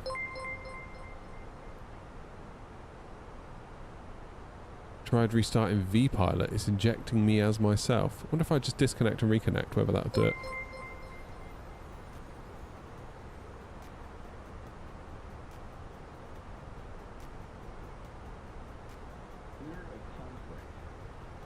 Okay, so disconnect and reconnect.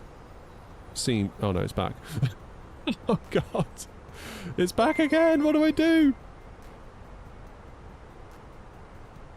Noms, you've just gifted 5 as well. Thank you. Thank you, guys.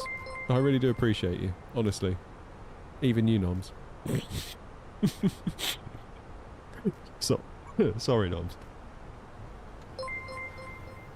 Oh, man. Let's restart V-Pilot.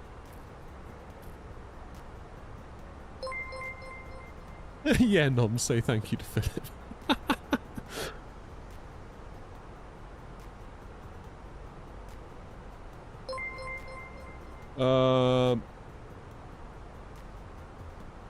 Yeah, I think I probably am. Green light. Let's restart V-Pilot. Clear of conflict, yeah. No wonder. What am I doing? V-Pilot host mode. So I got to restart it on my sim PC and on my streaming PC. Let's try that again, shall we? Come on. Connected to host. Right. This is after a complete V-Pilot restart. So if it does it now, I don't know what to tell you.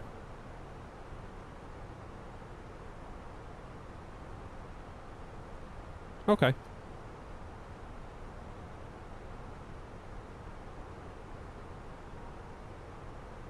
God. This has been a right old stream, isn't it? I mean, I thought it might be a bit iffy given it's my first one back, but I never expected it to be quite like this. If I'm being completely honest with you. But that's alright, I suppose. We never really did decide where we're going tonight, did we?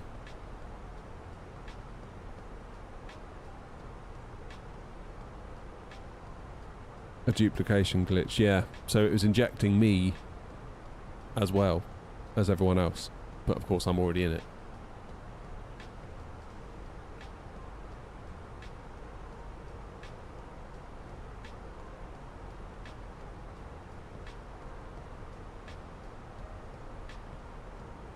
Have I tried turning the plane off and on again? Well, funny you say that. We did have to this morning.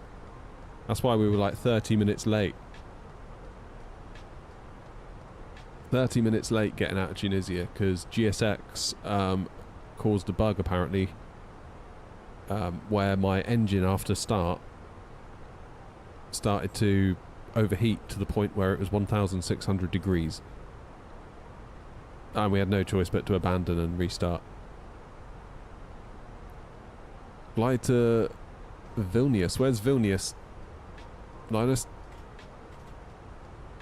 Where am I looking for that?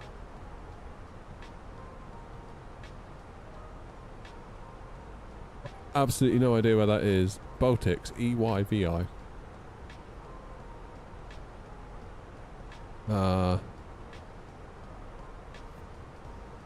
Where should I go? Left, right, down, up. Oh, there you go. Oh, Linus, you're on tower.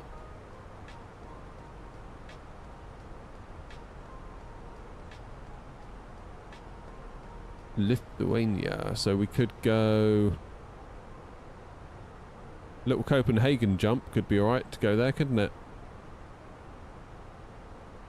Be a nice little flight.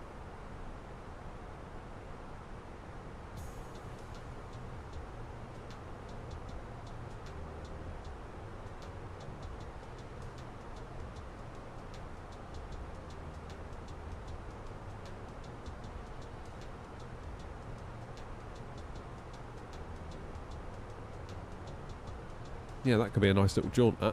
Copenhagen, Vilnius, back to Copenhagen. Or maybe start there, go to Copenhagen and then come back. Because then we get to see Linus twice. You on tonight then, Linus, or no?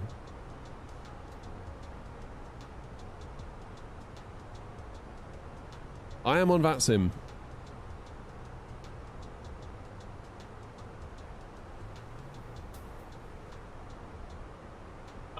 I will probably be live at about 7:30 UK time.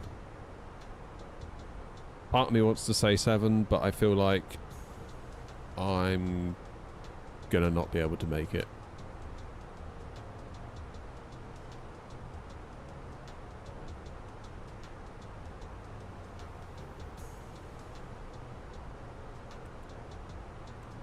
That might be a bit ambitious.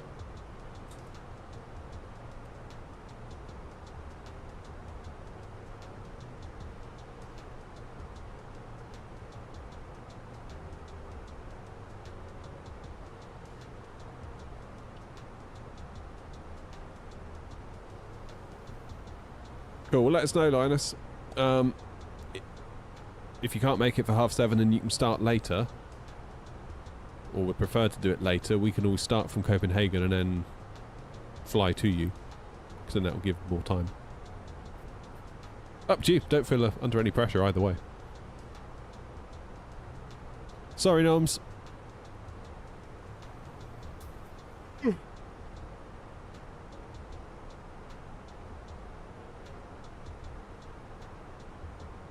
Man. 158 till top of descent. I feel like we should probably start thinking about our arrival.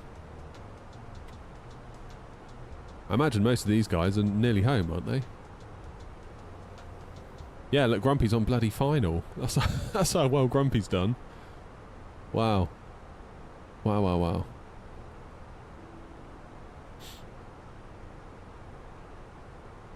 And then we got Noms is turning to go on to final. Yes, he looked grumpy vectored out. As did James. Noms followed the flight plan. Luke on the way.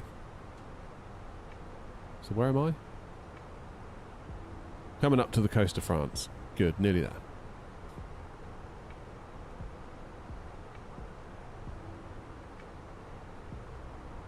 Will I ever fly to small German airports? I'm about to start ATC training. Are you really? That's cool, Tim. When you say small airports, can you give us an example of what you mean? I mean, like, relative to Frankfurt, I guess a lot of places could be considered small, couldn't they? Like Stuttgart and places like that.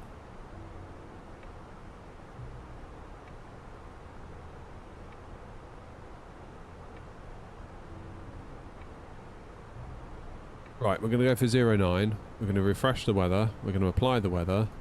We're going to take a view on how much fuel we have left, or should have left. 4.1, 57.3, so 57.4, 61.4. And we will need auto brake medium. Ta-da!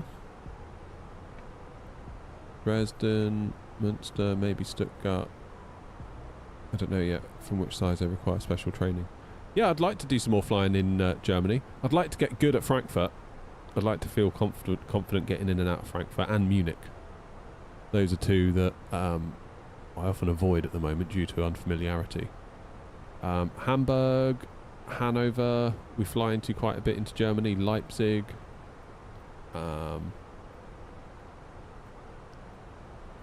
What's the other one we go to quite a bit? Cologne, we go to Cologne quite a bit. What's my GPU? 7900 XTX.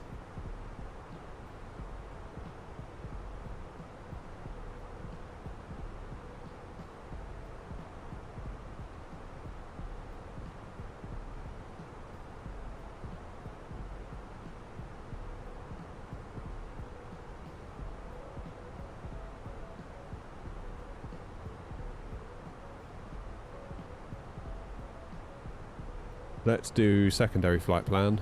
We'll copy in the active, and we're going to swap out 09 for 27 on the ICTAM 1 Bravo, and we'll do BRI 1 still, I guess.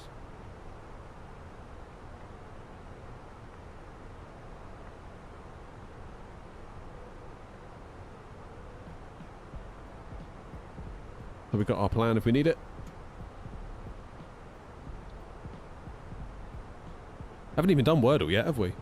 Should we do Wordle real quick?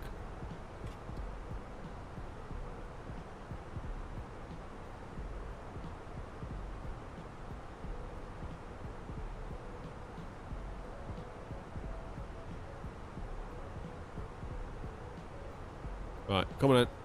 Let's Wordle. Great.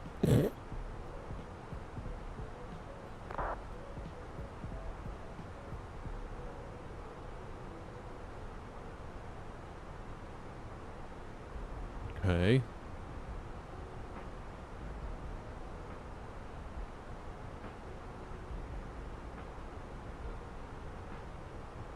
Plum?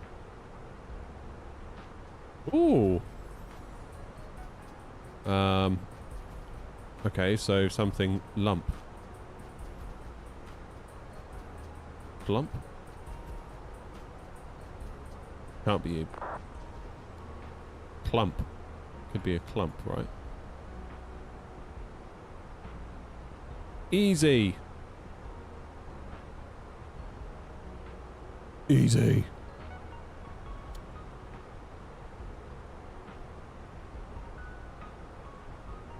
Liable.net. Is that not like Plane Spottle?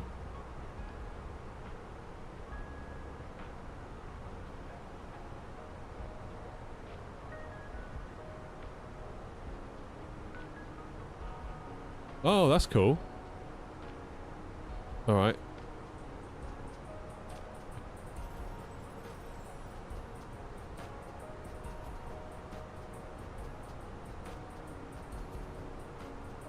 So these are ICAO codes for planes. It's like B738. Ooh. B744? B773, is that one? 763? Yay! That's pretty cool. Did your package arrive yet, Joanna? Brilliant. There's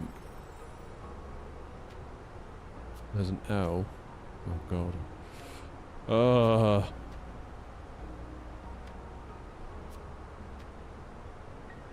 L FBO.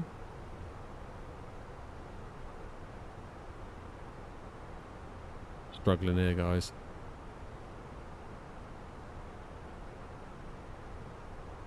Oh, it has. Nice.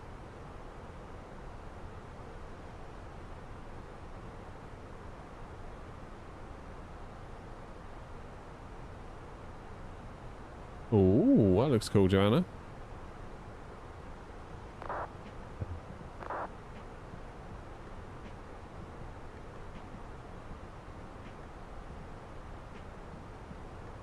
Right, thoughts on this airport code? Just check I'm not about to descend. Still got 110 miles. We're fine. L what? That's the problem.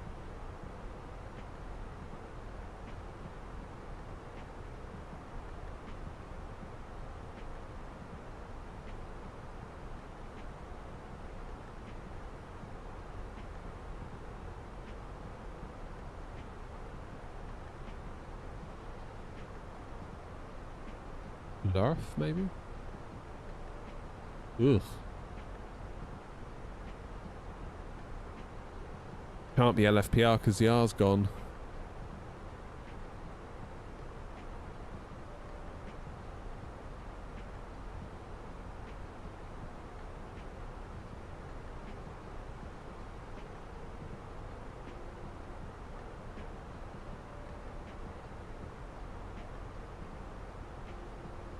I don't know.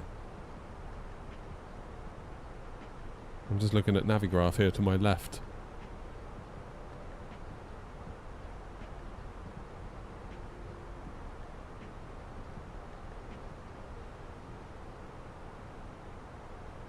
What's happened, Noms? What have I missed?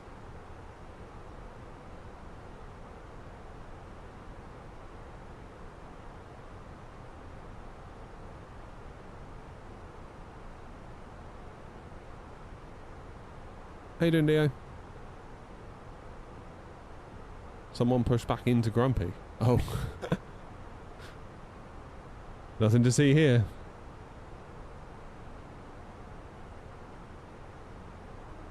So it can't be France. It can't be Spain. Can't be Italy.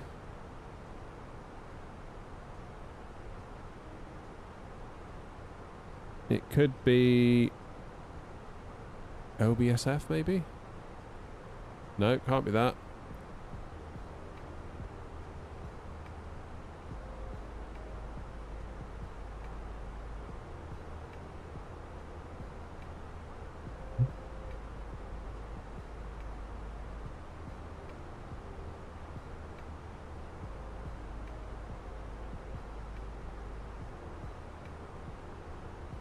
Well, it has to end in an F and it has to start with an L. So what do you know that starts with an F? Or ends in an F and starts in an L? Just need to keep a bit of an eye on what's going on here, to be honest.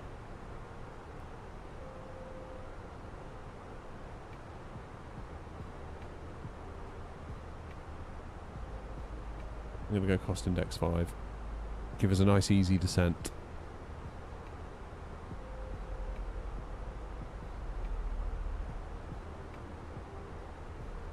LEZF. Go on then. No, can't. The E's gone. Sorry. Oh, it's hard, this. Eyes gone.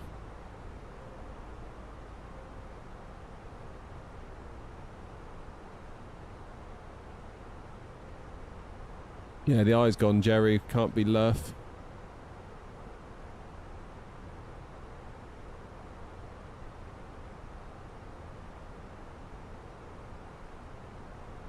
This is significantly harder than guessing the plane, isn't it?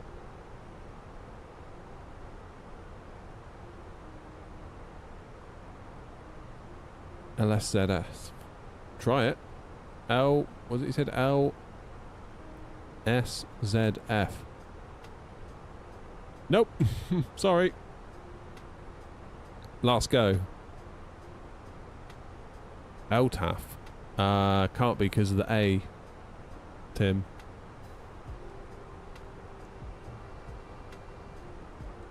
Linus, what have you done to us?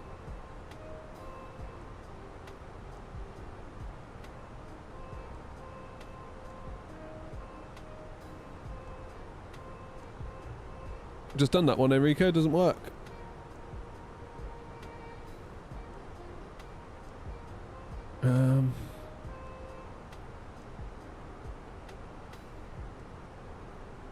Oh, it's a hard one, isn't it?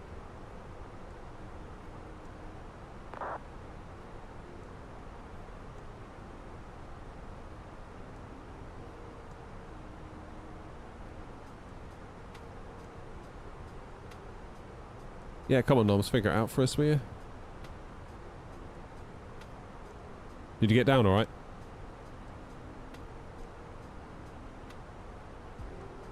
Need to make sure... 58 miles to top of descent. Let's put in our destination data. 1024 is the air pressure. Temp is 11. Wind is 60 at 15. Oof.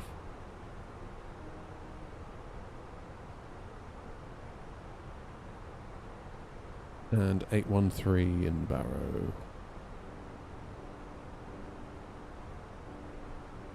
Good.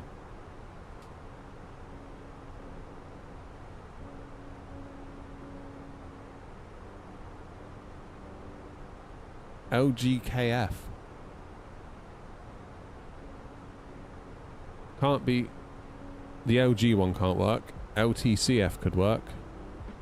This is the last one. Oh, Noms, well done.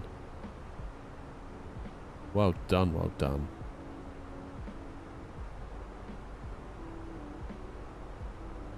Fair play, Noms. Fair play.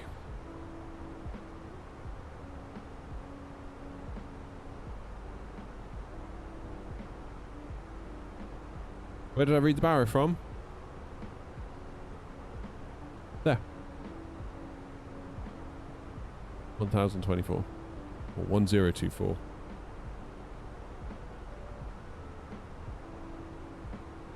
Oh, sorry, you mean on the chart? Here.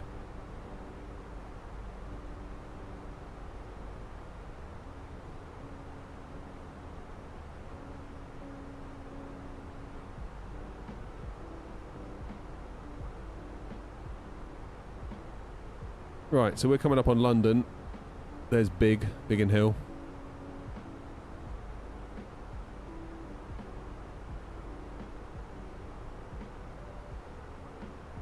Is there anyone I need to talk to? There isn't, is there? I'm going to basically fly over all of this lot. And then follow the M4, basically. Is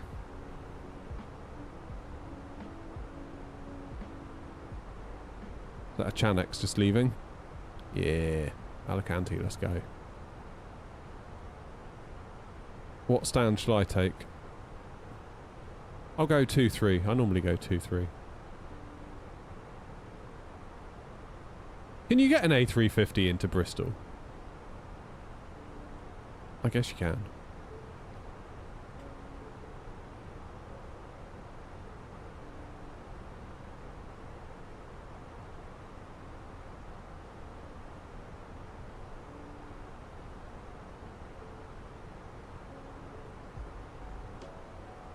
Feels like that might be on the limit. Well, yeah, you got it down, Grumpy, I suppose, so. I think it's the 787-8 is the biggest one they've had at Bristol. I know that there used to be 7.5s there. I don't know about anything else.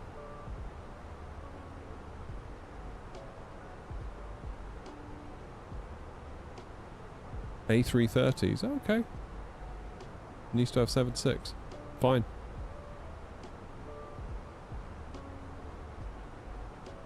I remember I got a 767 to Alicante from Gatwick one time.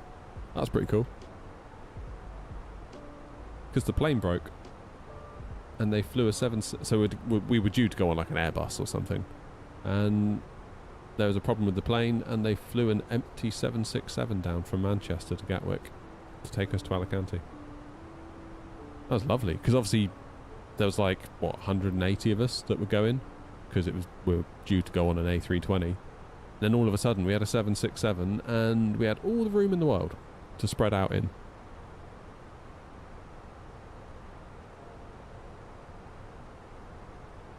And then coming back, it was a bit of a shock getting on an A320. It was like, oh, I don't like this one. Oh, yeah, wind shear over 0.9. It's always over those trees, I find it. It's like, as soon as there's a clump of trees before 0.9, and it's over there that you have to really work the stick, I find. It's always that spot over the trees if you're going to get trouble. Just before the runway. Is it negative wind shear or positive wind shear? Are you pushed up or pushed down?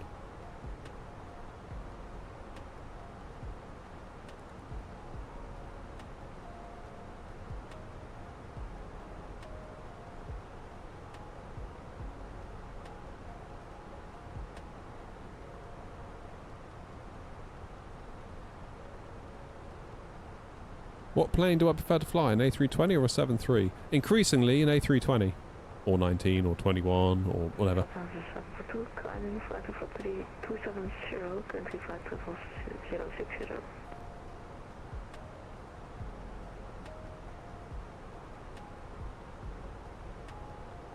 The wind is turning more into a headwind and less of a crosswind, which has got to be good.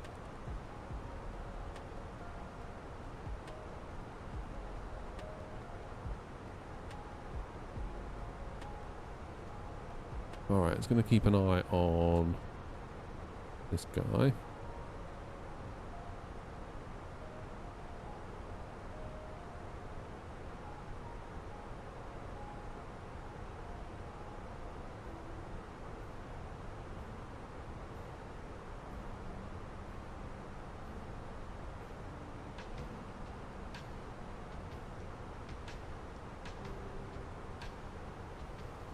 See you, James. Do you have the mod for Bristol? Yeah, I got the Pilot, not the Pilot Plus. I used to have Pilot Plus, now I run SoFly.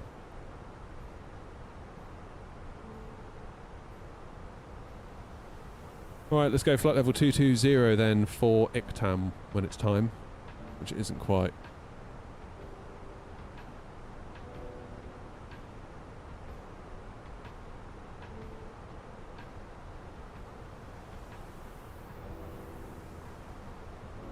Could be worse, Grumpy. Could be East Midlands. Alright, let's get the passengers belted up.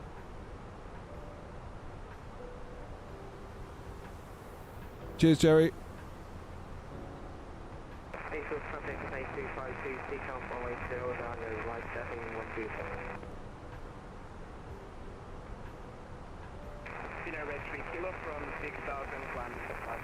I mean, to be honest, even with a 737, once you turn on the autopilot, there's not a lot of interaction, is there?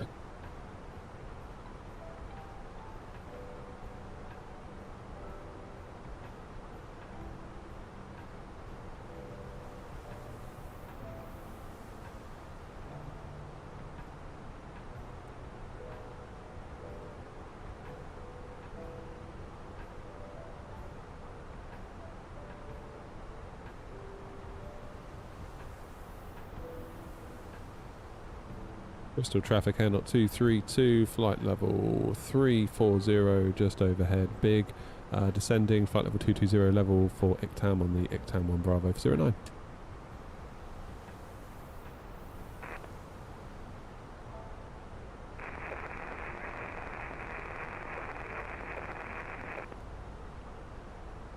There we go.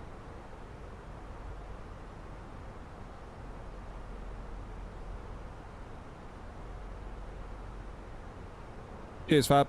Appreciate that.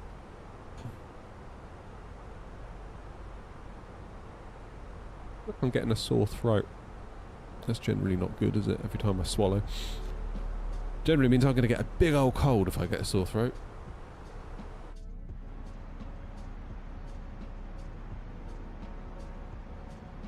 There is, is that Gatwick? That is Gatwick, isn't it? Gatwick out the left, and then London Village down below.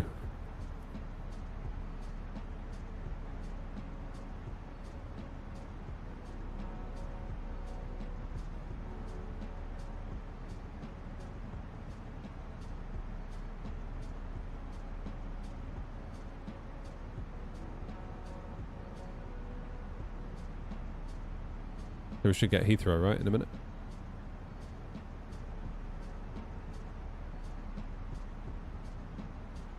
Part of me wonders if I'm going to end up with COVID or something, having been on a plane and stayed in a hotel full of people.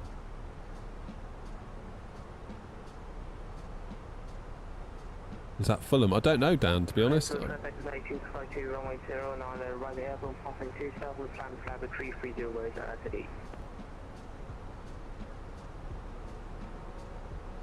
What's COVID? Yeah, right.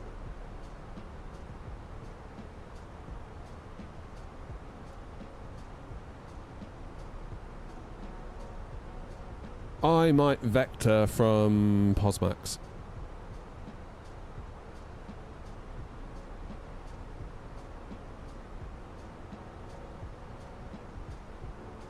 Vector from Posmax. There's no one around, is there? Basically going to follow the M4 down. Come out and around. Job's a good one.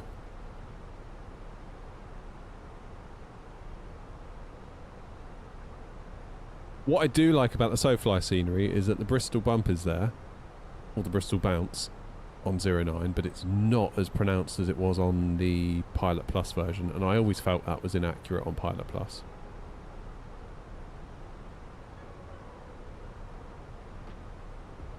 And I think on 09, you sort of want 3 whites, because apparently that is an actual thing at Bristol, so I'm told. So it's not the scenery being wrong, it's actually the scenery being what it is at Bristol. Don't Brussels it. I wouldn't dream of it. Thank you very much. Mom, they're being mean to me again.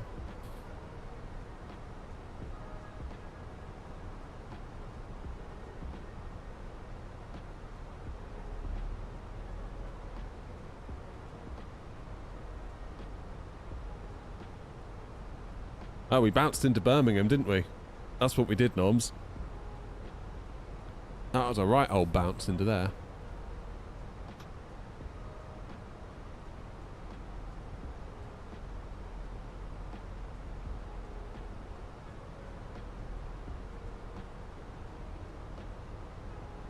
Let's continue down. I'm going to descend to 7,000.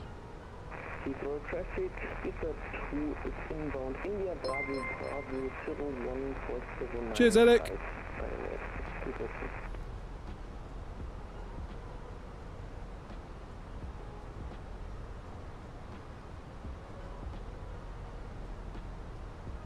Alright, Linus, that works.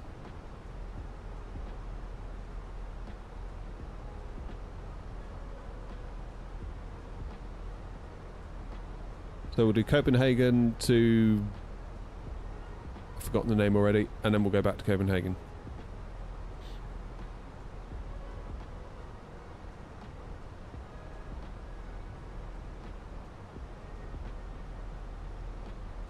course, Linus will be expecting air not to be given complete priority.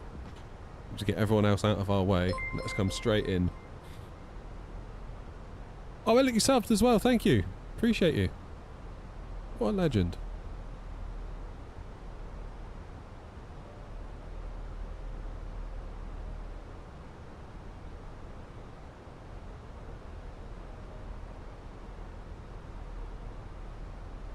Cheers, Eric.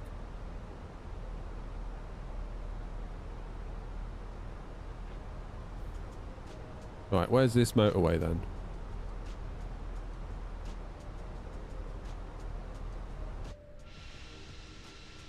There it is.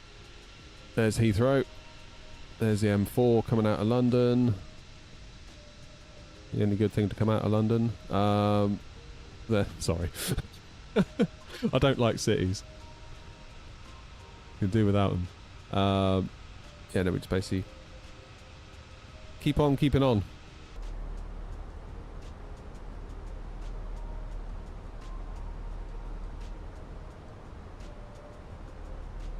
I don't do so well in cities.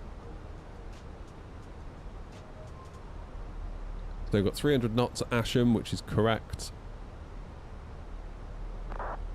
Posmax, I'm probably going to just vector out. So have a look at this, look. So there's ICTEM flight level 220, then SORP, then Asham, then down to Posmax. I think from Posmax I'm just going to basically fly out.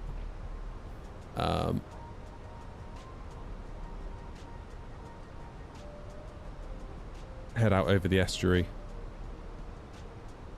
Then vector myself in. It's either that or we head straight to BRI. If I show you. Otherwise we go Posmax straight over to Bristol and then out and around. I mean that would be quicker probably. That would be quicker.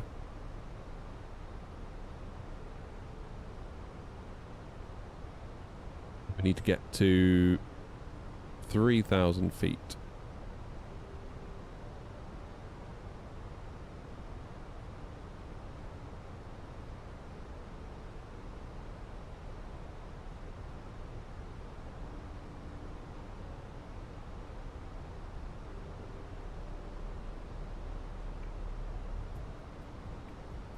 What's LCTR mean?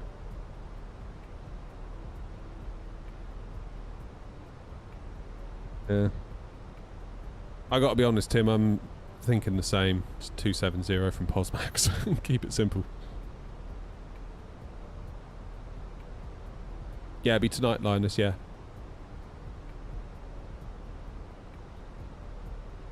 This is where we now bail on Linus.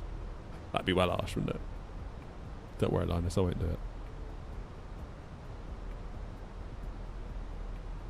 it. ICTAM.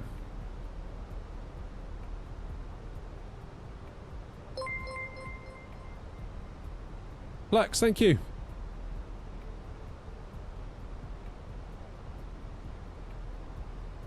That's a name I haven't heard in a while. Plex server.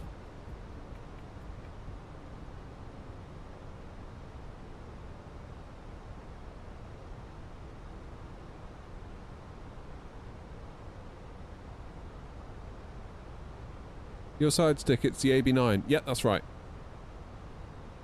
And that is honestly part of the reason why I love flying the Airbus so much, is because I get to use the AB9. Like, the force feedback of it is brilliant.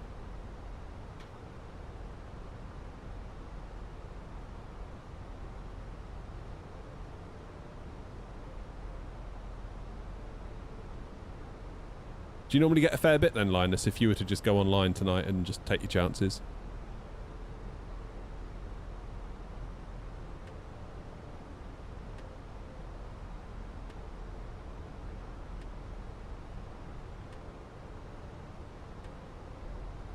Hey, OG's in.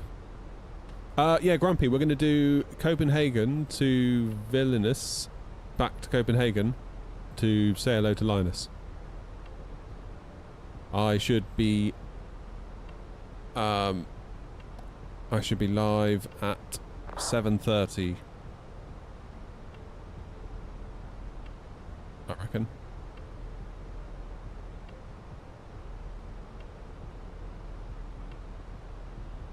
I tried to fly the 737 with the AB9. I have. Honestly, part of me thinks maybe I should just do away with this yoke and accept the fact that I'm just going to use a stick to fly the 7.3, but it just feels really gross and my brain can't handle it.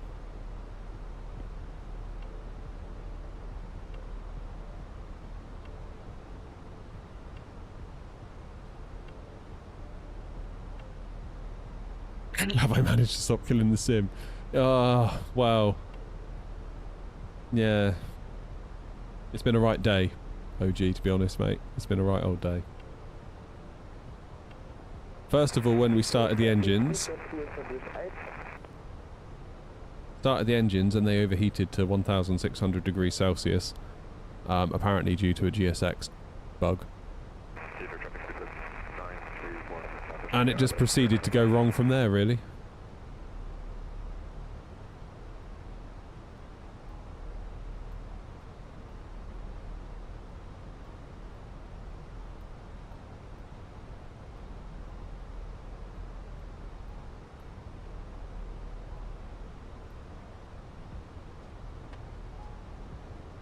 Yeah, it's been a great day.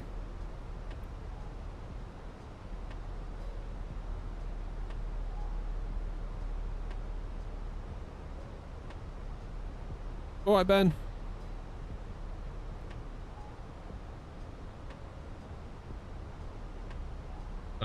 Zulu would be 6:30 Zulu. So that would be me leaving Copenhagen at 6:30 Zulu. Then probably getting to you at 19:30, probably nearer to 2000 Zulu.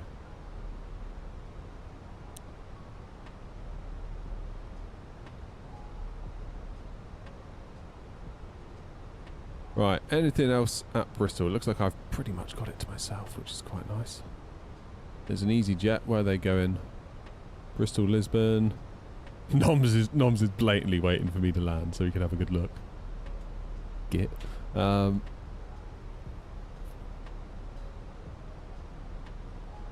because David declared an emergency. So there. But unless New Sky is also bugged on me. My flights. Yeah, I've declared an emergency, so we'll be alright. We won't earn any money, but we won't hopefully cause a problem in terms of being a deficit to the airline.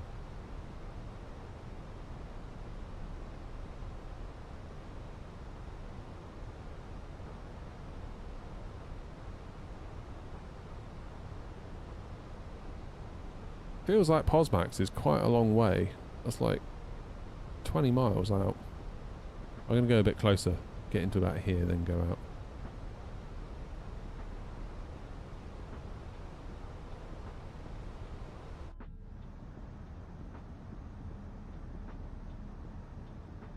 Really missing having these pop-outs. Because like right now I feel blind, I don't know what the aircraft's doing, not really.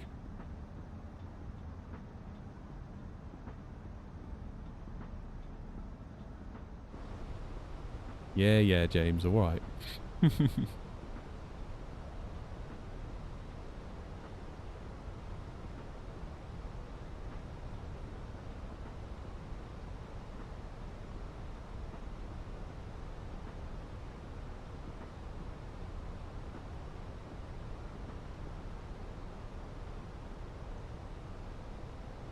I've ordered an AB9 and I'm interested in knowing what the experience of it is flying in the 737, because you really feel the force feedback there. Yeah, so there is a profile for the 737 built into the Moser cockpit software, so if you activate that you'll feel the force feedback through the stick, and also you'll notice when you put it into autopilot the stick sort of moves in the same way that the yoke automatically moves. Very clever.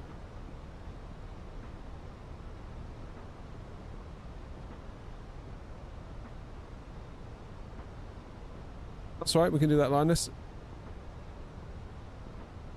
We will depart from you to Copenhagen.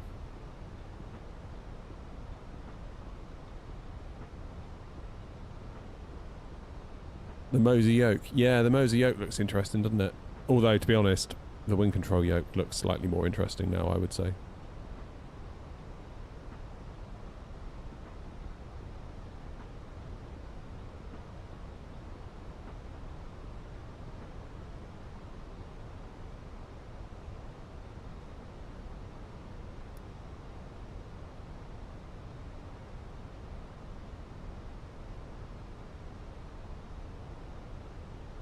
Right, Radnav. BRI.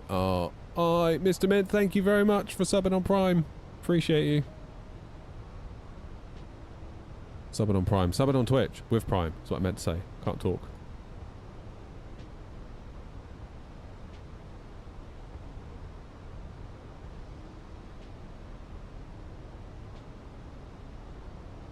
The VOR frequency.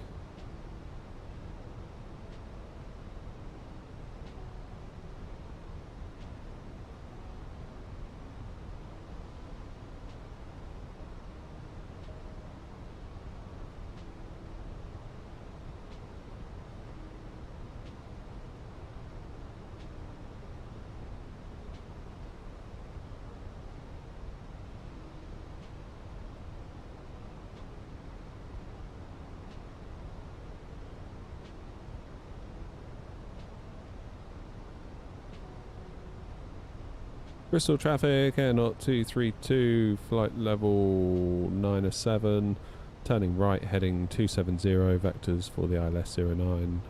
Bristol traffic.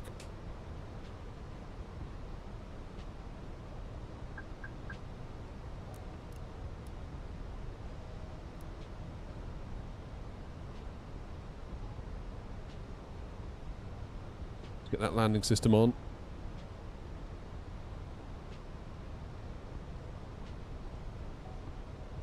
We could have created a baby by now, says Mr. Mint, having subbed for 9 months on Twitch.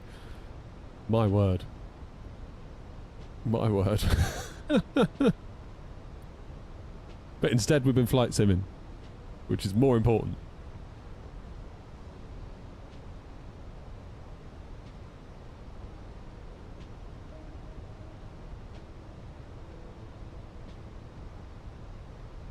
Right, I'm going to go down to 3,000 feet.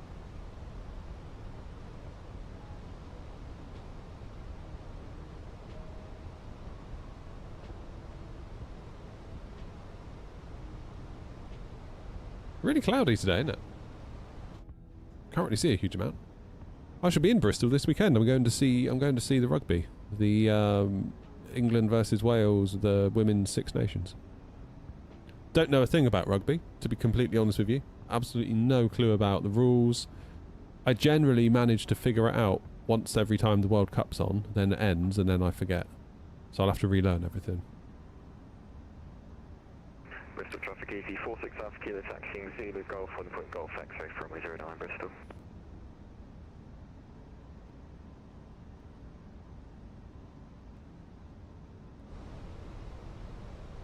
Yeah, I don't even know where the ground is, to be honest.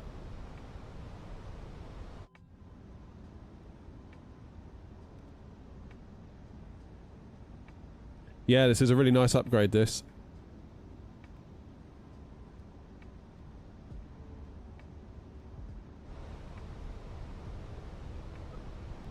Let's go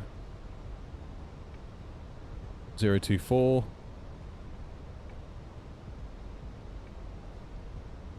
Go 220 knots.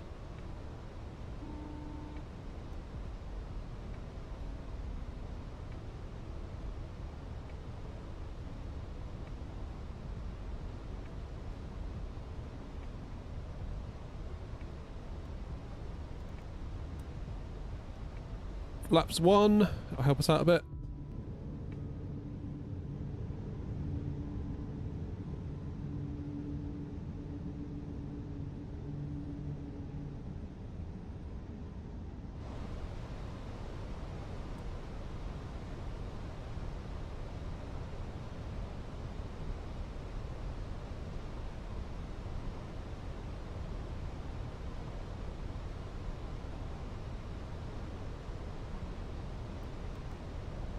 Keep that rate of descent up.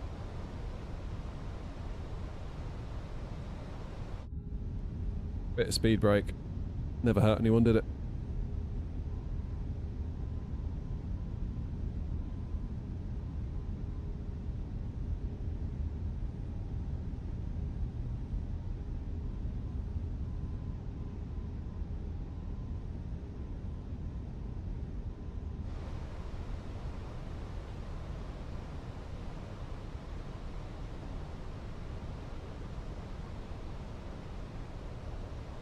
Okie dokie. We'll keep flying the downwind. Then we'll vector ourselves in, basically.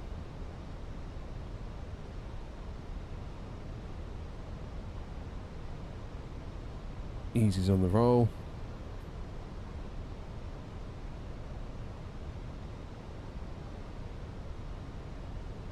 I need to sneeze. Oh, damn. Oh, right.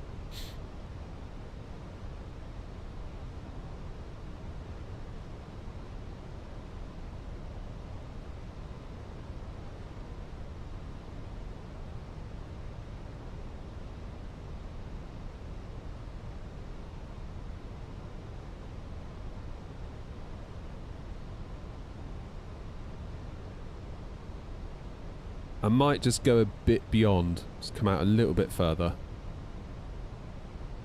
What time am I streaming tonight? 7:30, I think. I want to say 7, but it's going to be a hell of a rush to get ready to be live at 7, I think. We'll say 7:30, and that'll be that.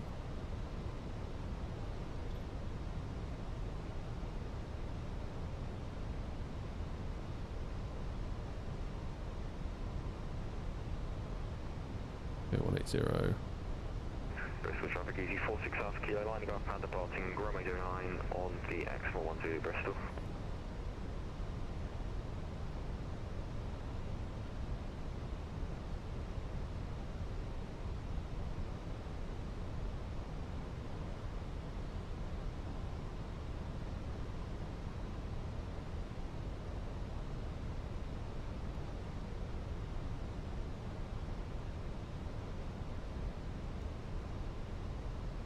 Here we go.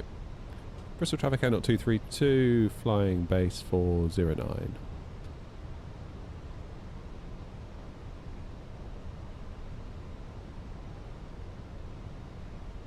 And we're going over there.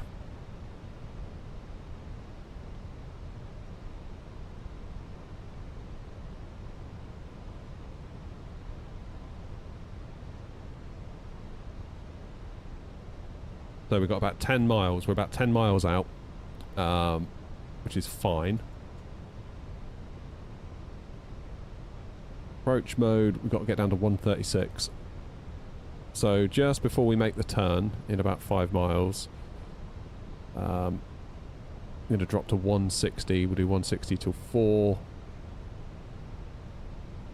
And then we should be in business. 2,500. We'll leave it at that.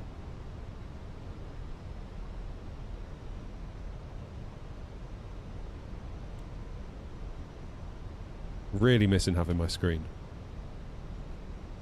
So badly.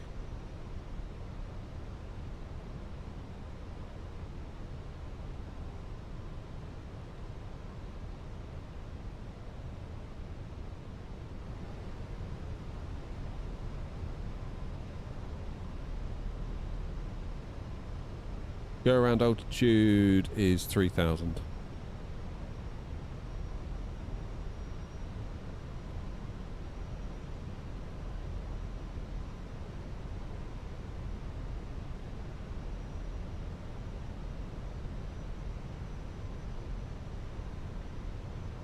Bristol traffic, Air 232, turning final now for 09, 8 miles to run. Bristol traffic.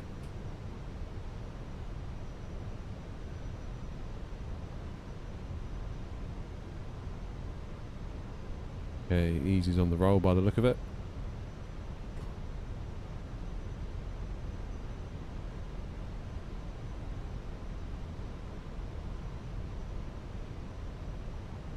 Go final approach speed, flaps full, gear down.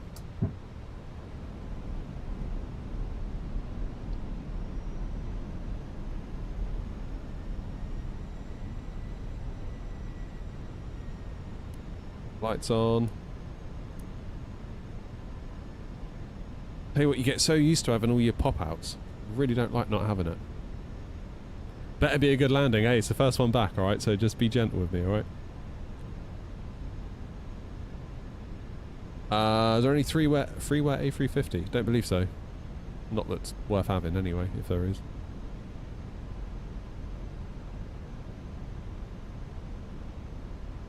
Right, gear down, 3 greens, flaps full, speed brake armed, and we are good to land. 3,000 feet, go around altitude set.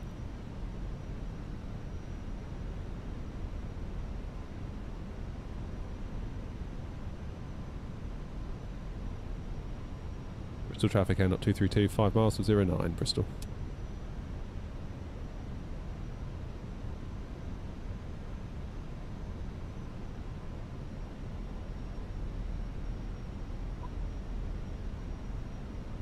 Then, shall we? I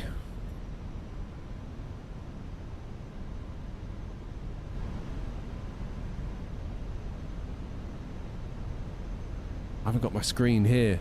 Got to look at the little tiny bits on the actual screen on the TV.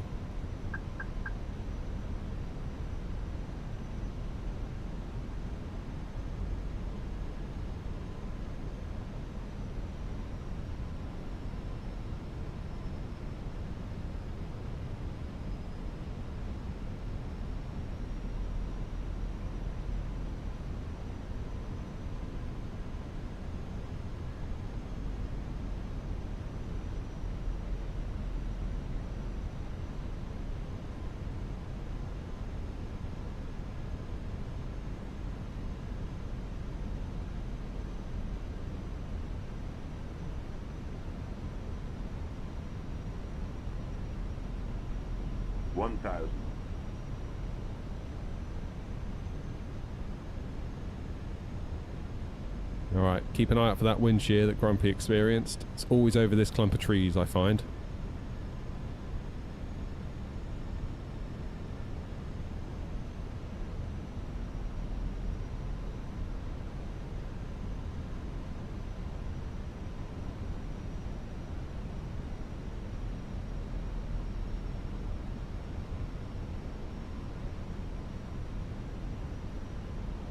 So 3 whites apparently isn't too bad here on 09.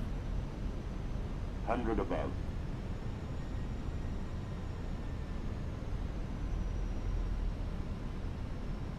Minimum. Continue.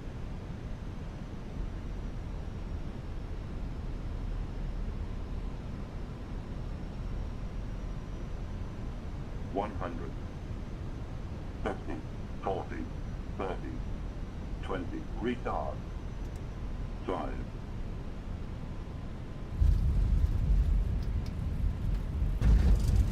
There we go.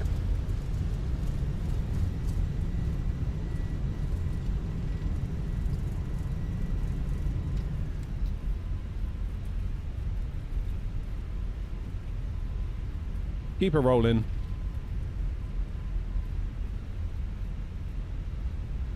We paid for all the runway, so we'll use it.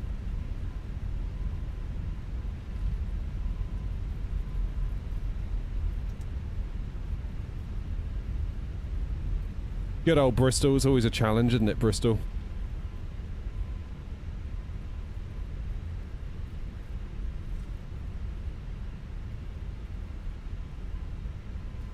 And we will vacate here.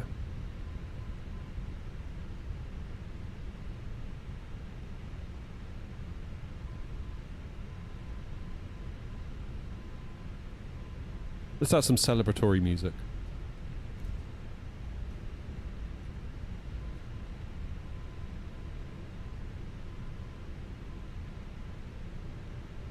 That wasn't too bad. A little bit on the late side.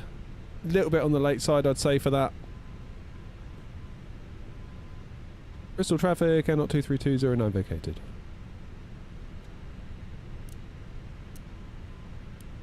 And that, kids, is how we do it.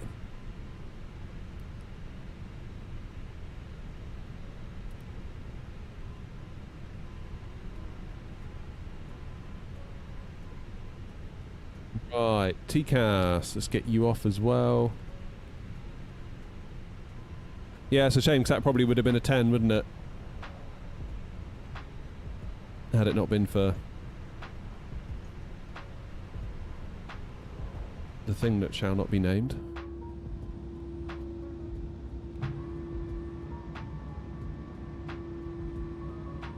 That gate there is where we took off from. Had to get a little bus out to it. We'll go up and say hello to Noms though today. Was that flaps full? Yeah. Yeah, it was. So much butter they should call me Clover. I'll say that to my wife later. Call me Clover. What? What are you talking about, you idiot?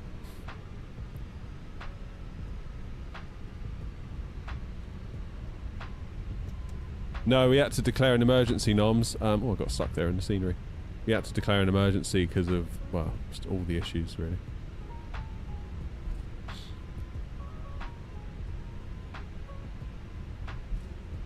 Never mind.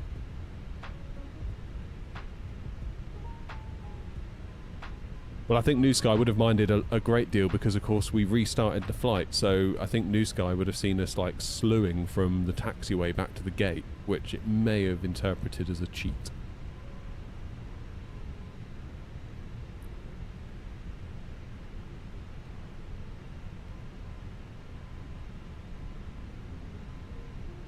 Stand 2-3, where are you?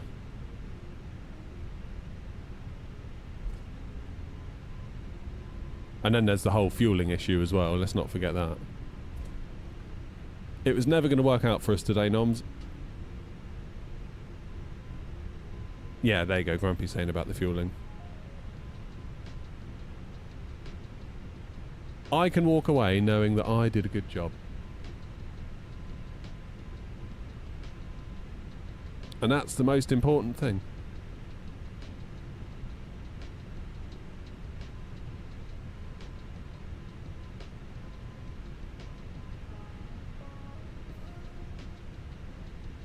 Grumpy, did you hear that new plan as well tonight with Linus? We're going to start at his airport and fly to Copenhagen because I don't think he'll be able to make it otherwise. Still, nice little first outing for the AGP. Just need to wait for my mount to arrive and we can hopefully get the MCDU on the go, which will be very, very cool indeed. Looking forward to that.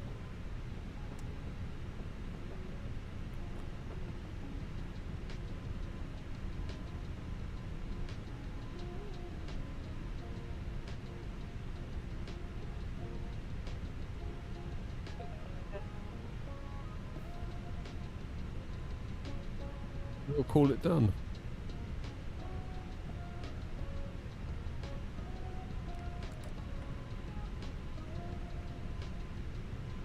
The APU is on. Let's do the engine, shall we? And enjoy the spool down sound.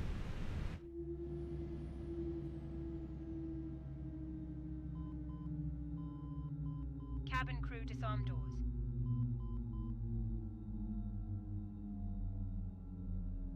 Oh. What airport are we flying from tonight? What's it called? Vilnius? Vilnius? You can 3D print a pedestal from Maker World.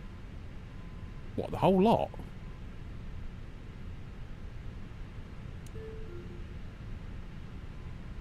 Close the flight. Let's see what happened with New Sky there then.